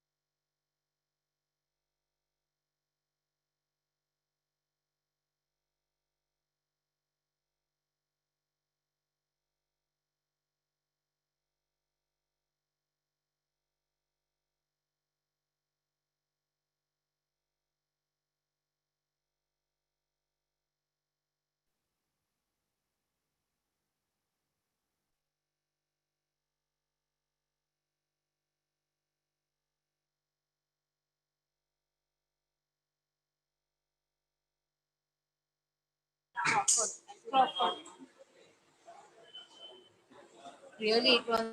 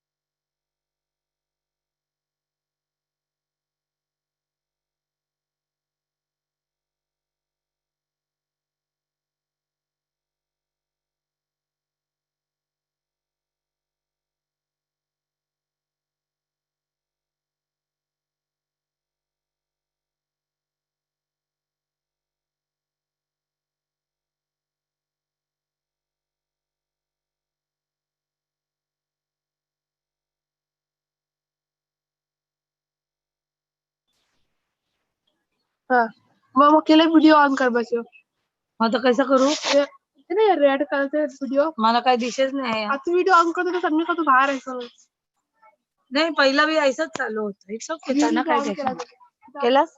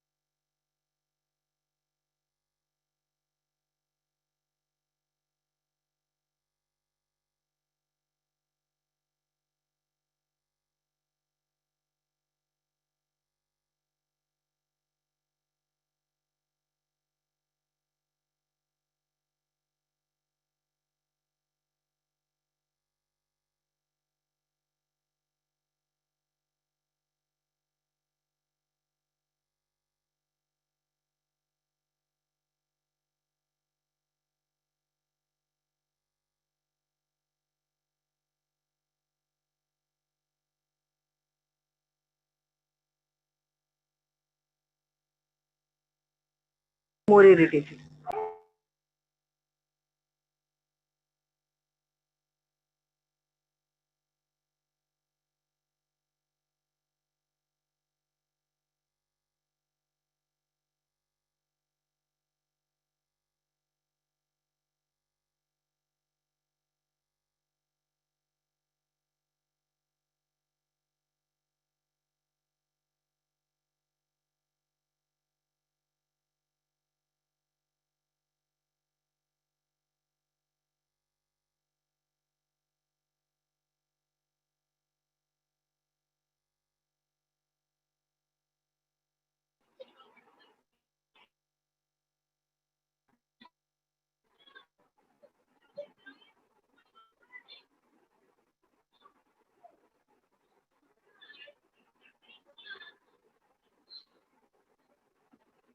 Timepass करना ना करते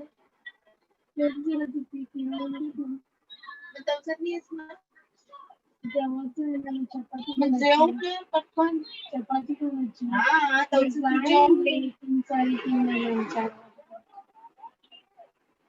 पंची रिक्षा घेतात रस्त्यावर आणि तुम्ही पंची रिक्षा त्याची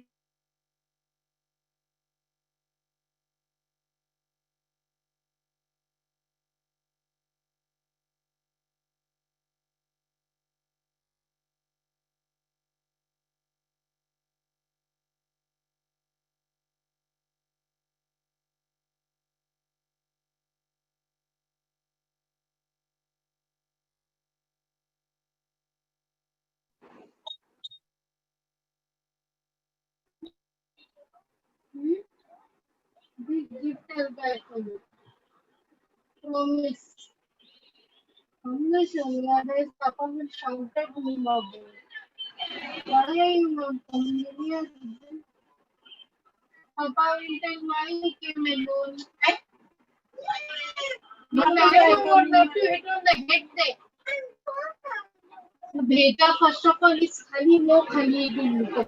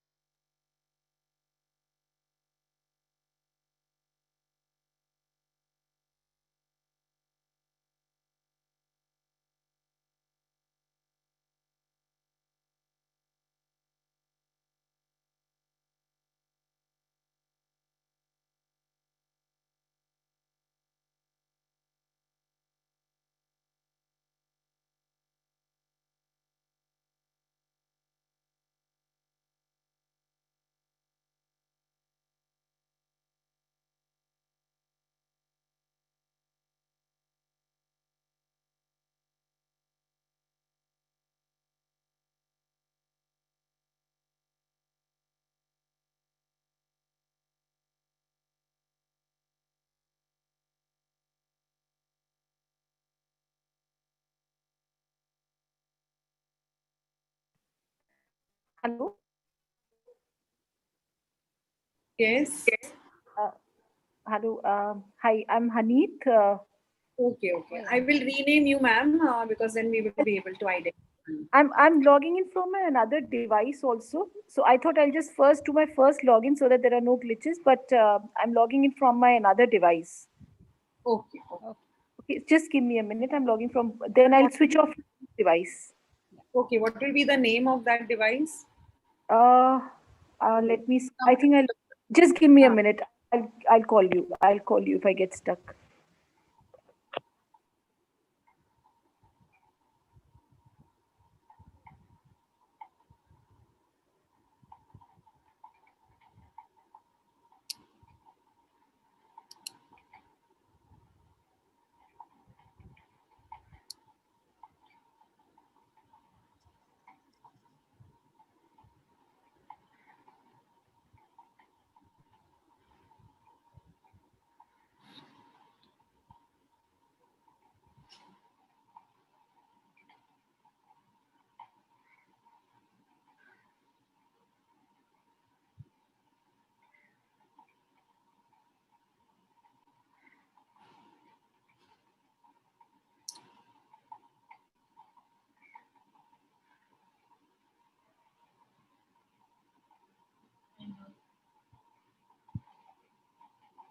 You're reading everything now, all the questions. Gagan Gupta. Yes, Dr. Gagan. Good afternoon.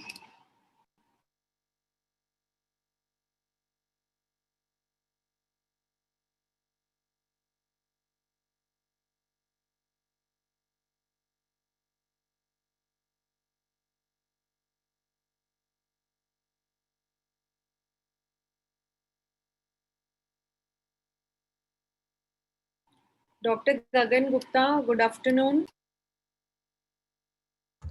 जी नमस्कार afternoon ma'am how are you Yes, fine, ma'am. Fine. That's great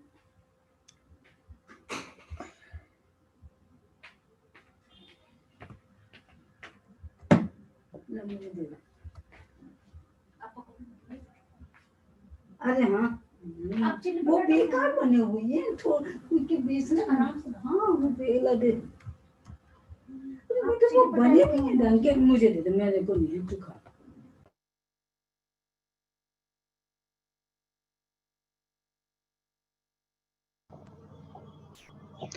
Hi, am I audible?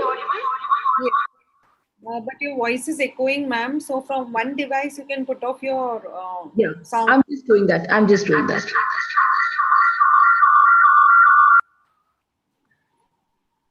Is it okay now? Fine.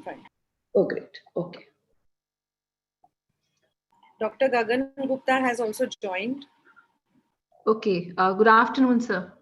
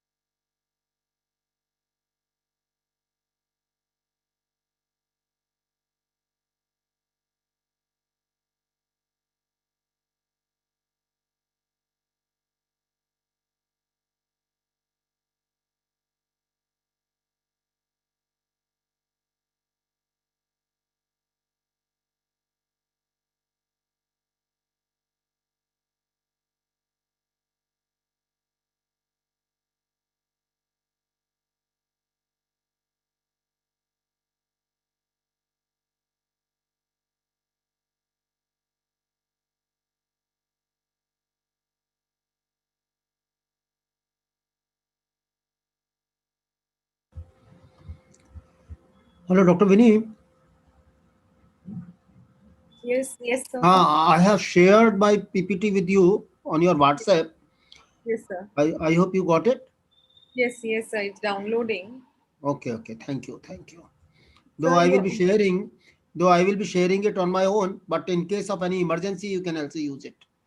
Yes, sir. Yes, sir.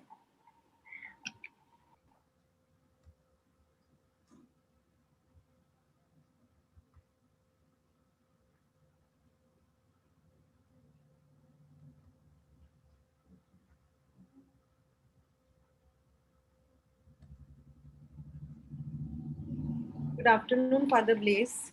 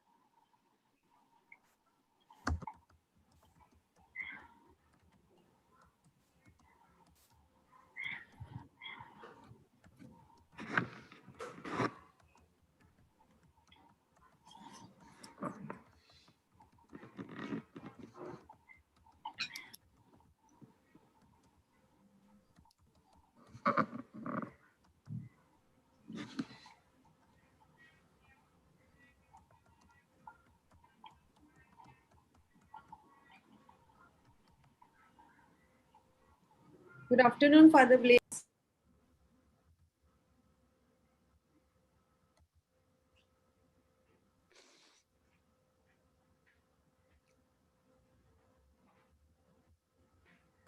Good afternoon, Vinny. Good afternoon. Good afternoon, Father. Good afternoon, Father. Your voice is Good still afternoon, Father. voice is Yeah. quite faint, Father. I have put it right up now. Can you hear me? Now it's clear. Yes. Yeah. Okay. Now it is very clear. Yeah, Little but ahead if you come and speak, no? all are very loud to me. That's why. Yes. So on my speakers, no, so it sounds very loud.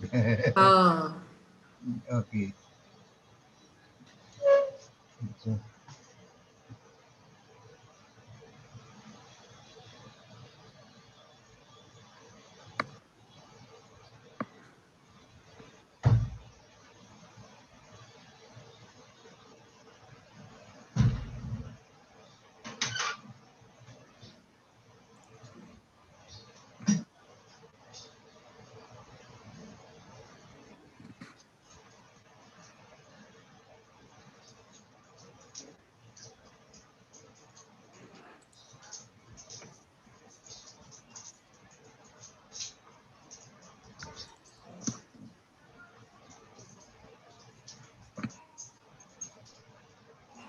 Good afternoon, all of you.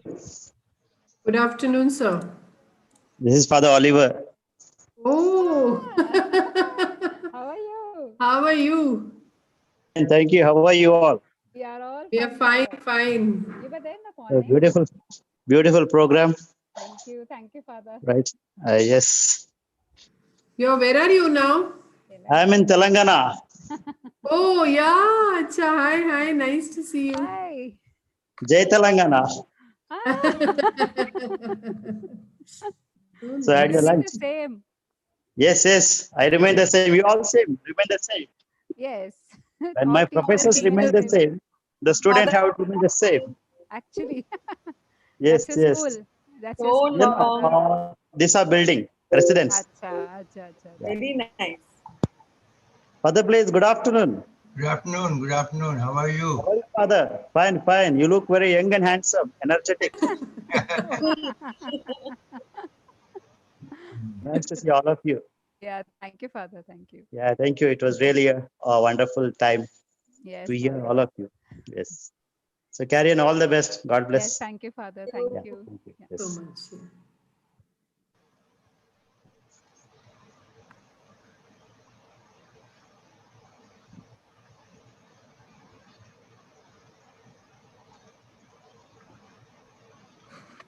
Good afternoon, ma'am. Good afternoon.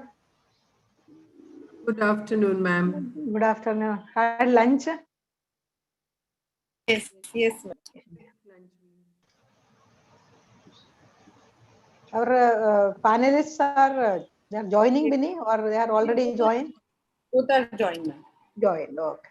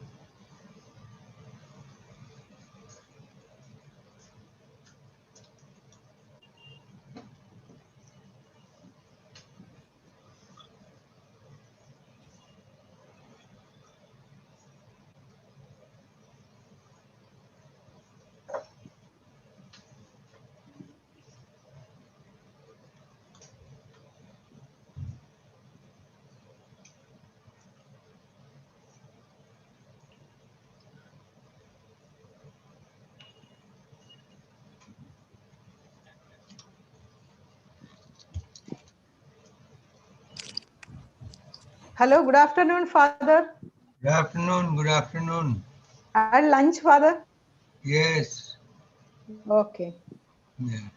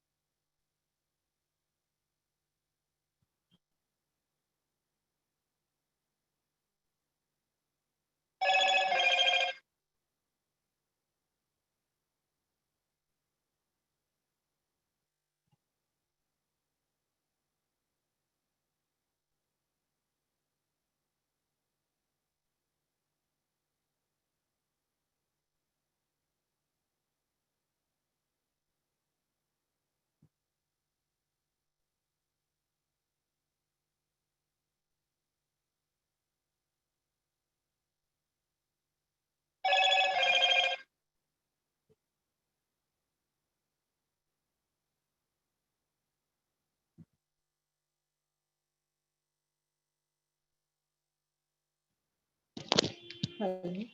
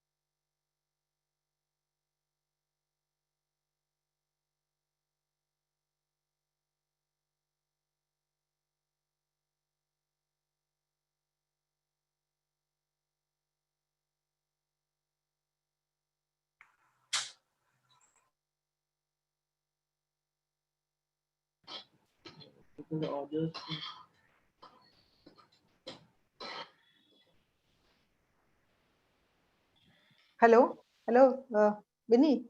Yes, ma'am. It is 2 o'clock, so we can start. Okay, okay. I think so because panels are there, no? So yeah.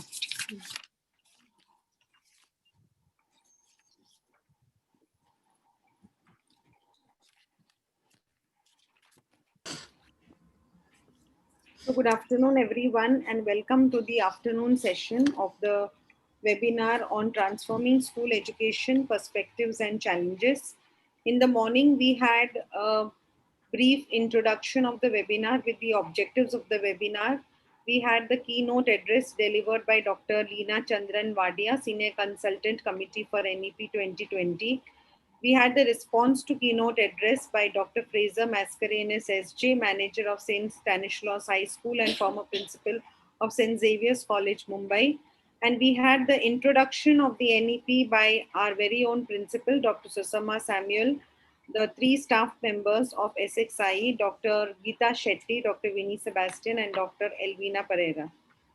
After finishing this, now we are now to the afternoon session where we will be having a panel discussion. And we have our 2 panelists here, Dr. Haneet Gandhi and Dr. Gagan Gupta. So we will have the introductions of the panelists first, and we have the moderator for today's afternoon session as Dr. Geeta Shetty. Madam will be moderating the panel discussion for us. So I would like to begin with the introduction of Dr. Haneet Gandhi. Dr. Haneet Gandhi is a faculty in the Department of Education, commonly known as CIE, University of Delhi. She is an expert in mathematics education and quantitative research methods. She did her master's in mathematics from Indian Institute of Technology, IIT Delhi, and PhD in mathematics education from Lucknow University. She has authored several books on the teaching of mathematics. The famous among them is the series on hands-on mathematics for middle school children. As an academician, she wishes to break the myths related to fear of mathematics by connecting basic ideas in an easily comprehensible way. She has to her credit, many national as well as international publications in reputed journals that are widely referred to. She has also held many important positions at the University of Delhi. In 2019, she was appointed as a co-convener for revising all undergraduate and postgraduate programs under the learning outcome approach of UGC. Currently, she is appointed as a deputy dean in the admission branch of the University of Delhi. She is handling admissions for the current academic year 2020 to 21. So welcome, madam. We are so happy that you have accepted our invitation to be the panelist for this afternoon on our discussion on NEP 2020. Over to Dr. Elvina to introduce Dr. Gagan Gupta. Thank you, Winnie. Good afternoon, one and all present here for the national webinar on NEP 2020, Transforming School Education, Perspectives and Challenges. On behalf of St. Xavier's Institute of Management, it's my proud privilege to introduce our panelist, Dr. Gagan Gupta.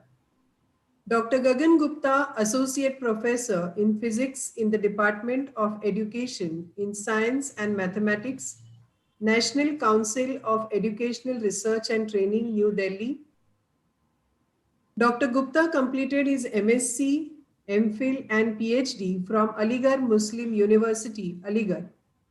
Sir has served as faculty member in several institutions, including the Birla Institute of Technology and Science, Pilani, and the Birla Institute of Technology, Mesra, Ranchi. Sir has published several research articles and monographs and has also participated in national and international conferences in India and abroad. Sir's research work lies in the area of development of new lasers and application of laser in underwater acoustics. Sir has developed a prototype experiment for studying the characteristics of laser excited underwater sonic waves.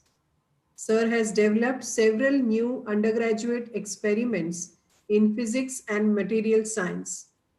An experimentalist in children assessment procedures, Dr. Gupta is presently involved in curriculum development, textbook development, and science popularization programs of the NCERT.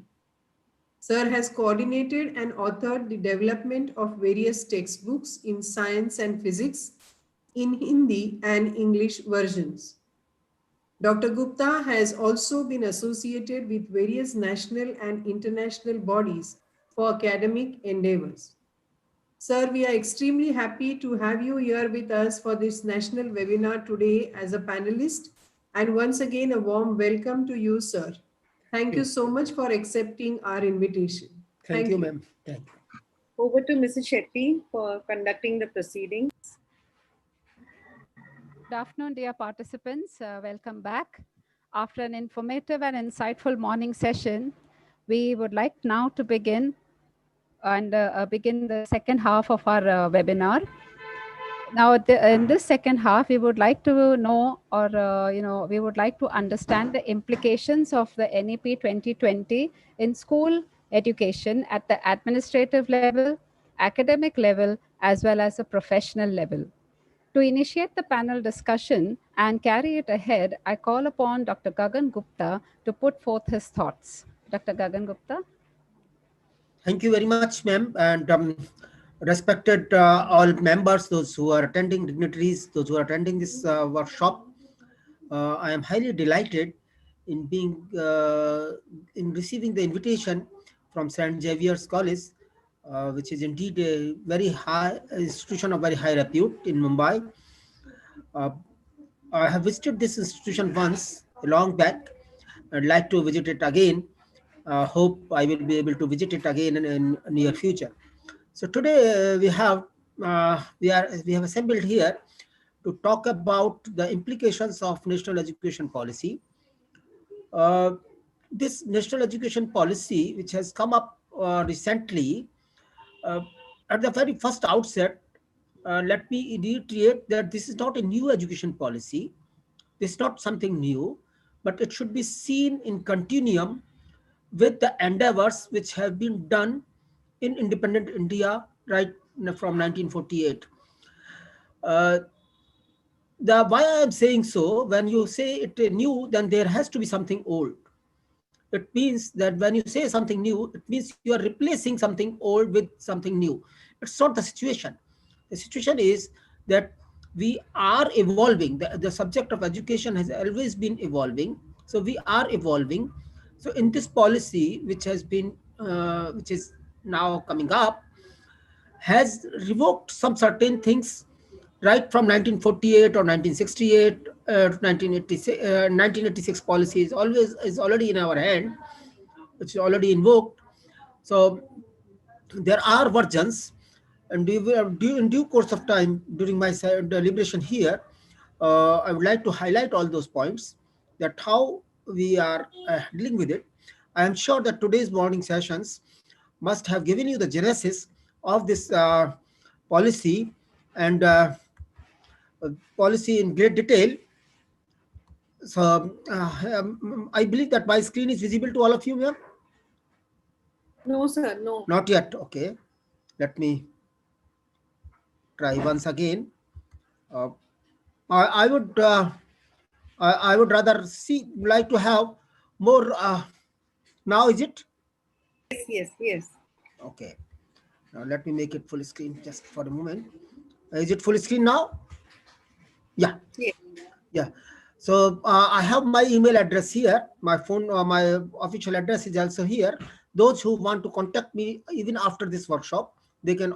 They are most welcome. We can share our thoughts through emails, etc. So this is the genesis which you have already discussed, which even discussed in the morning. I'm not going to this. The fourth part. This policy has 4 parts, which has been discussed with you. But the last part of it is making it to happen. That how it will be implemented. See, for that, this policy has given the one full 4th chapter dedicated to it. So it will come. It is not yet in force as yet. It has to route through Parliament to Central Advisory Body on Education. Yes, this policy has already routed. The draft of this policy has already routed through Central Advisory Body on Education in November 2019. So, and the financing and implications, the 6.25% GDP is very important phenomena for the implementation of this. This policy has given us many ideas which necessarily require money. Towards the end of this session, I would like to explain that what are the areas which do not need money and what are the areas which need money as well. So the respective state governments, etc., will have to make their own budgetary implications and etc. for this implementation. If you ask me, I mean, often people ask me that what are the three basic USPs, means characteristics of this policy. I rate them like this. Number one, the revamping or the formalization of foundation learning program, foundation literacy and numeracy program, which has come from right from age 0 to age 8, age 6 in particular, and then age 8 in the full foundation literacy and numeracy mission. And then the second USP which I look at it is the again revamping of vocational courses which are starting from our middle classes, from class 6 onwards. And then third USP is probably more concerning to the institutions like yours, where it has been recommended that the standalone education colleges or the training education preschool education teachers colleges will merge will merge with the institutions of multidisciplinary in nature, and 4-year course, 4-year B.Ed programs will be invoked, and this has to happen by 2030. So, and the courses like BLEd, BTC, etc., will merge into these multidisciplinary courses. So, these three USPs, as to me, are there in this policy. And how it will happen? This restructuring, I believe you have already gone through. The one thing only which I want to make at this point clear, that children are going to have an option of coming out from this system at the stage of class 10th, that is at the age of class 16, and they can go to some typical vocational courses, or to ITIs, or to diplomas, or to some other similar kind of courses, and then again come back to the formal school education system in another phase. So 5 plus 3 plus 3 plus 4 system is there. And so this has been given in this slide concisely. I can share, I have already shared these slides. Those who are interested can take it from the organizers. So this is the main one main point in this policy. Then let me start from this mother tongue. You have already seen through, and my colleague Dr. Gandhi will be speaking probably more about that, how the teachers will be prepared for this early childhood care education, which is a part of foundation literacy and numeracy program. So I am skipping this slide. Similarly, these outcomes have been discussed, has already been discussed with you people.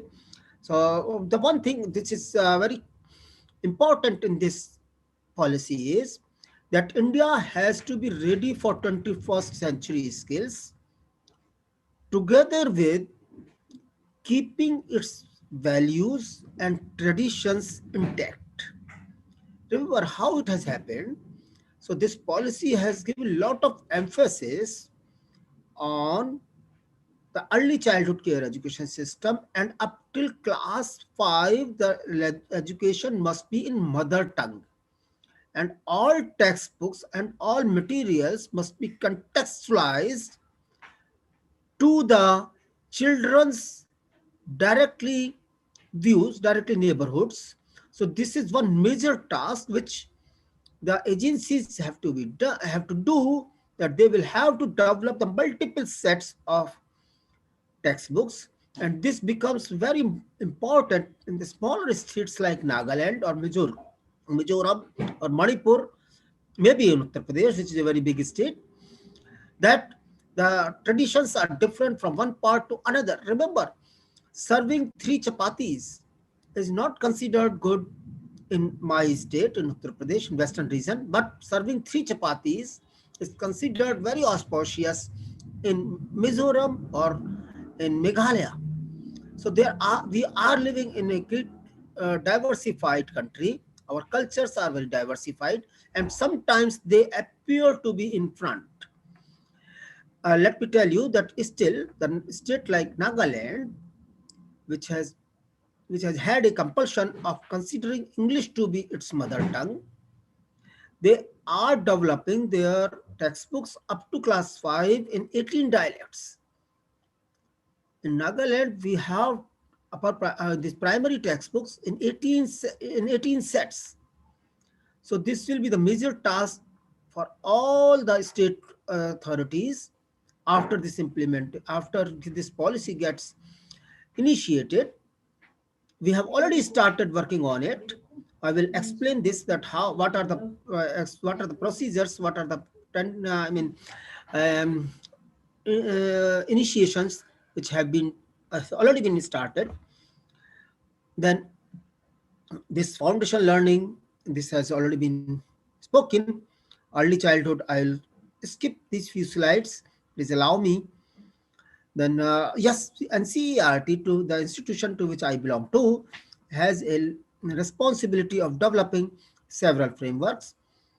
The first framework is of that kind of ECCE framework, which has 2 parts, from 0 to 3 years and then 3 to 6 years of children.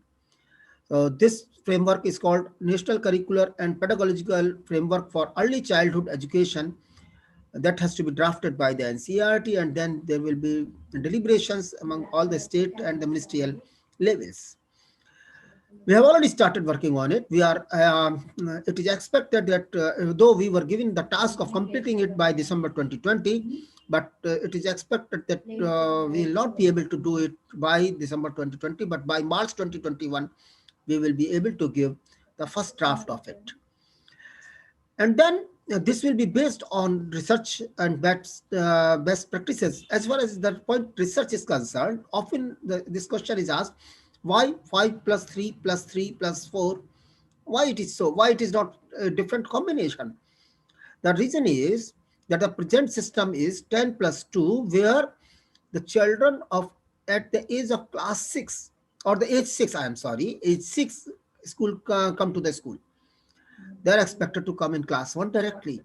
However, in urban areas or in metropolitan areas, both, a good number of children, not all, however, are coming to school at the age of 3 in the form of preschool systems. There are few frameworks which have been developed for this early childhood care education, but these are not uniformly developed. There is no uniform framework existing in this country as yet. So this policy has proposed to have a uniform policy framework for public as well as for government school systems, for both. Remember, these policies systems are for both together, and this policy really looks for a private philanthropic approach for the public school systems. This addresses to some extent the prevailing school organizations, schools, institutions, which have turned into a business or into an industry. So the policy says that this should be philanthropic approach rather than an industrial approach. So we are developing the framework for it. Then yes, which might have not been discussed into the morning, that the use of, probably, I am not very sure, but it seems that the use of technology. The use of technology in education planning, teaching, learning, assessment, administration and management, and for children with special needs, e-content, lot of e-content has to be developed for regional languages, virtual laboratories, and then other e-content materials. Let me inform you that NCERT has attempted to energize its textbook with lot of e-contents. You might be seeing QR codes in all textbooks now. If you have gone through with our school textbooks, right from class 1 to class 12, they have the QR codes, and each QR code, these QR codes attached to this every chapter are quite dynamic in nature. Why do we have this characteristic as dynamic? The reason is very simple, that the textbooks are published once in 10 years or once in 15 years or so. And then, yes, every year we reprint them, and then we make some slight corrections or slight updations to it. But the syllabi remains same. However, in between, the technology changes, the implications changes. So all those kind of things we are trying to give in the form of this e-content, which are attached with these textbooks, with every chapter, with almost every topic. In some of the topic, we have more than one e-content, etc. You can have some additional learning material, some more learning material, some different views on the content which are there in the textbook. So yes, during this Corona period, I am little humorously at a lighter note, I would like to show this slide in front of you, in which Albert Einstein said in nearly 100 years, more than 100 years ago, that I fear the day that technology will surpass our human interactions, and world will have generation of idiots then. The word idiot has been used in a little sarcastic way. It doesn't have the dictionary meaning here in this sense, but probably we are leading to the situation where even in the same building, we often like to discuss the things through WhatsApp or through SMSs or through social media. I mean, the increased use of technology, particularly in social media, has is leading to uh, some problems in our social structure. So this is just for that. Anyway, you must have been talked about the holistic development, the 360 degrees and degree evolution of the children, that the children will not be given the result cards, but they will be having a holistic development card, which might involve 40 to 50 pages.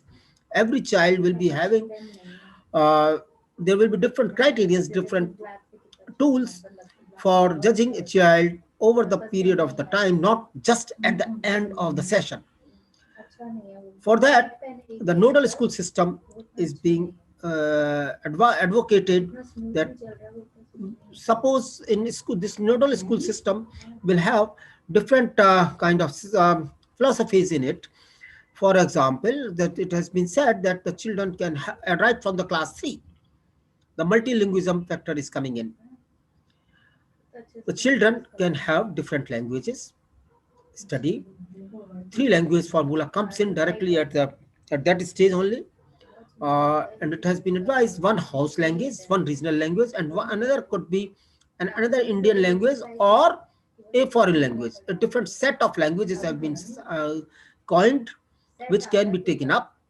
But this has to be decided by the respective state and union territories governments to how to formalize them. So as far as the attempt is concerned, that curriculum content has to be reduced to core essentials. Throughout the school education, it has been advised that the so-called extracurricular or co-curricular activities will now be turned to be curricular activities, and not only for as the supplementary kind of activities.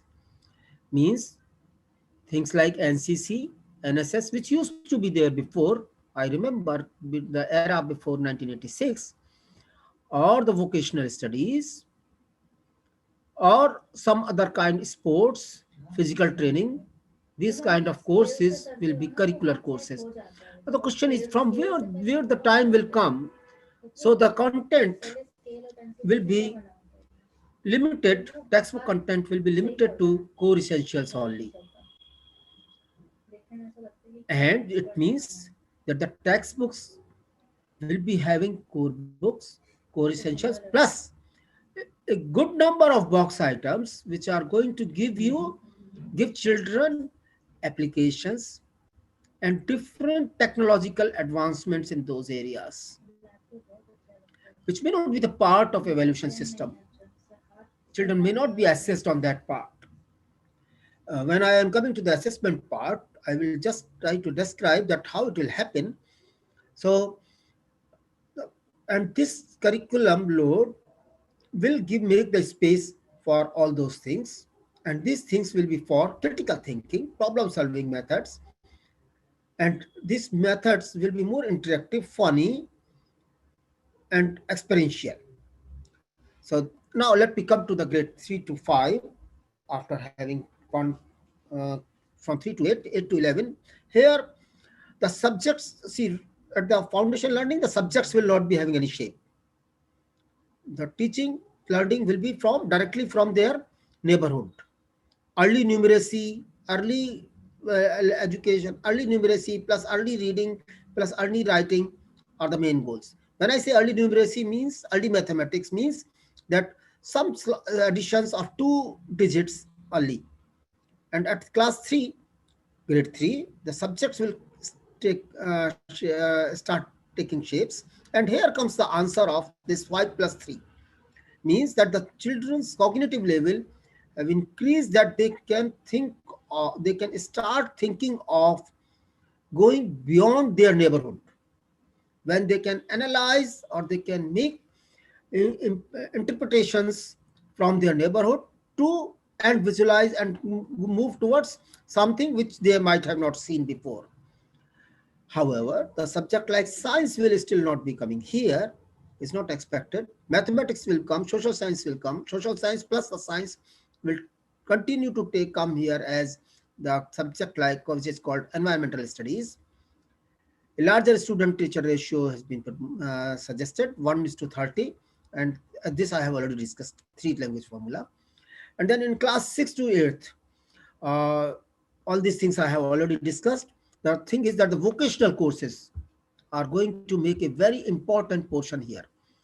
Vocational courses, and each year the children will be having this. It doesn't mean that the vocational courses will remain only up to class 8th only. They may go beyond, but then the children's choice will be in center. Children may like to go beyond class 8th. Now here is the point that suppose one may ask that suppose there are 10 number of courses which have been suggested vocational courses as vocational courses ranging from artificial intelligence, coding, cookery, fashion designing, pustak kala, cast kala, etc., etc. Here it is being suggested that within a block, one at least all school, it will be seen that all the schools in the block at the block level must have all suggested branches, suggested courses. It may so happen that one school has a facility in fashion designing and another school has a facility in coding. Then all the schools in the vicinity, in the block, will be joined together to make children to go through these kind of studies on rotational basis during the holidays, Saturday, Sundays, or during the evening timings as decided by the block at the block level themselves. So yes, this is a problem that the teachers pertaining to all vocational courses cannot be inducted at all schools. So this is how this situation has been is proposed to be dealt. These one nodal school will be having at least one nodal school will be having a dispensary where the health cards of all the children from that region, that block, will be kept. For for nutrition and health problems have been addressed through enhanced midday meal programs, etc. Regarding this vocational courses, I still remember Obama's statement, the internet is not a luxury, it is a necessity now. So what we are seeing today, what kind of education which we had before, which might appear luxury today, it will become necessity tomorrow. For these all those things, the teachers have to be trained accordingly. And my colleague Dr. Gandhi will talk about the teacher training programs and the preparation of teachers for all those materials, 50 hours of professional development programs.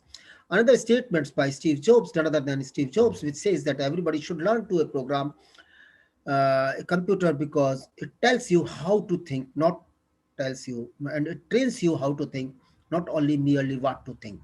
Often it has been, I mean, in the last 40-50 years, we have seen that probably our learning has shifted from how to think to what to think. So yet again, we have a choice that how to think. Now, this slide is for the reduction in curriculum, where how Dr. Vinny, may I know that how much time is left to me? Hello? Yes, sir. How much time is left to me? Can you tell me? Because Yeah, you have 10 minutes more. Okay. 10 notes. Okay. So this slides gives you idea of reduction in curriculum, that how it has to be done. This is the focus at about different stages. I understand that this has already been exposed to you. Major school reforms. I'll come back in some other slide as well. But one important thing which is coming in this program is education of gifted children through Olympiad, KVPY programs, etc., and TSC programs, etc. Then there will be a gender inclusion fund. KGBs, Kasturba Gandhi Balika Vidyalayas, will be graded to class 12th, and every block will be having one nodal school. So all these things require money. So 6.25% of GDP is very important here. So this slide again summarizes what I have already spoken. At some points I will take slightly later.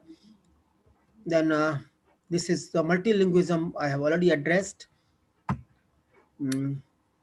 Now the assessment part. The assessment part, this policy advocates that at class 3, 5, and 8, children must be assessed, not only at class 10. So far, the children, there was a policy which is called no detention policy, which has been in discussion for a long because of its own characteristics.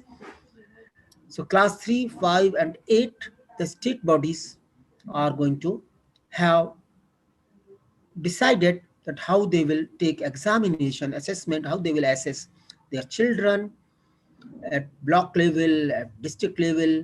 I remember pre-1986 time or pre-1975 time that children used to be assessed at class 5 level on district level, on district basis. The district board used to be there. Now there are 61 boards in the country. There are 60, out of these 61 boards, there are 3 national boards, 24 state boards, and remaining 34 boards are the boards associated with some sort of particular organizations like madrasas, Jamia Millia University, Aligarh Muslim University, Kashi Vidyapith, etc., etc. So as far as the state boards and these boards which are associated with these individual systems, they will formulate their assessment systems at class 3, 5, and 8 levels. What will happen to these 3 national boards? National boards are formed for the point of view that children can move from one place to another, one culture to another culture. So this question is probably going to remain to the large extent as it is. But for those, the parak, I am sure that you must have been exposed to this parak body, which is going to come up together with some other bodies, which are going to be instituted as a result of this implications or implementation of this new education policy. Performance assessment, review, and analysis of knowledge for holistic. Yes? Is there anything? Can I continue? Yeah, I'm sorry, sir. No problem. Can I continue, ma'am? Yes, sir. Yes. Okay, okay. I'm sorry. And analysis of knowledge. And so it is expected that over the time, the Parak will formulate the assessment systems for these three national boards. Children, those who are studying in the schools which are affiliated to these national boards. These three national boards are CBSE, ICSE, and NIOS. How this assessment will take place. Education, yes, the boards examinations will take place at class 10th and class 12th, which are expected to be uh, uniform among the board systems. Yes, the boards can have two examination systems, annual or semester. So far, there are two sets of examinations, which is said one main examination, another set is said as supplementary examination or complementary examination. But this policy says that during this second set of examinations, that which are called supplementary or complementary examination, children, those who want to make improvement in their main examination, they can also take part in those examinations. Similarly, at class 9th and 10th level, it is expected that this policy recommends two levels of subjects. It is primarily for the situations where suppose a child decides to go for humanities, and the child may opt for a level 1 course of science and mathematics in class 9th and 10th, and can take level 2 courses of social sciences in class 9th and 10th. Similarly, the child who thinks for who desires to go for science subjects in his career, science related subjects in his career, he may opt for level 1 and level 1 courses in social areas related with the social sciences, and uh, social and level 2 courses for the sciences of their own interest. Here, in the choice of subjects will come in class 9th and 10th itself. As far as languagism is concerned, languagism, multilingualism, one part I missed here at this point. It has been advocated that now it has been agreed that the higher education requires the sufficient knowledge of English language. And it has been agreed upon that if we want to compete internationally, if we want to keep ourselves at par with the international children, then we have to go through English language first. So for that, keeping that into mind, right from class 6, the textbooks, at least in science and mathematics, are proposed to be bilingual. Bilingual means something like there is one paragraph which is in English, then another will be in Hindi. So one language has to be in English, and another language could be Hindi or some other regional language which the states may decide. So the states will have, yet again, I would like to reiterate that states will have to do a lot of work in consultation with these national bodies through their SCRTs or SIEs or whatsoever the bodies do they have, or the textbook bureaus, whatsoever they have, to firstly to contextualize the texts in their own contexts, in the own wisdom, cultures and traditions of their own states, and secondly in terms of their languages. So boards will remain the examination bodies only. These boards will not be allowed to develop the curriculum, will not be allowed to develop any curricular material. These will remain only examining bodies. So this policy gives huge flexibility, but at the same time very tough regulations. The NCRT, SCRT's boards, and PARAK will give us the formulations. And remember, this policy is not invoked yet. So how these things will be implemented will be decided by the respective state governments and union territory governments and different bodies in due course of time when this is going to be implemented. How we are doing as far as teacher preparation work is concerned, what NCRT is doing at this moment is it is developing materials, teacher training materials for competency based, on the basis of the competencies. Competencies are supposed to be uniform throughout the country, but the examples to develop these competencies will be different from one to another, from one region to another region, from one state to another state. So what NCRT is doing at this moment, we are developing materials which involves quizzes, infographics, posters, questions, worksheets, workbooks, etc. It is expected that by May 2021, we will come up with all those kind of materials, at least up to secondary stage, that is class 10th stage. They will come up by May 2021 or so. So we are, and see, the institutions are like NCRT have really started working hard for the implementation of this new national education policy in the perspective in which these recommendations have been given. This is all about the Parak. Talking about that wedding. Pardon? Pardon? No, sir.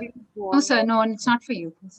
Okay, I'm skipping these points that how these textbooks will be developed. I have the next is that then there is a question which comes to us, that how these children will be made compatible to the further higher education when so much of flexibility is proposed at class, right from class 9 to class 12. The children can have subjects like physics and psychology together.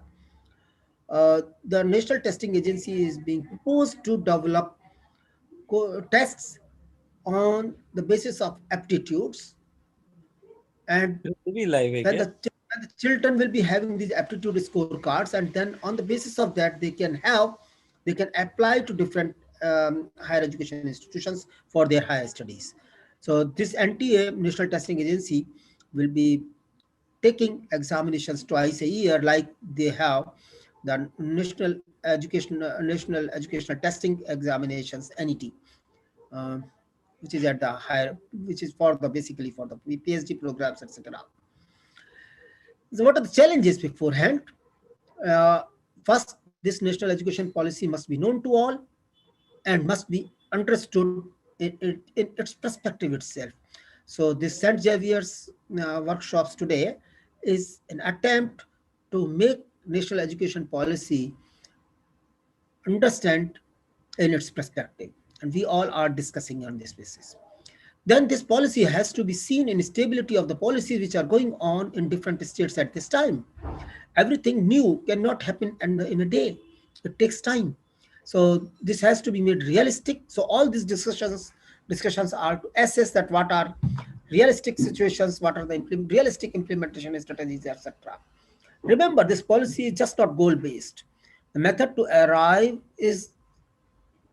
at this goal, at these goals, is given equal importance. For these, we need all the tools, which tools are, luckily, we have started using in a greater way during this corona period, during this COVID period. These are highlights. Let me skip it. This is all about NIOS, National Institute of Open School Systems, how they are going to revamp. I'm skipping this slide for the shortage of time. These, in summary, before I speak for the timelines, let me just summarize just in half a minute, that the curricular structure is 5+3+4. Preschools, preparatory programs are there. Emphasis on house language, regional language, state language, etc., which must have been given in the morning today to all of you. So then Anganwadi preschools, etc. And then one again thing, the CTET, whether it is CTET or TET, these tests will be made compulsory, and these tests will be made compulsory for all, and it will be revised, revamped for the ways that how these tests will be more useful for teaching learning processes. For gifted children, Olympiads, KVPY, etc. And we have Parak kind of system. And another, one thing which has been said in this policy, which will lead to provide a greater dignity to teaching community, is in the form of Indian Education Service, which will make possible for the teachers to enter at lateral levels, right from school to pre-primary school to the universities. Then other issues are these. I'm sure that my colleague Dr. Gandhi will be she will be speaking a little more about it. And then now comes the timelines. Early childhood education. This is the timeline. program. Just a second. It is expected that by 2025-26, all formulations will take place. Teachers will be made ready to transit with it. And then the first board exam, the first 2021 initiation program will begin. And then by 2023-24, the teachers, the Anganwadi teachers or the Balvatika teachers or the preschool teachers will be trained accordingly. And by that time, 2025-26, all the textbooks will be developed accordingly in different phases. In first phase, we will be developing, the National Council of Educational Research and Training will be developing the textbooks right from class 1, class 3, class 6, class 9, and class 11. In phase 2, class 2, class 4, class 7, class 10, class 12. In phase 3, then class 5 and class 8.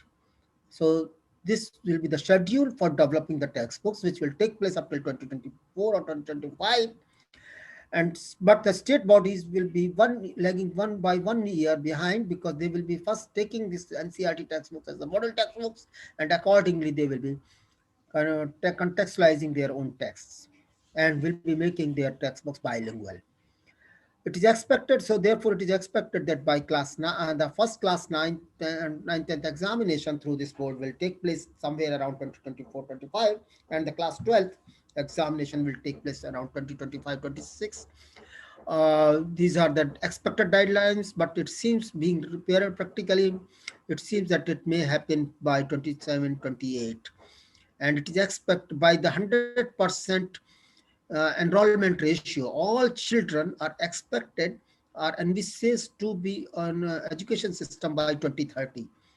So as far as the school education is concerned, it is expected that by 2030, all aspects of this education policy will be in force, and that by 2030 to 2040, this policy will be in fully operational, and at 2040 we will be having a different again and another education policy. In between also there will be revisions after every 5 years.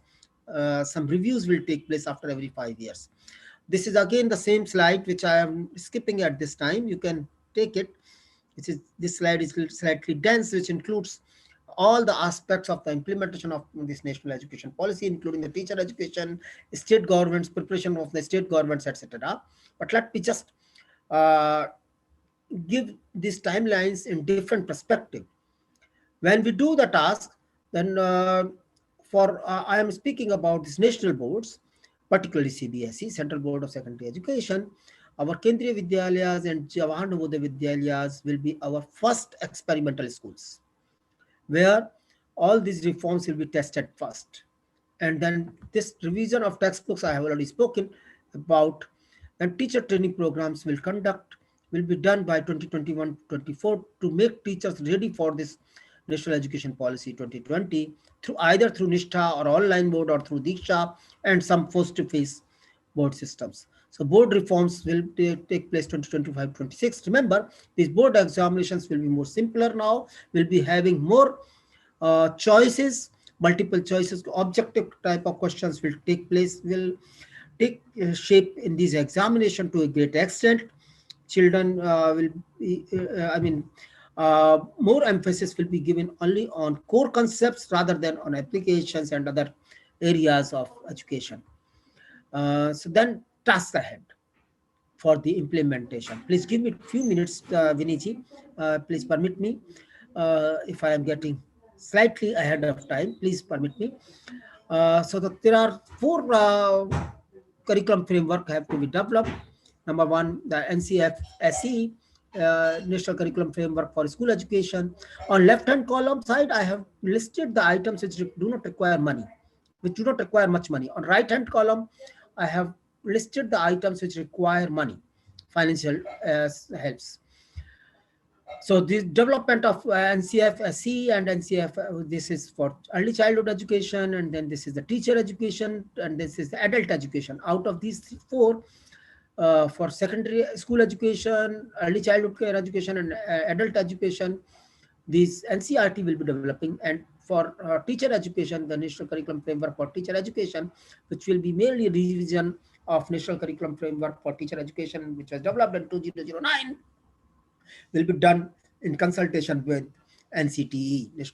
And then CBSE exam patterns will come into the next year change through 2022 or so, where we'll be seeing a lot of objective type question papers, which does not require much money.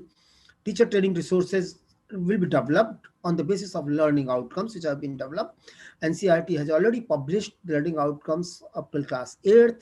Class 9th and 10th outcomes are already ready. We are going to print it very soon, and class 11th, 12th we are developing.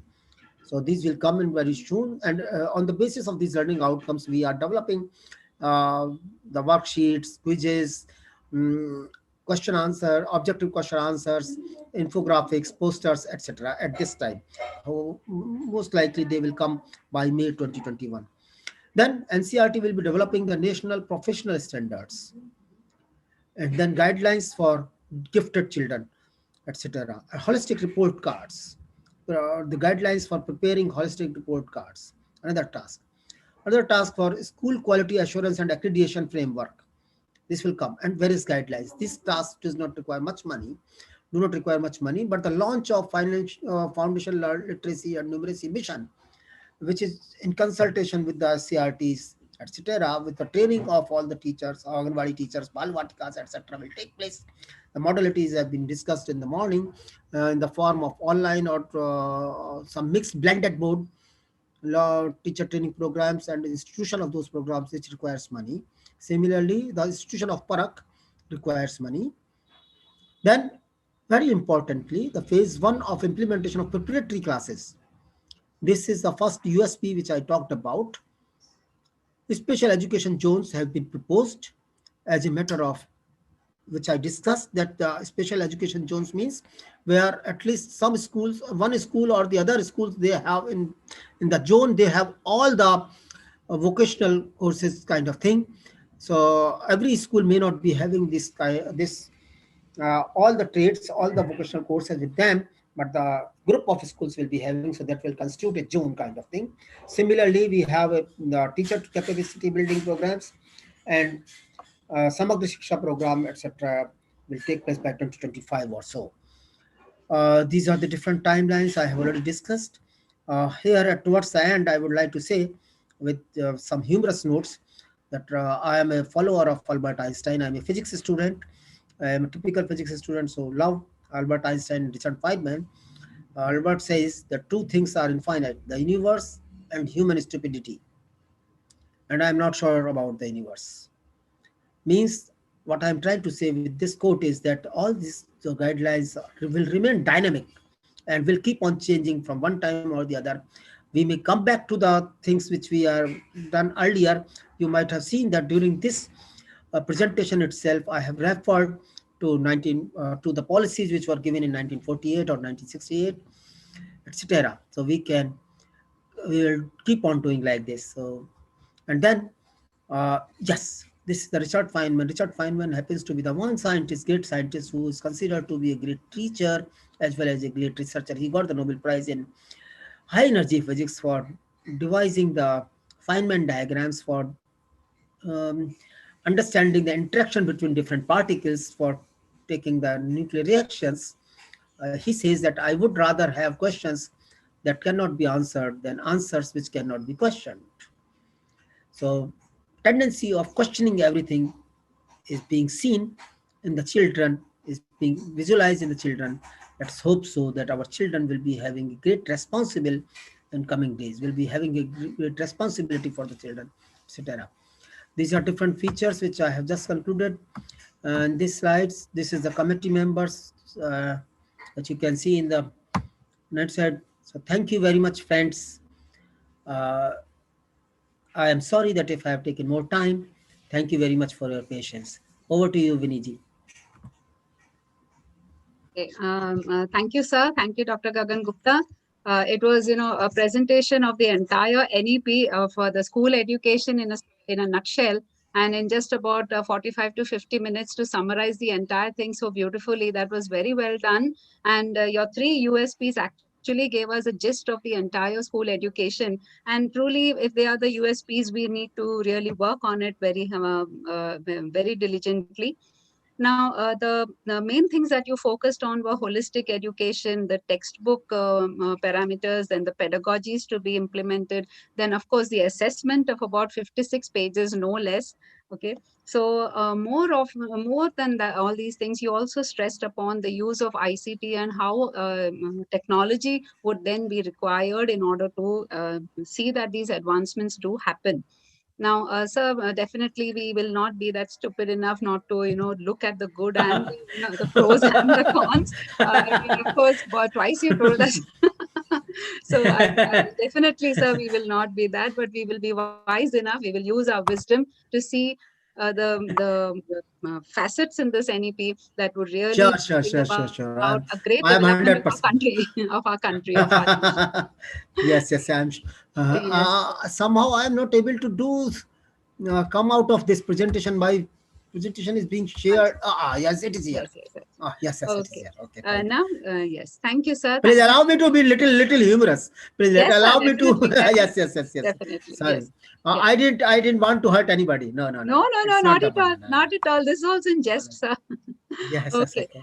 Thank you so much, sir. And now we move on to Dr. Haneeth Gandhi. And Madam will be also presenting her perspective with reference to the requirements that are there, the implications of NEP on the personnel who have to implement this policy.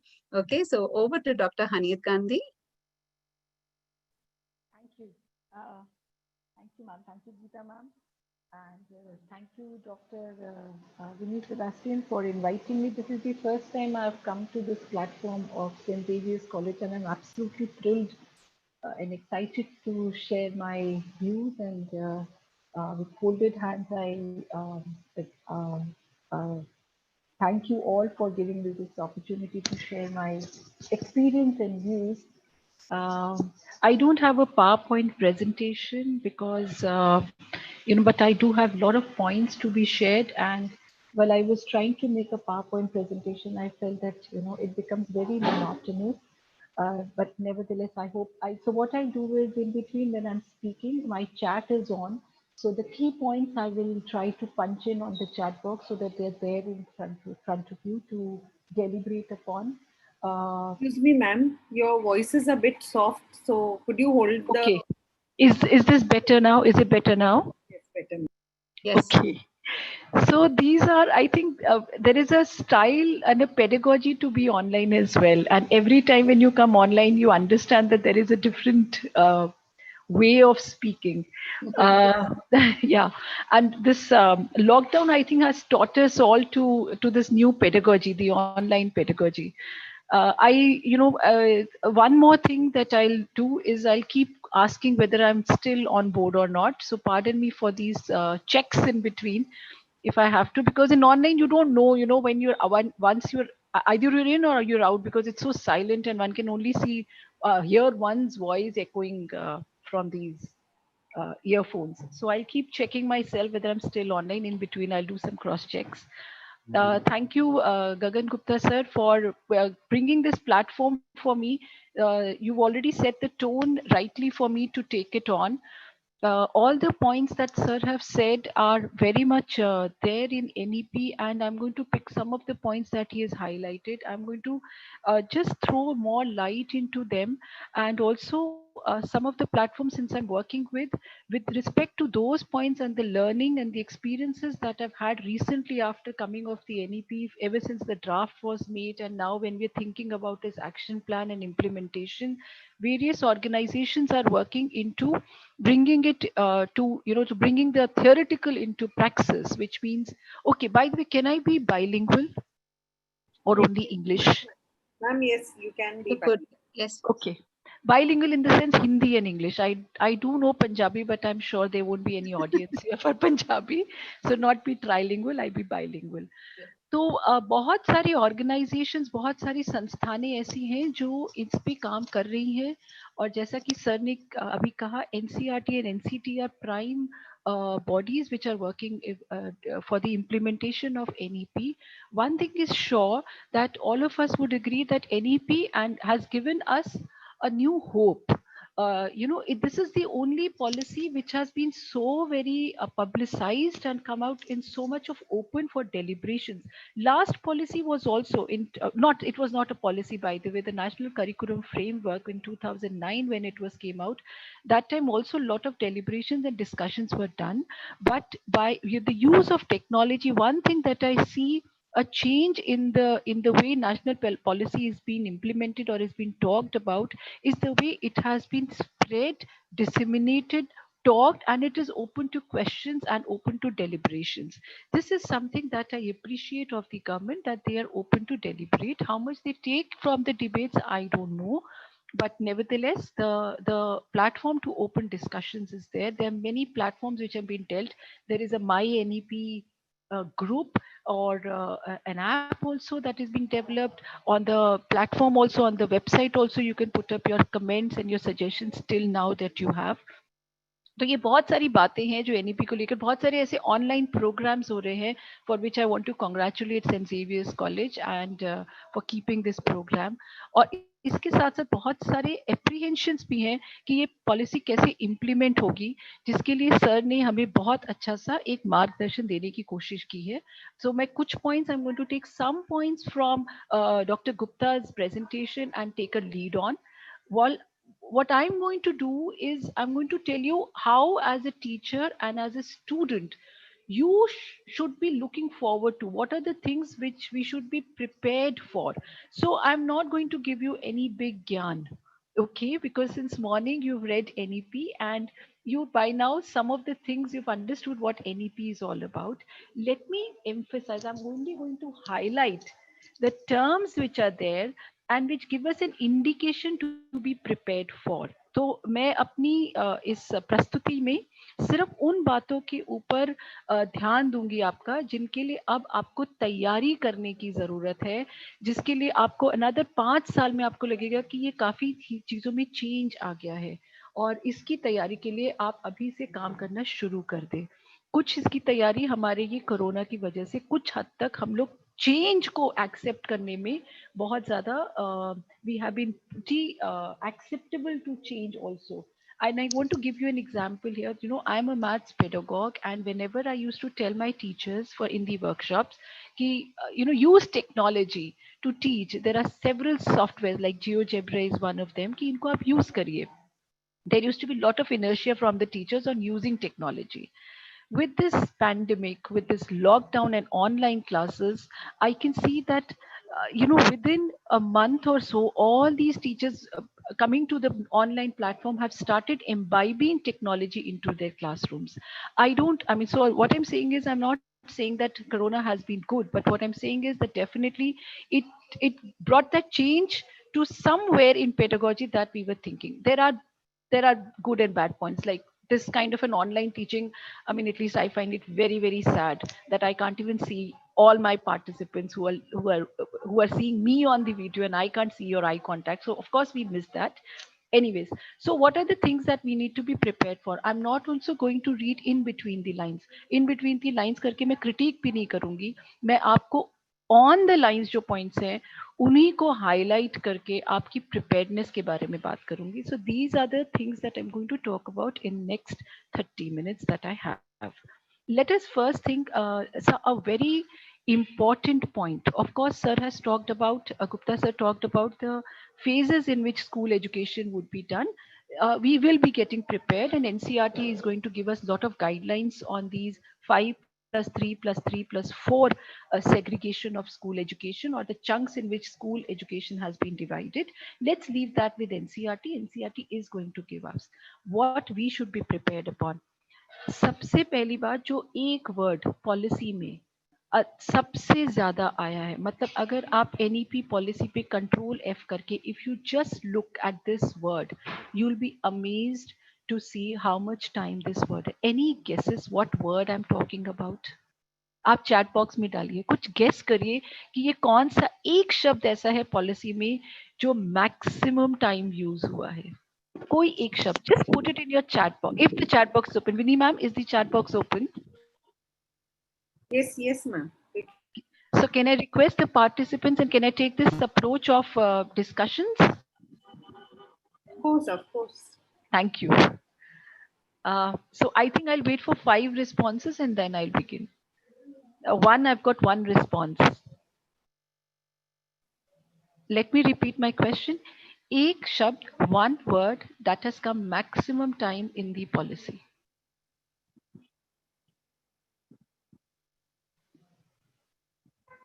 I've got 2 responses. I'll wait for 3 more.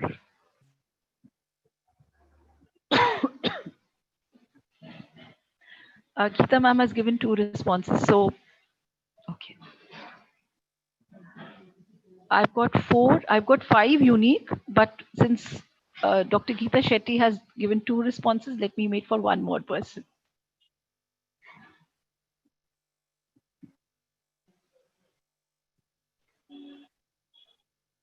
Okay, I'll take it on from here. So I've got 5 inclusion. Thank you, Vinny ma'am. So, okay, I've got 5 or 6 unique responses: critical thinking, reasoning, competency, skills, quality, and inclusion.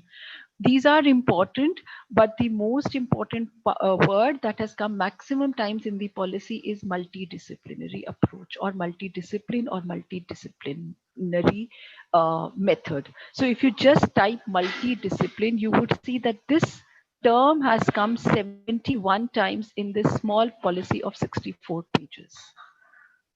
Do you see the importance of this word? Why I'm saying this? Because as teachers, we have been, of course, the other words are important. They are there. But the only phase that has taken prime platform, prime location, the only term that has come maximum number of times in the policy is multidisciplinary, which means from primary to school to higher education, even to university education, the policy is emphasizing on this word throughout. इसका मतलब हमें एक multi disciplinary approach में education को देखने की जरूरत है, और इससे आपकी सोच में, अवधारणा में, so how is this going to affect in your thinking pattern and in your conceptualization? Think about it. Just think for a minute that why they have emphasized on this word multidisciplinary and how we have to prepare for it. For example, I will give you some example from mathematics. If there is any teacher on mathematics, think about it. How, if you have to teach concepts of mathematics, how will you take other disciplines also into cognizance and teach that aspect? It's not simple. It's not simple, because I have done various, there are also with this multidisciplinary, there are other terms also. We are all educators here. There are other terms like interdisciplinary, thematic, project. These are also very synonymous words. There are differences. We agree to that. There are a lot of differences as education we understand, but anybody who is not into education per se, for example, a physicist, for example, a biologist, or for example, a pure mathematician, for them, talking about multidisciplinary, getting away from their discipline and teaching everything in a multidisciplinary manner is not simple. So this is the first and the prime important part that we have to think about. How should we prepare ourselves for a multidisciplinary approach? How can we prepare our students, and first of all our own mindset? For example, a maths teacher is going to teach mathematics. That's what we think कि हमें तो सिर्फ maths पढ़ानी है, कक्षा में जाएंगे और हम सिर्फ गणित पढ़ाएंगे. हिंदी की टीचर भी यही, तो मुझे क्या लेना देना कि गणित की कक्षा में क्या चल रहा है, मुझे तो अपने वाक्य समझाने हैं. English teacher will only look into the grammatical aspects or the phases or the pose that has to be taught. Now you have to think about from primary to even university level how you take up a multidisciplinary approach. I urge you all to, which means, तो अगर multidisciplinary approach से काम करना होगा, which means आपको एक multi disciplinary fashion में सीखना पड़ेगा, सोचना पड़ेगा, माइंड सेट चेंज करना पड़ेगा, और आपको बाकी टीचर्स के साथ भी सोच कर, समझ बिठा के, संगोष्ठी बिठा के आपको अपने कॉन्सेप्ट्स को पढ़ाना पड़ेगा, which means you'll have to sit together, do workshops, do conferences, and think about each and every aspect from a multidisciplinary approach. You will have to do lot of discussions among yourself with teachers and through textbooks to think about what do we mean by a multidisciplinary, how best can you achieve this. For example, if I take my maths on, I have done this exercise with my students. I've done this exercise with my school teachers and with my teachers, student teachers, that, you know, let's think about, agar ye concept padhana hai, to multidisciplinary approach mein kaise padhaoge? I did this in year or 2 years back. I said, okay, sirf thematically banate hain. So it was very disappointing for me because, you know, they could not think. Even school teachers could not think. If you do a quick workshop with teachers and you tell them to teach maths, the only area that they can think of is statistics, where they will say, all right, we will have some people to, you know, give their opinion on some on any one aspect, you know, how many people like this, or favorite fruit, or favorite this, and then they call this as a multidisciplinary approach. I'm really, this is real. Take it from me, this is really difficult. If I ask them to tell me how can algebra be taken into a multidisciplinary approach, it is very difficult. At most that they will come up is to the elementary level, but beyond that it becomes highly difficult. So it requires a change of mindset. It requires a hell lot of reading. I'm adding this adjective hell because hell is a bad word. I'm deliberately adding this word hell because it needs lot of effort. You will have to do lot of research to make your classes more and more multidisciplinary. Okay, so that is one aspect that I wanted to warn you about, to get prepared for a multidisciplinary approach. Second aspect is research-based pedagogy. What do we mean by research? Or even if you take this to a school level, they emphasize even from school level, research has to be oriented. Research, I want to point this out here, that for some reasons we are not even open to do experimentation in its true sense, which means that we do not give people to speak, think critically, leave alone critically. Critical stage comes much beyond. First of all, give them the avenue to think independently and make decisions and do their observations without any burden. How much of us are actually prepared? And this is a problem of our, again, belief system, that even when, you know, I've seen, and you would agree with me, that even if we take to an experimentation in a science classroom, things are fabricated, things are preset, things are there which has to be taken up. So how do you actually take up a research when you are not even open to take criticism or critical thinking, or even open to uh, uh, open to open to out of the box thinking? You know, if you're not open to this, I don't think so we are ready for a research based pedagogy. Yet NEP is emphasizing, which means be ready to have a project base. If not research, कुछ project based काम, कुछ experimentation काम अपनी कक्षा कक्ष में शुरू कराना शुरू कर दीजिए, और सोचना शुरू कर दीजिए कि research का मतलब क्या है. अगर आपको अपने बच्चों के साथ research करानी है, project based learning करानी है, तो कैसे आप उसको आगे बढ़ाएंगे? You need to start thinking. You need to think about how you're going to take this up.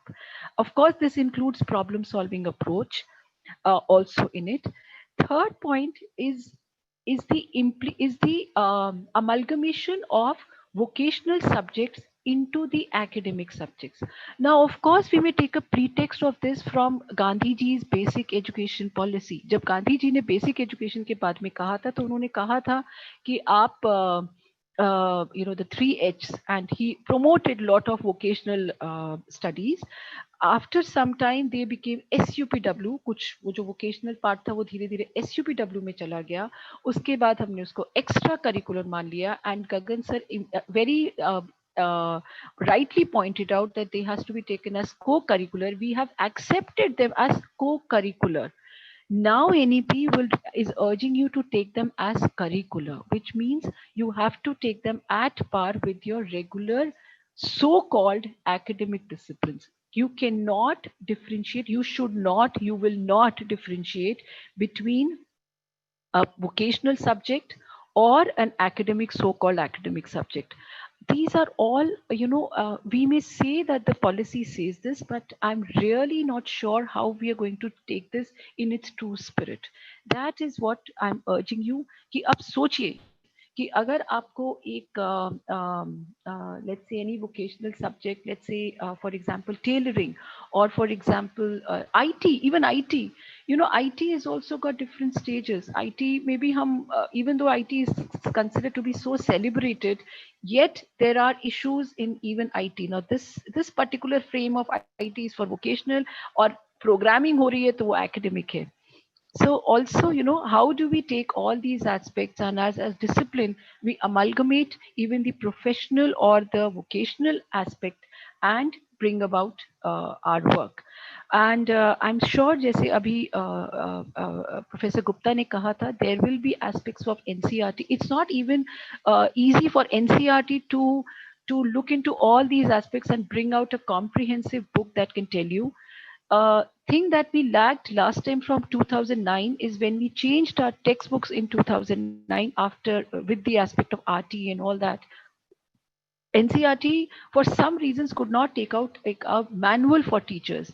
This time, I'm sure there will be many hand-holding techniques through NCERT and other agencies to hand-hold the teachers and take them ahead in this aspect on taking doing these textbooks. So this was my first part of presentation that I wanted to say. I'll write these points in the chat box. I'm holding this, otherwise I would have written by now. I spoke about multidisciplinary, I spoke about research-based pedagogy, and I spoke about amalgamation of vocational studies. These are three things which will come out from the textbook, but they need a change of mindset.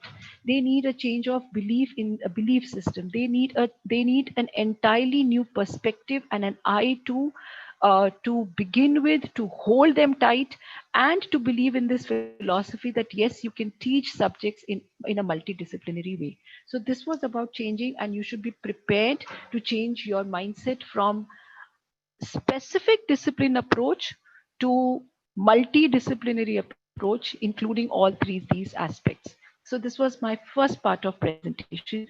My second part of presentation that I want to bring out is related to our affiliations. As Sir said, well, no, sorry. So let me, before from here, let me take you to a bit of an administrative responsibilities that you would see coming up as a change is related to some of the key terms which are coming up in the policy is school clusters. What do we mean by school clusters? And of course, the textbooks, national textbooks, there is a line which says national textbooks with local content and flavor. What do we mean by this? And how do we take this ahead? So what you should be looking out now is that wherever you find a job, or you currently have a job as a teacher, or if there are student teachers here, you would not be responsible to only one school. Your responsibilities will spread through your own neighborhood and in your own school system. So this is something like, you know, you may expect this. I'm not saying that this is going to happen right now. These are deliberations which are going on at the national platforms, but since it is in the policy, we have to get ready to this. Be ready to go to teach in a school which is in your neighborhood. So this doesn't mean that you will be only confined to your own school and you will be teaching only to your school. तो इसका मतलब क्या हुआ? इसका मतलब हुआ कि resources की sharing होगी. यानी कि मान लीजिए आपके क्षेत्र में in your own zonal neighborhood, in the cluster in which your school is affiliated to, suppose there is one music teacher and the number of students in each school are very less. So be ready that you will be going to all these other schools to help these children learn music. This is just an example, a very lay-off example, a very simple example. It's not as simple as I'm saying, I admit that, but I'm just giving you, I'm putting things in a very, very subtle manner to help you understand the things that as I said, I'm going to talk about preparation, how you should be prepared for. So be prepared that there will be a mobility.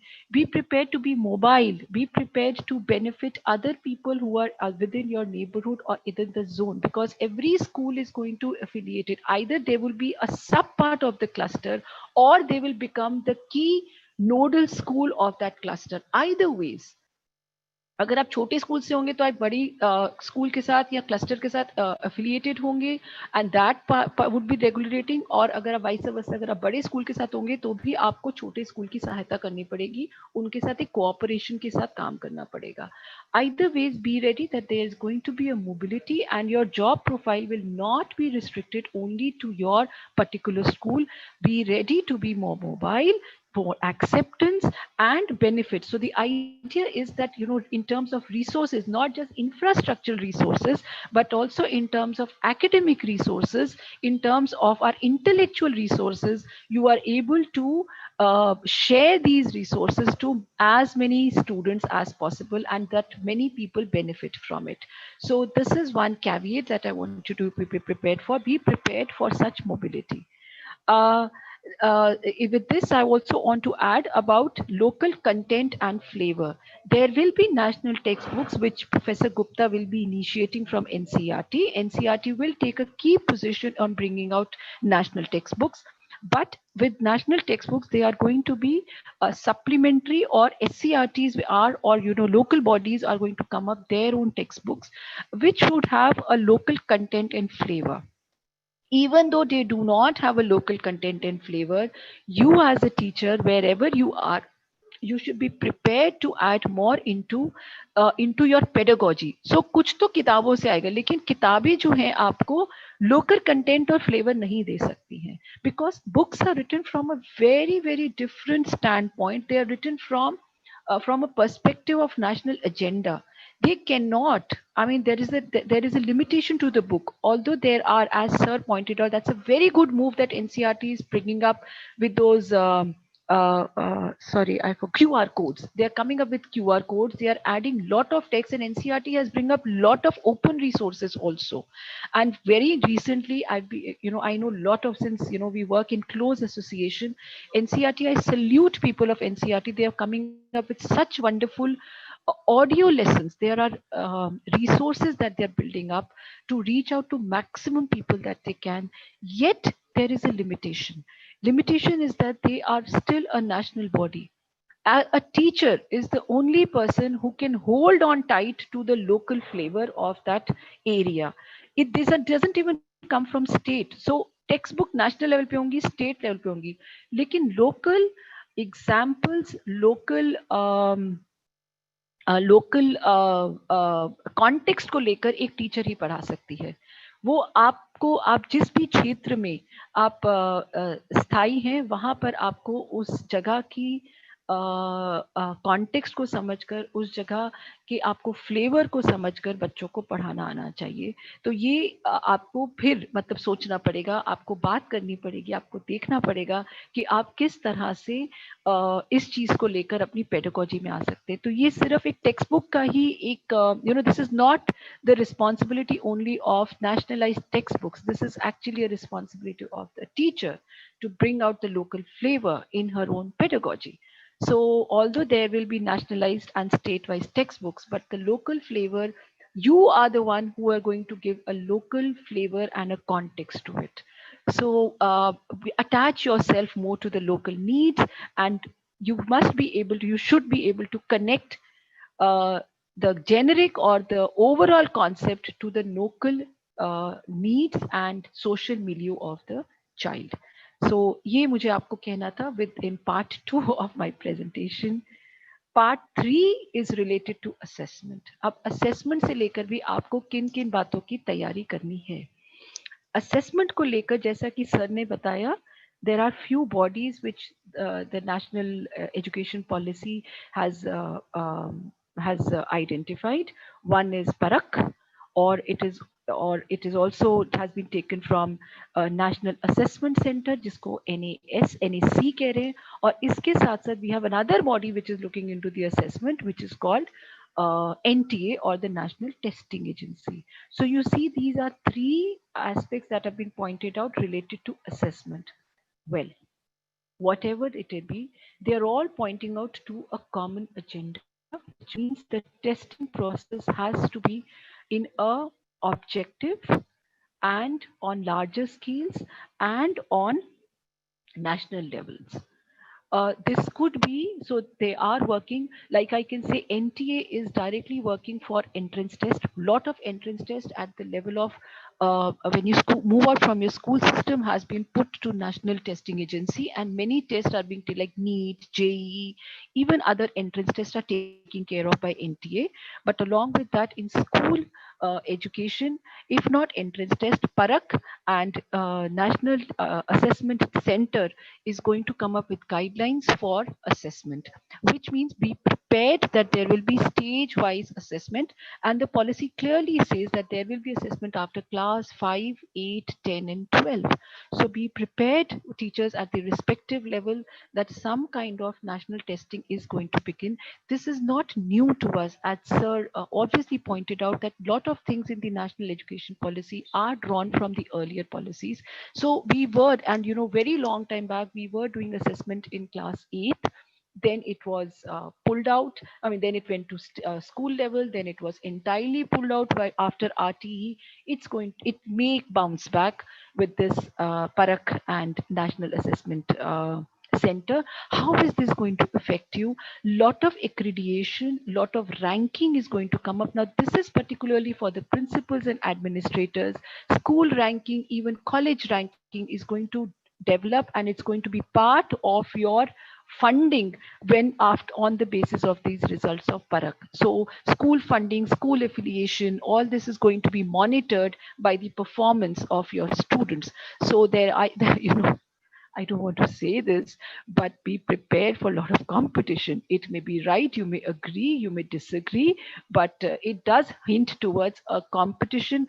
And lot of if I see the education policies in some of the countries, those who have proved very high in terms of international testing, for example, South Korea, China, Japan, they have a similar model that they have many stages of nationalized testing.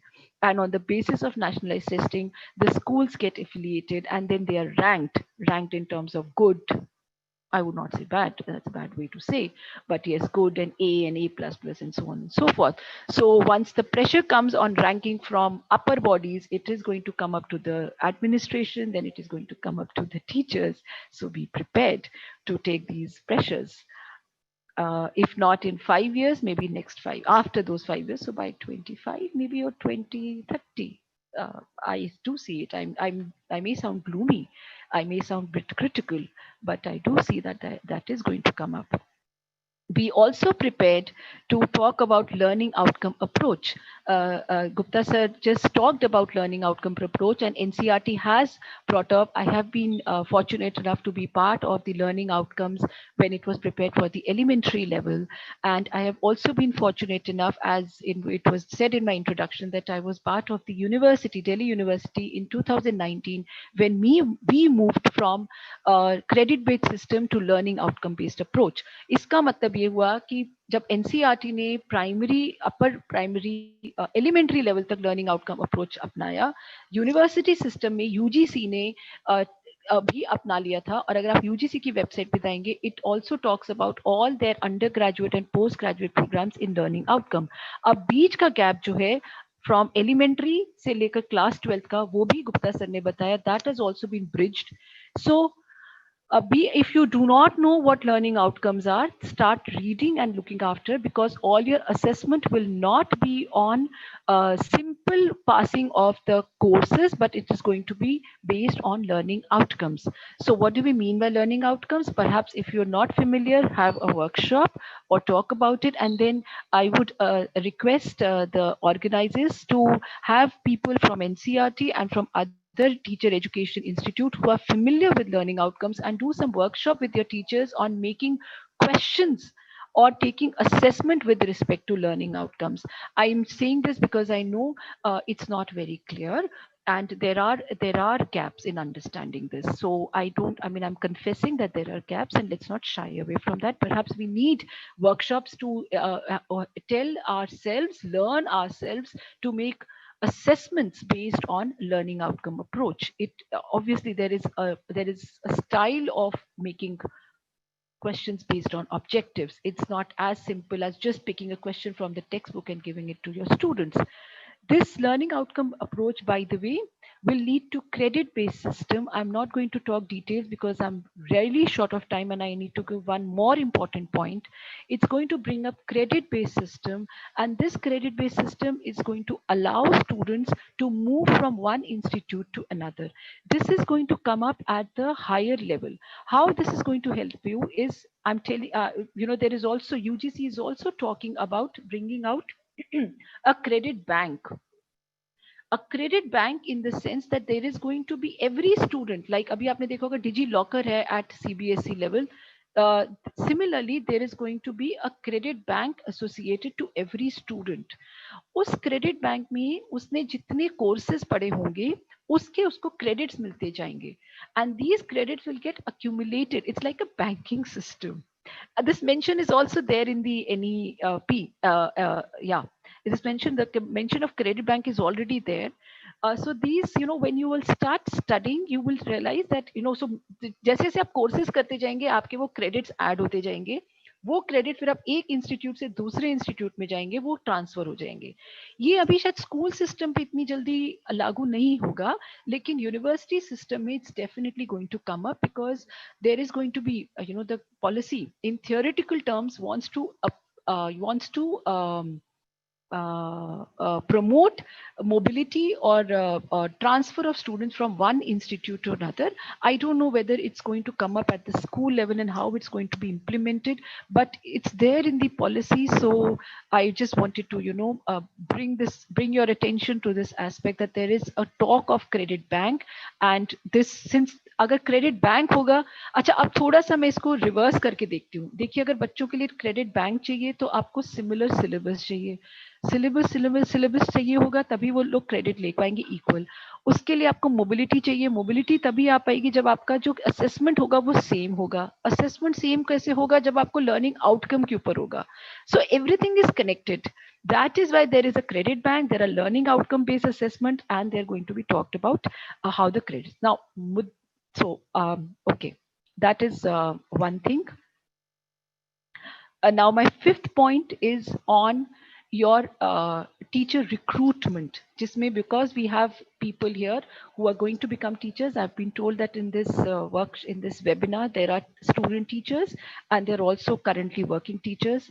TET or Gupta sir said CTET or TET or teacher, let's just call it teacher eligibility test. NCT started working.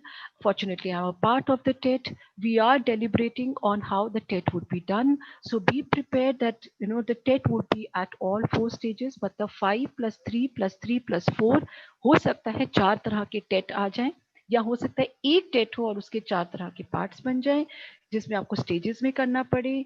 There is going to be, once you clear the TET, it's going to be a lifelong validity.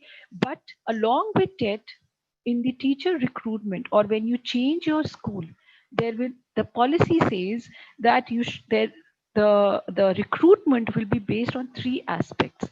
One is TET, the other is interview, and third is demonstration of knowledge.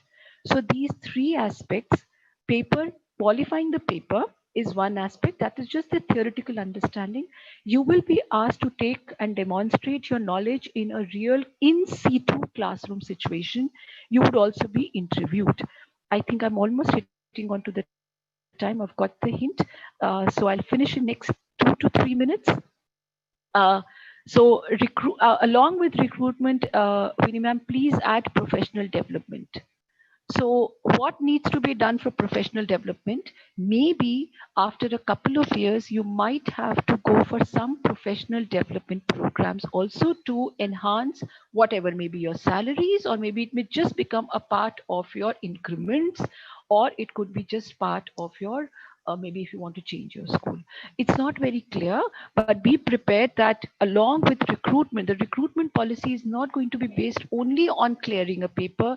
If all this is done and if NEP is implemented in its true sense as it says, then there will be 3 components to your recruitment. There'll be a paper which you'll have to qualify. You will also have to demonstrate your knowledge, and you will also be interviewed for your maybe professional skills. Well, this should be taken up in an objective manner. That's what we are hoping. It should not be left very subjective, and the interview and demonstration of knowledge should not overemphasize on the written component, which is more objective. Finally, last 3 points, last aspect that I want to bring about are what are the challenges. अभी ये हमने सारी theoretical बात करी, खैर मैंने actually बहुत सारे challenges वैसे ही बता दिए हैं कि ये सब आपके पास challenges, मैंने तो actually challenges की बात की है, लेकिन और थोड़े challenges जिनके बारे में बात करने की जरूरत है कि credit based system होगा कैसे, क्रेडिट बनेंगे कैसे, प्रोफेशनल डिग्री प्रोफेशनल कोर्सेज का क्रेडिट कितना होगा, एकेडमिक क्रेडिट कितना होगा, क्रेडिट का ट्रांसफर होगा कैसे, कैसे किया जाएगा, एंड स्टूडेंट्स की मोबिलिटी एंड टीचर्स की एक्रीडिएशन एंड प्रोफेशनल बॉडीज. आपकी accreditation will not be only through NCTE.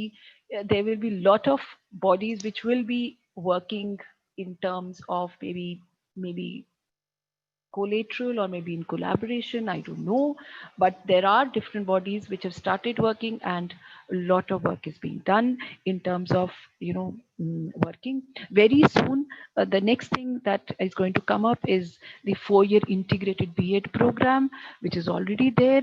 The policy says this, and NCTE has already come up with its guidelines.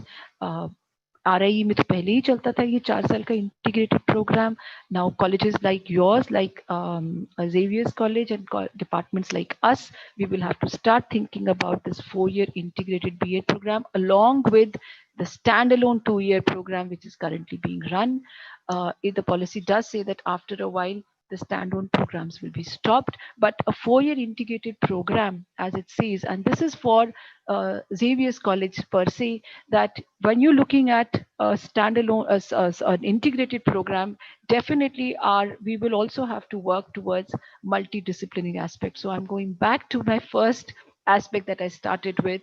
In these integrated programs also, we'll have to start thinking about not just discipline specific pedagogies, we will have to start looking and talking about multidisciplinary pedagogies and methods of teaching in a multidisciplinary way. So that is it from me, and I'm ready to take any questions. I hope my points were clear to all of you and they were not too gloomy. I only wanted you to alert and to be prepared of what's going to come up. It may not. So don't by the way, do not get afraid कि ये तो अगले ही साल आ जाएगा. धीरे धीरे आएगा, लेकिन आने की उम्मीद जरूर है, और ये सब बातों के लिए हमें प्रिपेयर्ड होने की जरूरत है. That is it. And any questions, I'll be very happy to share my views and questions. Thank you. Thank you, Dr. Hanif Gandhi. That was really, you took us through the entire gamut of what is required of us as teachers, teacher educators, future teachers, etc. Now, all these aspects, that is multidisciplinary approach, then the research-based approach and vocational amalgamation of vocational training into our teaching, plus the school clusters. I mean, even certain things, how to do the assessments, etc. What is my view is that definitely we should be start doing this in any case, because it is for the good of students. So then we will get this practice and we'll be ready for the implementation also. So very well done, ma'am, and you gave us an entire picture of what we need. It really did not sound gloomy. It really sounded like a great advice given to all of us. We will take it that way, ma'am. So thank you so much, ma'am. Yeah. And now over to the audience for our participants for questions. Please pose your questions in the chat box also is okay, or please raise your hand and ask the questions. The panelists, both the panelists are here. So you may ask, you may address your question to the panelists.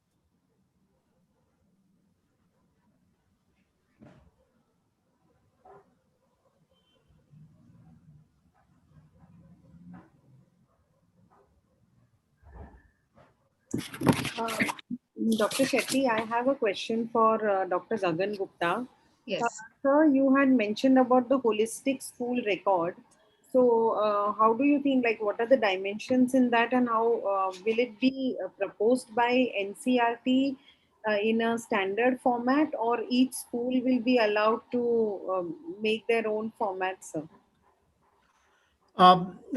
Better person to ask this question is Hanif Gandhi, not me, but anyway, you have addressed to me yes, there will be some certain guidelines to it, but yes, there has to be a flexibility for each and every school to adapt it in their own context. Not only in their context, from class to class, from one region to another. At a national body, see, I like to address this kind of problem, all such kind of problems, with a simple example, which is a content based example. Sorry, suppose if you ask me while sitting in Delhi to write an essay on transport, I will not forget to address situations of traffic jams at red lights, flyovers, metros, etc. And if the same essay goes to a child who is in Nagaland or in Mizoram or in the interior areas of Maharashtra, the child might have never seen a train. The child might have never seen the red light. So the contextualization is very important, which we are talking about again and again, whether it was me or Haniji. We were talking about this context. Similarly, the nature of the report insight can be given by Haniji. I like to request Haniji to supplement or to complement or to complete my answer on it. My answer is little, I mean, too narrow in answering. Please. No, sir, it wasn't narrow at all. And yes, I do agree with you that, see, as sir said, this example of transport, I also happen to, you'll have to take up a more thematically based approach. And it's as I said, we've been working in this area for a long time as teacher educators along with our students, but it's not too easy. It's not easy to think about every concept in terms of a thematic approach as well, because at some times the disciplinary aspect does have to taken into mind. So the local context and local flavor, when we talk about it, is more from the teachers within or from the basis of drawing from the community. There are many examples where the community came forward to help the schools and the children. There are many examples if you look or go on to the local. I mean, I can give you a very beautiful example of, I visited, if I may permit and if I may given 2 minutes to give this example and experience. There is a long time back, I think I'm talking about 2008. I visited a school area in Sidh Valley, which is Masuri near Kempty Falls. And I quote this example many a time because the learning or the experience that I have there was huge, was so eye opener. There, अगर आप पहाड़ी इलाके पे जाएंगे तो पहाड़ों में एक एक जो घर होता है वो अपने आप में एक कस्बा बन जाता है. So the family extends to become a gaon or a village, and the family doesn't want to get away with their values. Now this is when I'm talking when TV was like, the not TV, but lot of these serials were not very popular, and a government school was not doing very well in that Pahadi area because the teacher had to come from Dehradun, travel all the way to Missouri, Kempty Fall, take a class, and then within that particular hours he has to go back क्योंकि bus wait कर रही होती थी. So उन्होंने इतना अच्छा से वो टाइम नहीं दे पाते थे, तो local community came to take an action and they built up their own textbooks. Now they have textbooks of all their पेड़ पौधे और वहाँ की जो जड़ी बूटियां हैं उनके ऊपर उन्होंने खुद textbooks with the help of many NGOs, and there was an NGO who was helping them. They've come out with localized textbooks and localized जड़ी बूटी और उनके बारे में बात करना. So the students enjoy when it comes out from their own soil. So it does take a lot of effort. I'm not saying it wasn't easy. It was very, very difficult to bring those and bring a scientific temper to the local context. So sometimes we can't dissociate. Sometimes the local context take a precedence over the scientific temper or vice versa, or the science gets so hard that students cannot attach it to their local context. So it has to be taken up in a balanced way, which is tough.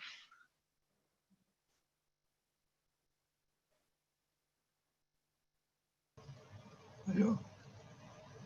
Can I say Yes, Father. something? Yes, Father. I was very taken up by what Dr. Hanif Gandhi and also Dr. Gagan Gupta said, because a large part of my own experience has been in the field of non-formal education in the rural and Adivasi areas of different districts of Maharashtra.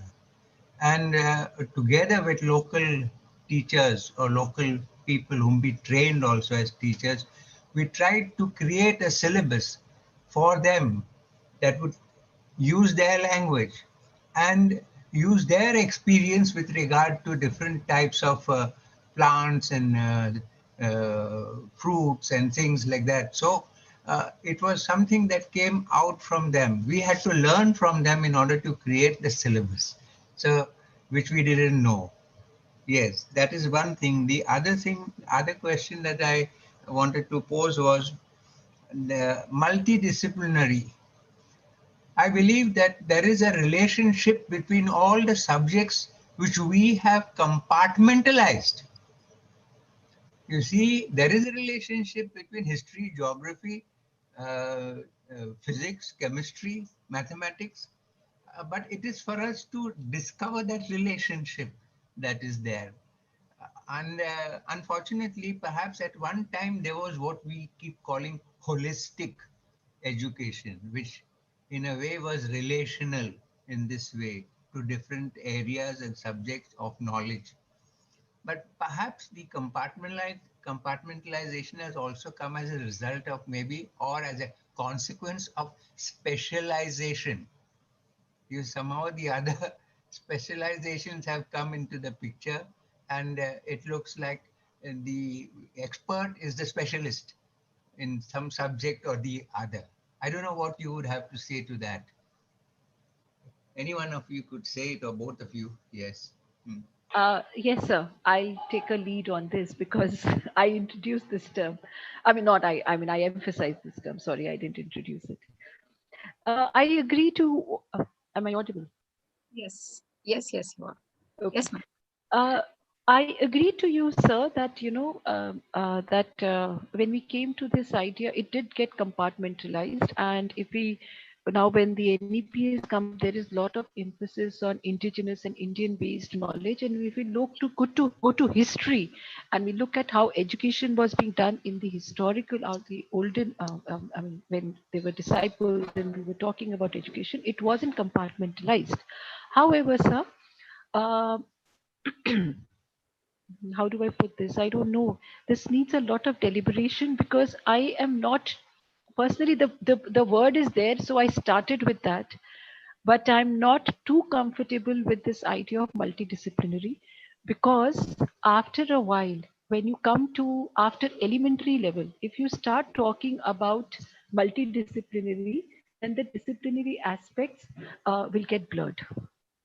And I can tell you an example, especially because I've come from maths, then I can clearly quote things that if I have to teach concepts till the elementary level, it's fine. I can teach them. But when you come to a higher abstractness of mathematics, along with that, I cannot attach it to the concreteness of what the history subject gives me, or the concreteness of what geography gives me. So the nature of the discipline, both the disciplines, is so vibrant and so distinct that it is very difficult to bring them in a multidisciplinary approach after a while. So to begin with, yes, I agree. At the later end, at the university level, maybe, but in between that, the whole branch where we start thinking about building up a disciplinary aspect, I'm a bit reluctant for it.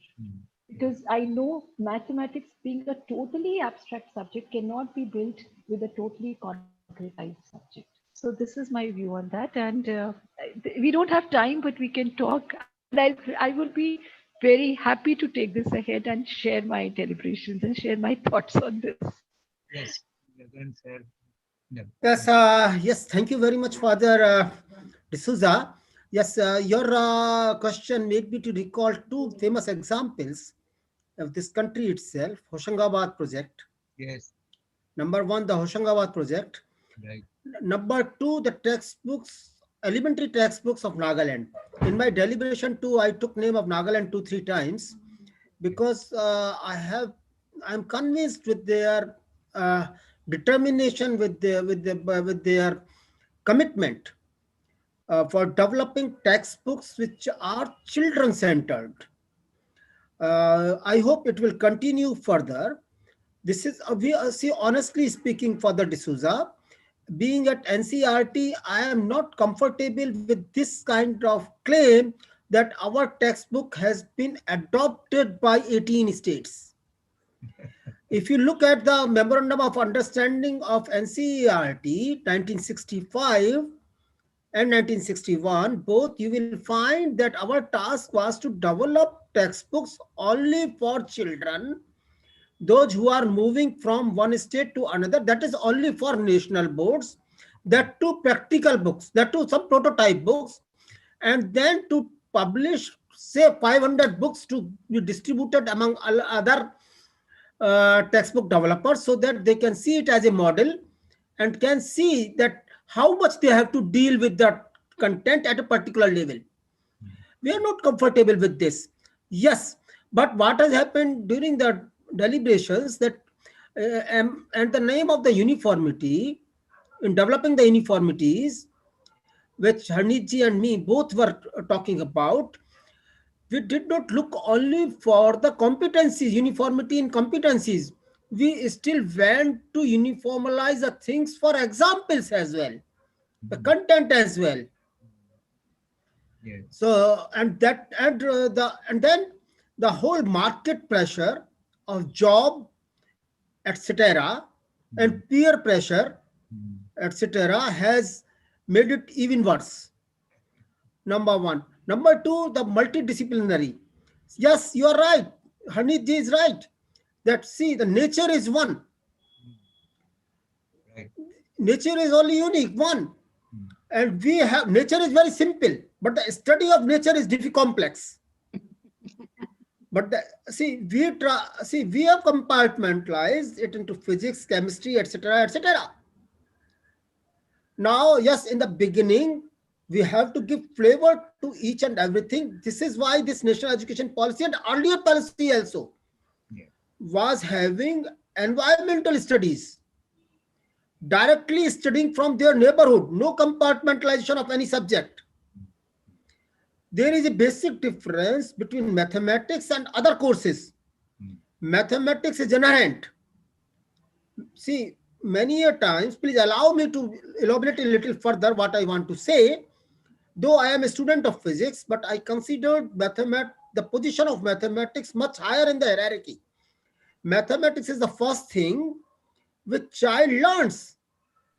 Many people may argue that no, mathematics is the thing, mathematics is the phenomena which child learned before taking the birth. I really do not understand that much. But I really can argue that mathematics is the first thing which child learns first after the birth.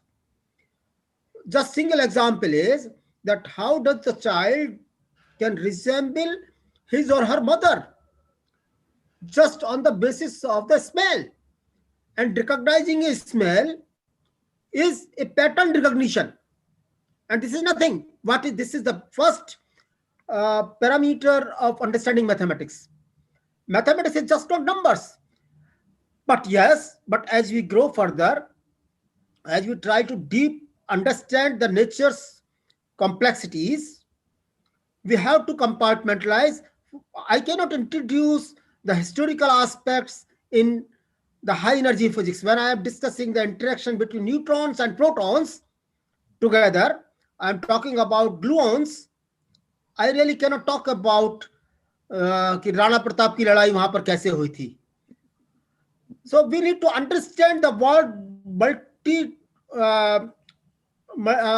multi-dimensional or what did he say, Zarnik?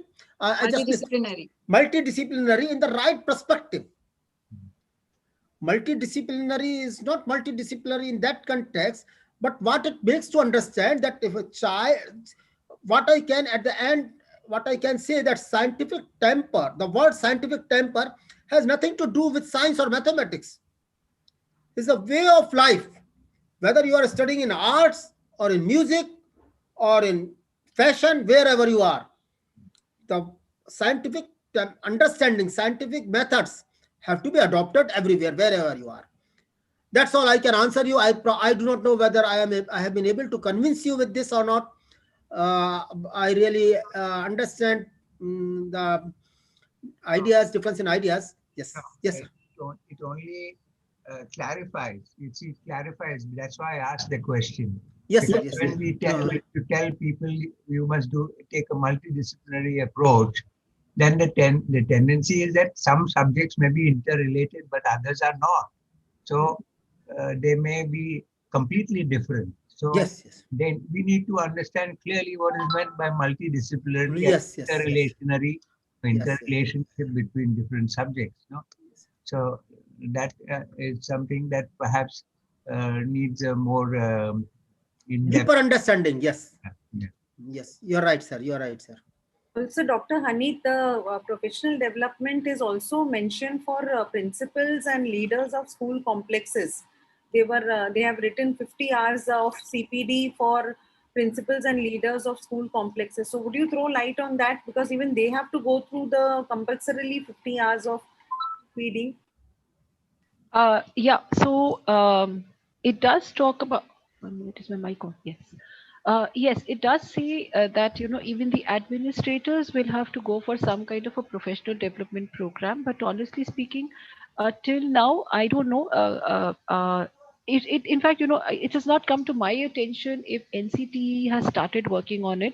But since it's mentioned in the policy, there will soon be an action plan. But till now, as in I mean, it has not come across to my attention. I don't know if Gupta sir, if you know anything about this, but abhi NCTE is only working for TET currently, and within that there is a discussion that this should also be picked up, but I think maybe a little bit later they're going to talk about.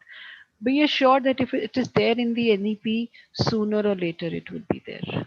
That's what I can say. Yes, sir. Yes, yes. We are, as I mentioned, that we are already preparing draft material for teacher training programs, which can be taken up either through Nishtha or through Diksha or through some other MOOC programs, online or offline, whatsoever the mode takes place. That what kind of competencies are required, academic competencies are required by the teachers for the teacher preparation in all such areas. We are already working on it. I am personally involved in developing these manuscripts, these draft materials, right from class 6 to class 12. So what kind of examination assessment planning is there, that what kind of questions will be there, how to draft the questions, how to prepare the new kind of questions, how to take the examination on the objective based, etc., etc. We are preparing documents on that, and soon they will be coming out by May 2021 or so. We are sure that we will be able to bring it out to the ministry, and then there will be consultations with the state bodies, etc., for finalization. So it will come. And as far as 50 hours of comprehensive continuous professional development programs are concerned, that there will be no standard rigid format. Every time this will change. That how many CPDs one has done. So these CPDs will be devoted not only for that how to transact, but that also be devoted for what to transact. Means, see, the areas are changing, the fields are changing very fast. Areas are changing very fast. So what kind of researches are taking place? How much of these researches can be brought in at different levels? That has to be included, and our teachers, we will have to make our teachers ready for that.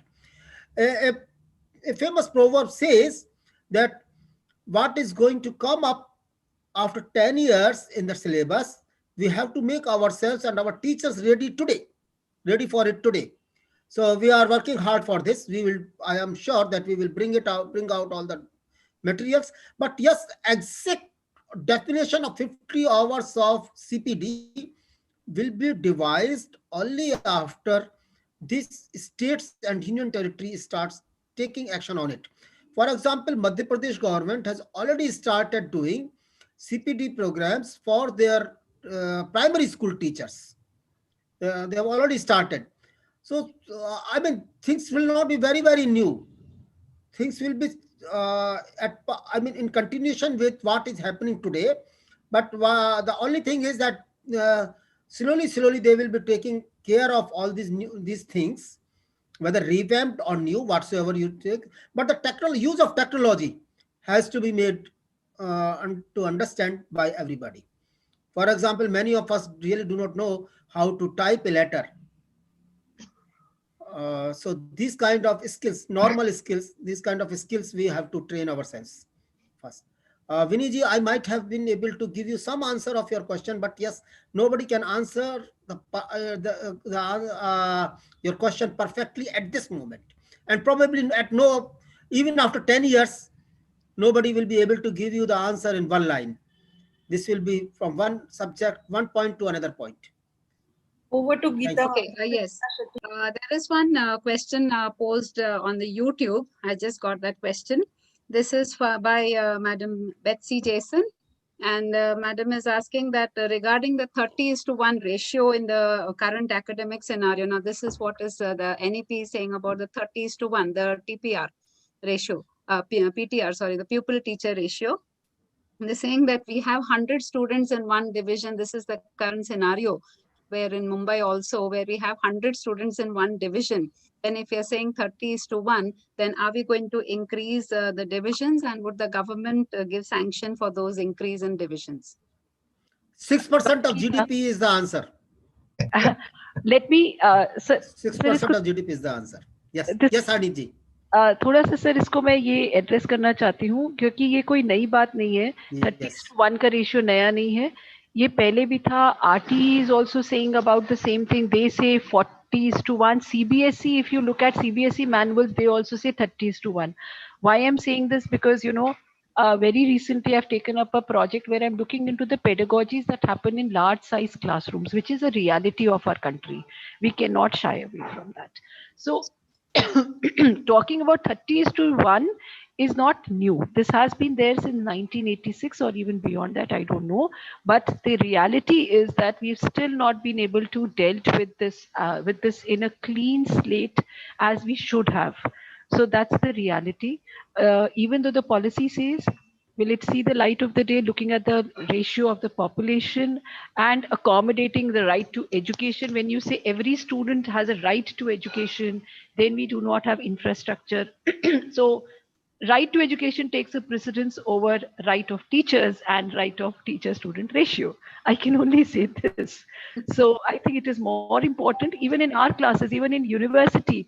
In some classes, the classes are so big that we have to even take a mic and teach into the classes.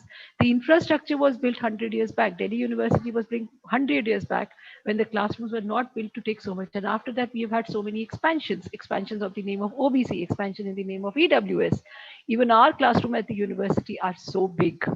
So I think let's do our job well to teach a good pedagogy to as many students as we can. I can only say this because, we're also doing the same thing. And we're also fighting. Haniji, the goals and challenges are different.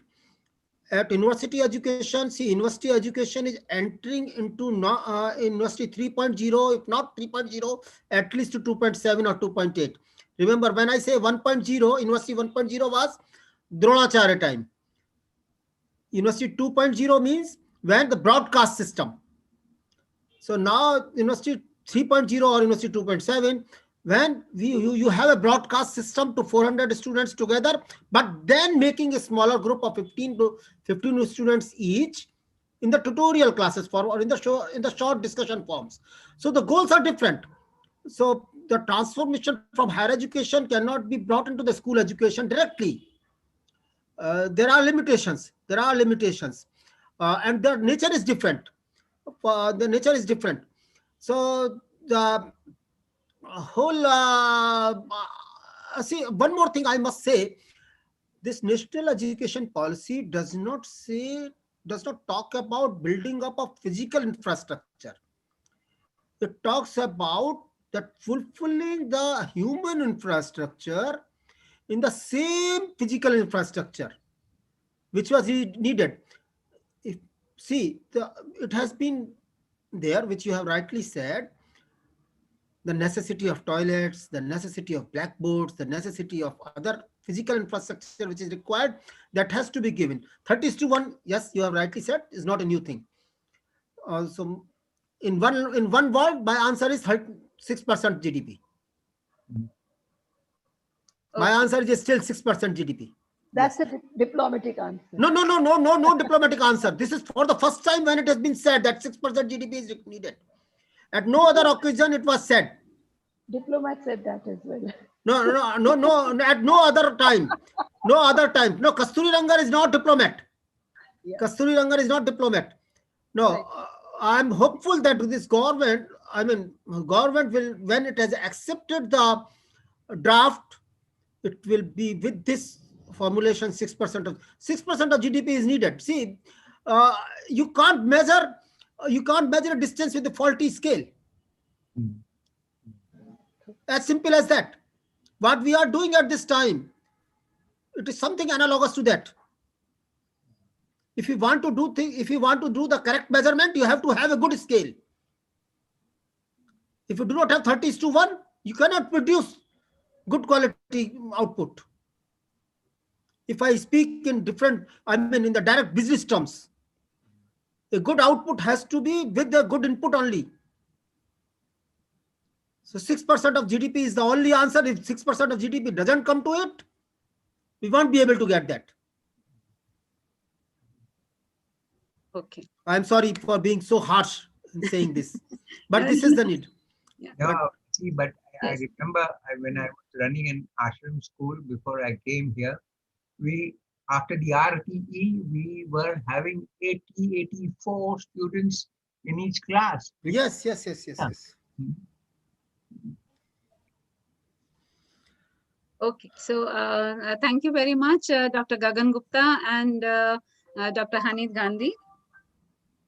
I'm sorry about this.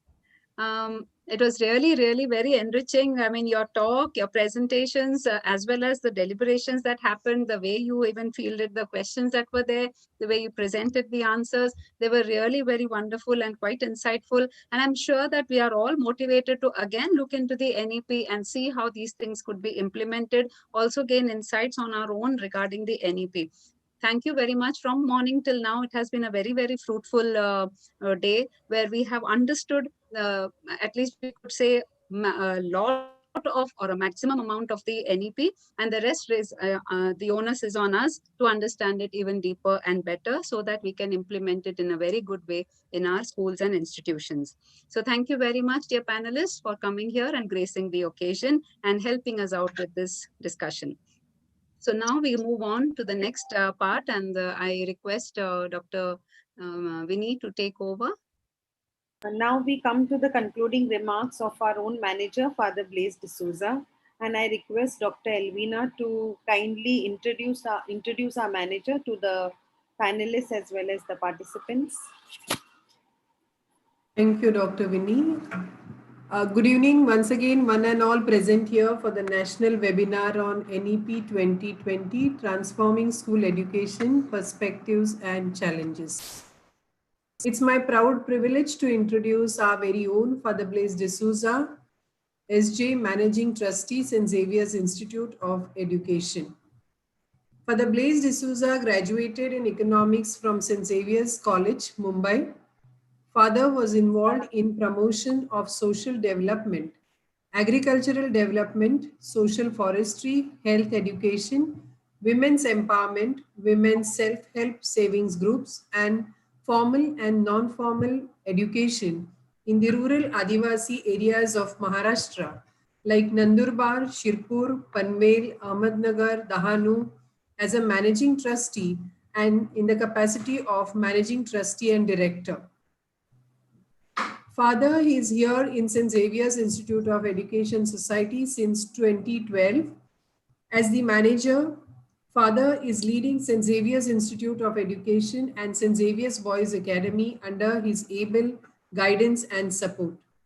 I now invite Father Blaise D'Souza, manager, St. Xavier's Institute of Education Society, to share his concluding remarks. Thank you.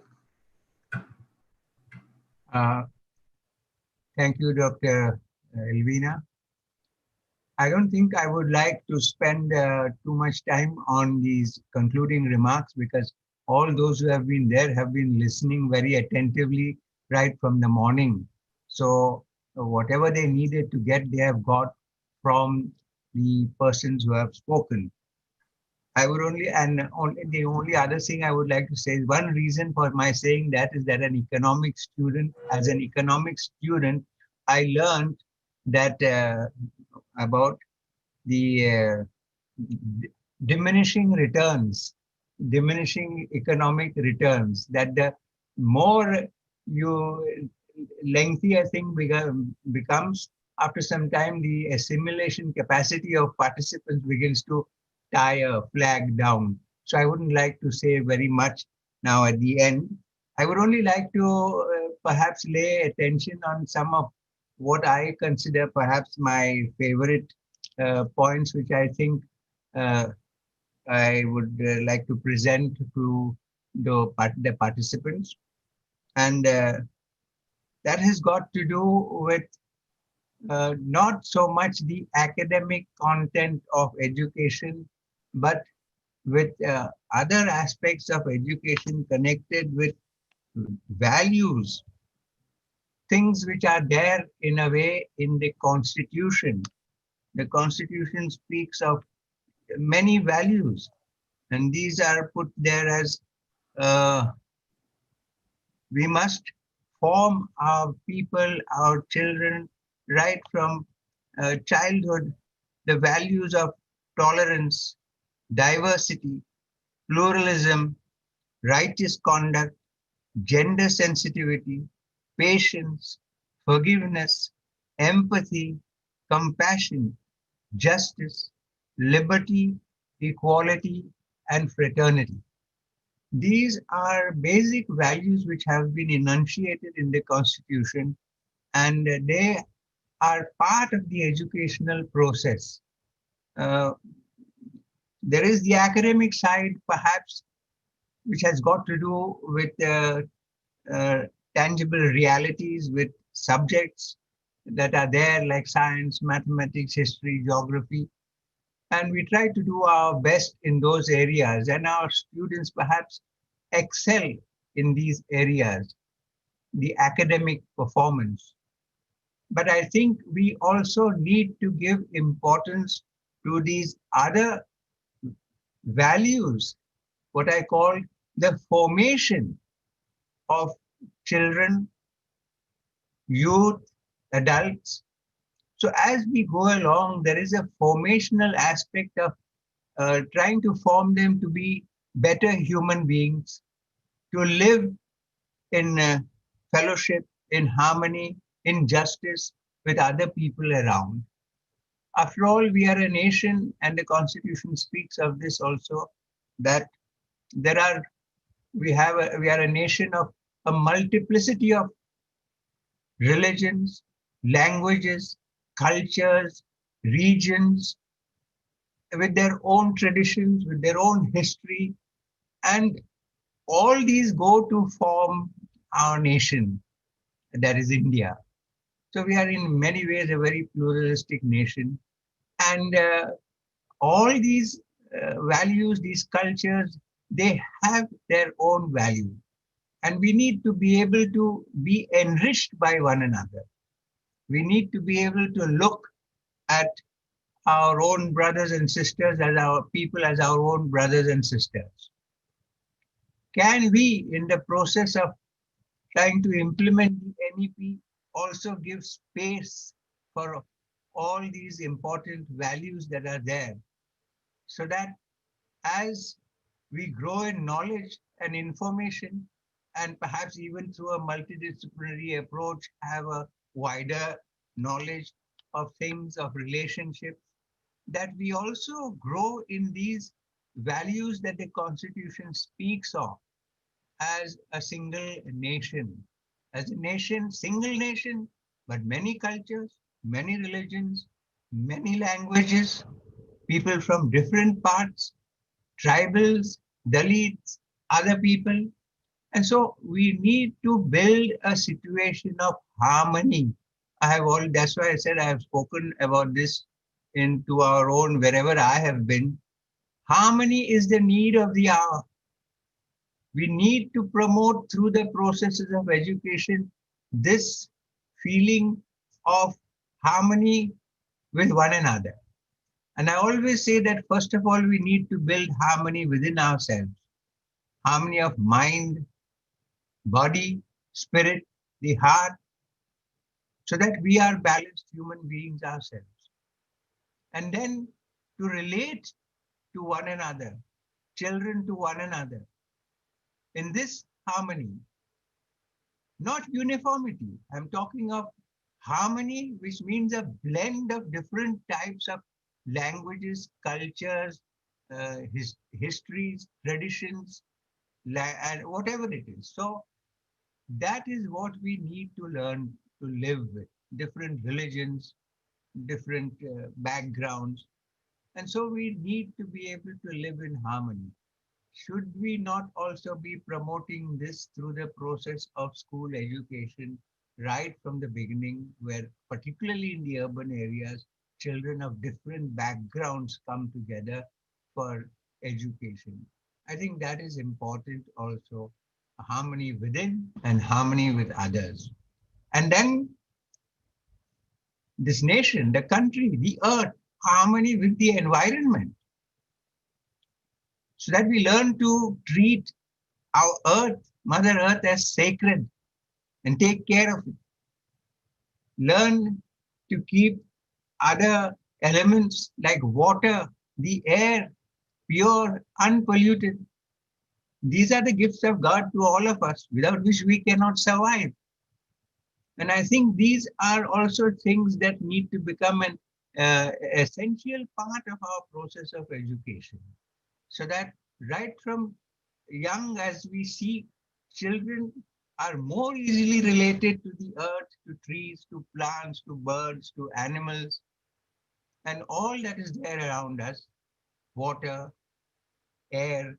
So can we promote this type of education through the NEP, where it is not just these academic subjects that we are concerned about, but we are concerned about the world, the environment in which we live, and we are concerned about the people with whom we live and with whom we need to relate in this harmonious relationship. I always say I use the word harmony because it does not mean uniformity.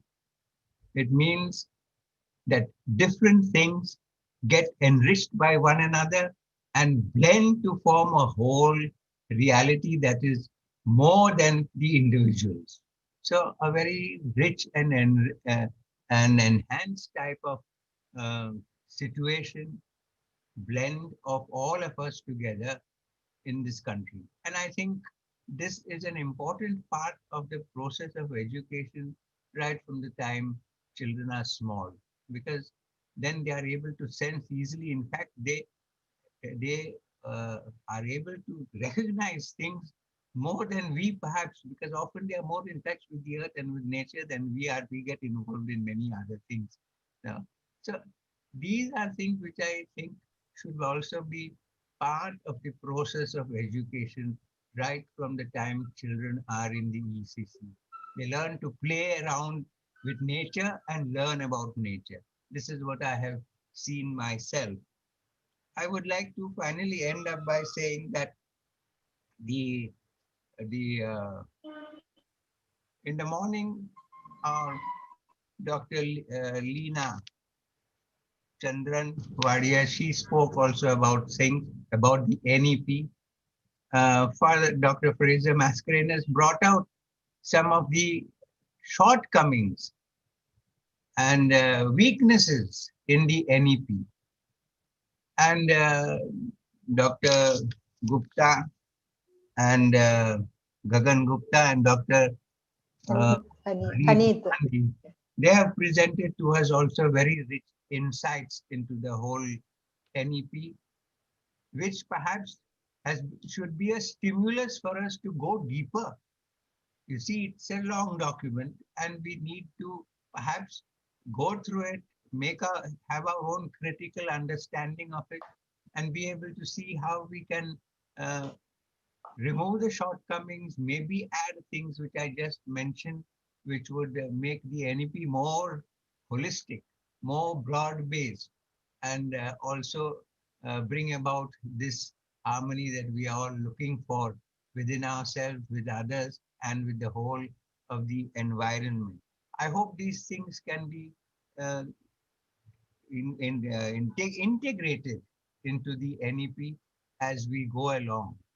And while there might be syllabuses and textbooks and all, these aspects, I think those who are going to be teachers need perhaps to reflect on and learn about more of how to promote the formation of children into being human beings that will be imbued with these values that the Constitution speaks of, and which I think we need to preserve. It is our sacred book, and we need to treat the Constitution also as a sacred book from which we need to learn what has been put in there by the fathers of the Constitution, by people like Dr. Baba Sahib Ambedkar and Mahatma Gandhi and others. So there is something that we need to learn from our past history also with regard to these matters, which perhaps would be able to enrich us and take us on the path of real holistic, overall harmonious development of our children through the process of education, so that they become really very enriched citizens and are able to make their contribution to the development of the nation. This is what I would say as my last few remarks, and I would like to thank you all for listening to me. I don't know whether there is any response that any of the people would have liked to give to what I said. Thank you. Thank you, Father, for your deep insights and reflections. A few announcements. SXI believes in the ignition pedagogical paradigm. So, looking at the context that NEP is already being given to us, we have looked into the context and we have organized this workshop. Then we gave you an experience of different resource persons.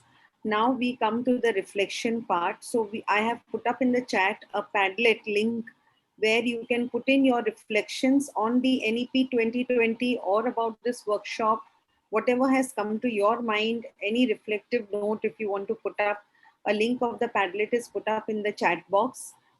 Those who do not know Padlet, as you click the link on your right hand side corner, there will be a plus sign.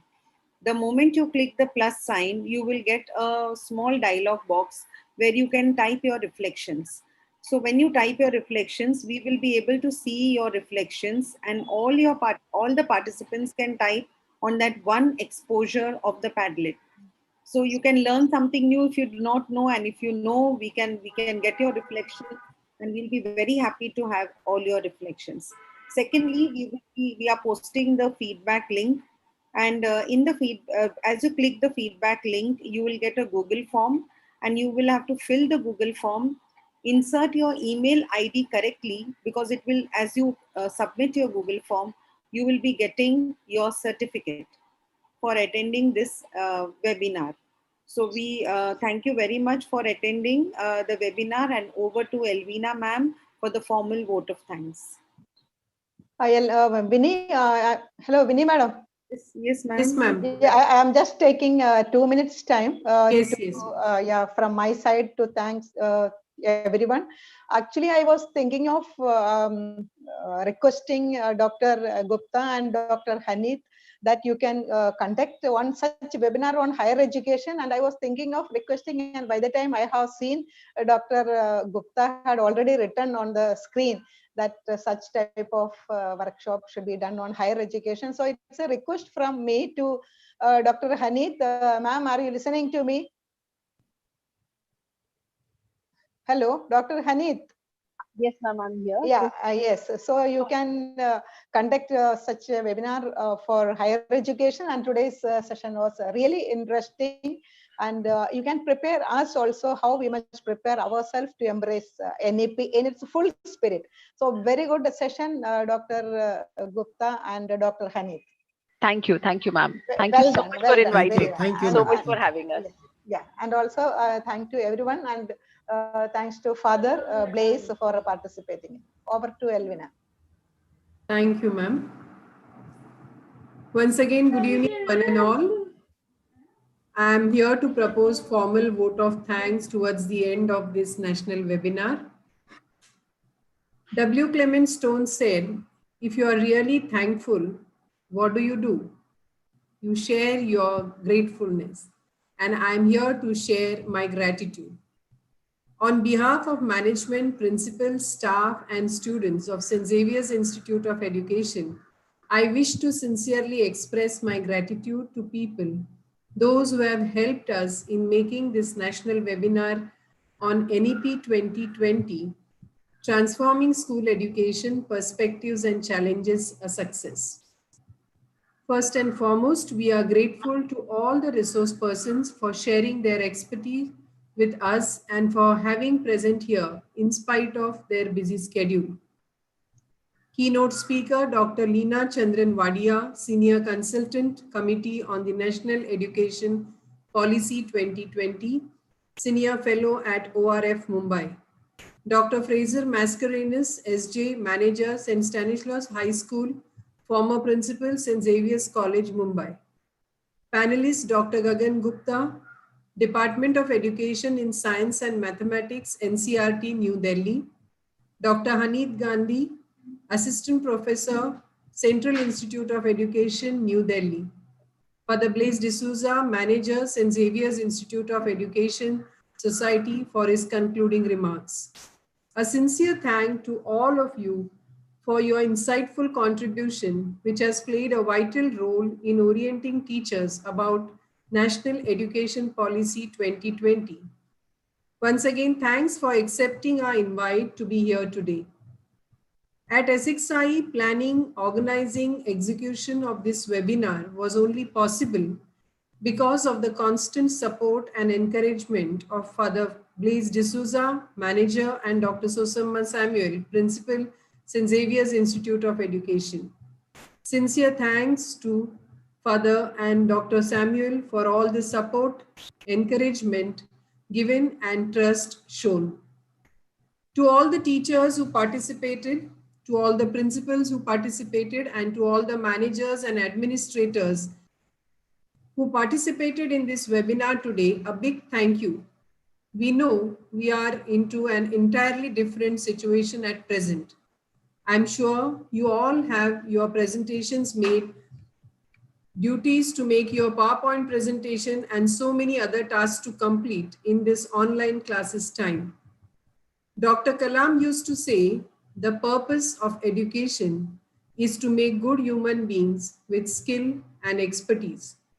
Enlightened human beings can be created by teachers. Your presence here only shows that you are truly interested in understanding the NEP 2020 so that you can contribute meaningfully in creating enlightened human beings. We are also aware that for some of you, today being Saturday must be a holiday, a day off, but still you stayed at the webinar from morning till now. Thank you very much for being here today with us. Prior to this webinar, we conducted a focused group deliberations for which we had called school principals.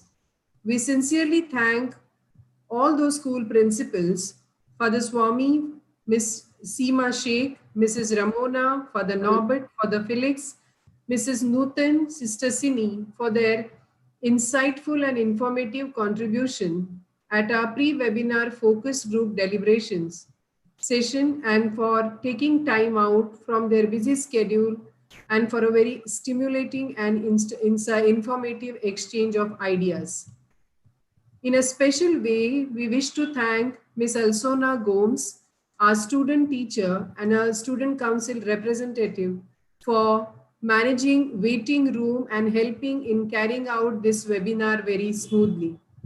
Once again, I thank each one of you for helping us out in making this webinar a great success.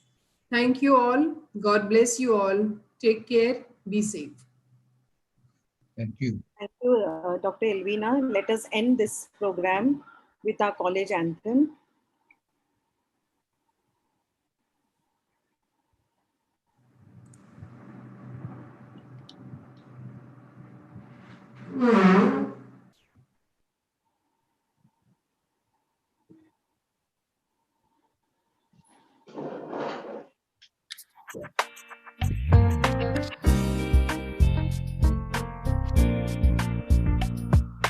We have a vision for tomorrow.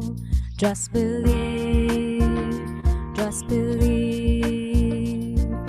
We have a goal for SXI. We can achieve, we can achieve. You and me will do our part. Stand together, heart to heart. We are going to show the world what saviors can be. We can achieve, we can achieve. There is something down the road that we can try for. We are told no dreams too bold that we can't strive for. There's a spirit in the air. It's a feeling we all share. We are going to show the world what saviors can be.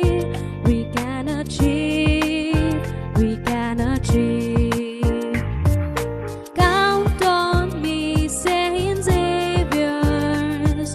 Count on me to give my best and more. You and me, we'll do our part. Stand together, heart to heart. We are going to show the world what saviors can be. We can achieve, we can achieve. We can achieve, we can achieve. Thank you. Good evening and enjoy your weekend. Thank you. Thank you. Thank you, everyone. Thank you. Thanks a lot. Yes. Hi, Father. Okay. Thank you. Thank you. Yes. Thank you, Father, for being there. Thank you. Yes. I thought it would go beyond 4:30.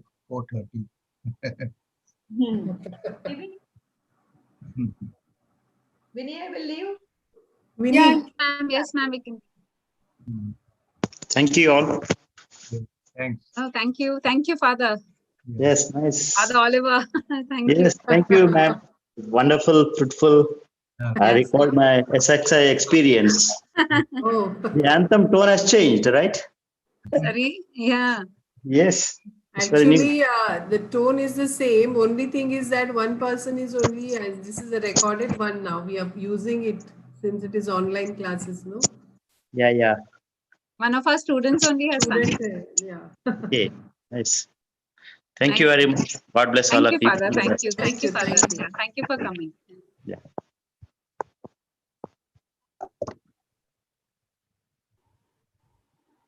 Okay. I'll make a move also. Yes, Father. Yes, Father. Yeah, Thank you so much, Father. You get up tomorrow early and go for mass to Sophia College. This is the first mass. Oh. So you want me to come? Okay.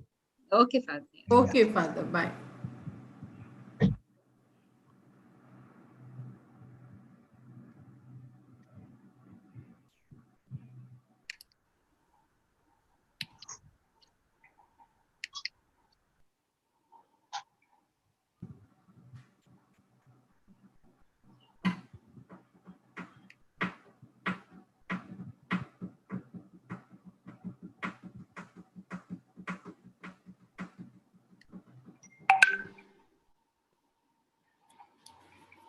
Vinny, madam, you'll end the meeting. Yes, I have to wait little bit because the YouTube thing, no, as it is Oh, slow. it is lagging. Yeah. Yes. So I have to wait. Otherwise, no, they won't get the latter Tell me part. what you have written. ये क्या है? Elvina looks sapped. Is it slow? Wait. 17 parties.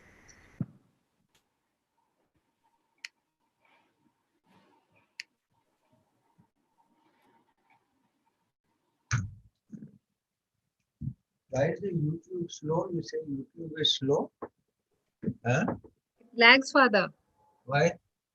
It is always a little lagging than the direct transmission. Okay. Yes.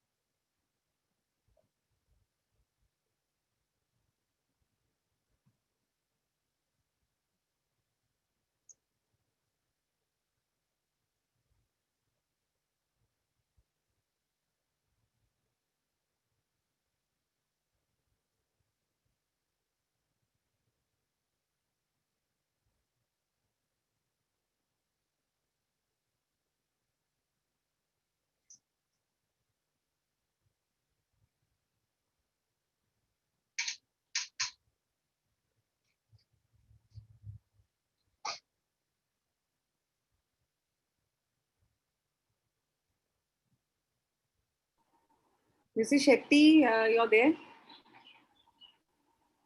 Yes. I am sharing the screen to show you the this Padlet. Okay. Sure. Only 3 people have done. Just see. Maybe we get full screen. You can see the screen. Yes.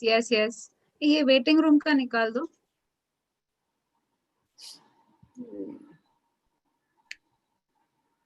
You can see. Yes. I hope many people put it up nice. Nice one, huh? These Padlets look so beautiful, no? Yeah, no, they have a good background and all. Nice it is.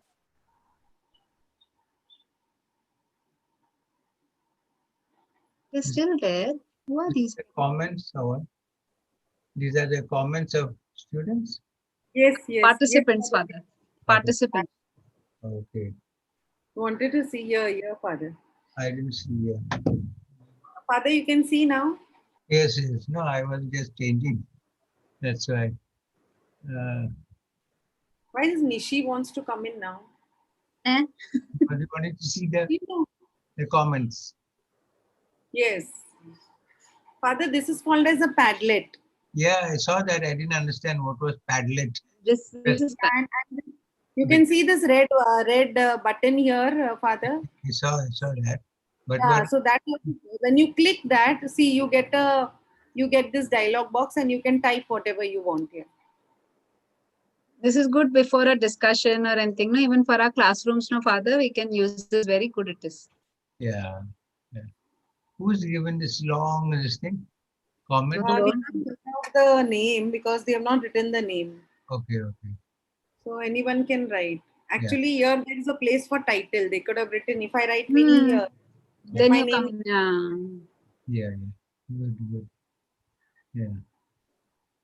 But Nishi and the whole, what was the total number of participants in the morning, then I think some. Father, in the morning it was around 200, and the afternoon it dropped. So in the 170 or something. But Yeah. YouTube, there were many. This side, it was less. Yeah, yeah. Your Zoom is for 100 or 200 people? 100. Because who's this? Prima also for some time was in the afternoon was waiting to be let in. She sent me a message. Oh, yeah? No. I forwarded her my email link, so she got in through that. Morning, there's Paul Machado's wife, who is a vice principal, I think they're at Villa Teresa. She could not get in through the YouTube. Then, so I sent her the link also. Then and she got in on YouTube. Yeah, good. That's it. So that was nice. It went off well, Father. Yeah, Father, it went. Got various perspectives, different perspectives. Yes. Even we got educated, no? Yes, yes. And it will take time also because NCRT, SCRT all have to work on it for the implementation also. There are so many implications that, first of all, they have to put things together. Together, correct. Yeah. It is Not just, so easy. Doesn't look so easy. yeah. Well, when you talk of multidisciplinary, that is going to take its time also. Yeah, good. Shalom, I'm getting ready. Yes, to go. Father. Yeah, okay. Mr. Shetty, now we can end the We meeting. can end. Yeah, okay. Okay. Okay, bye.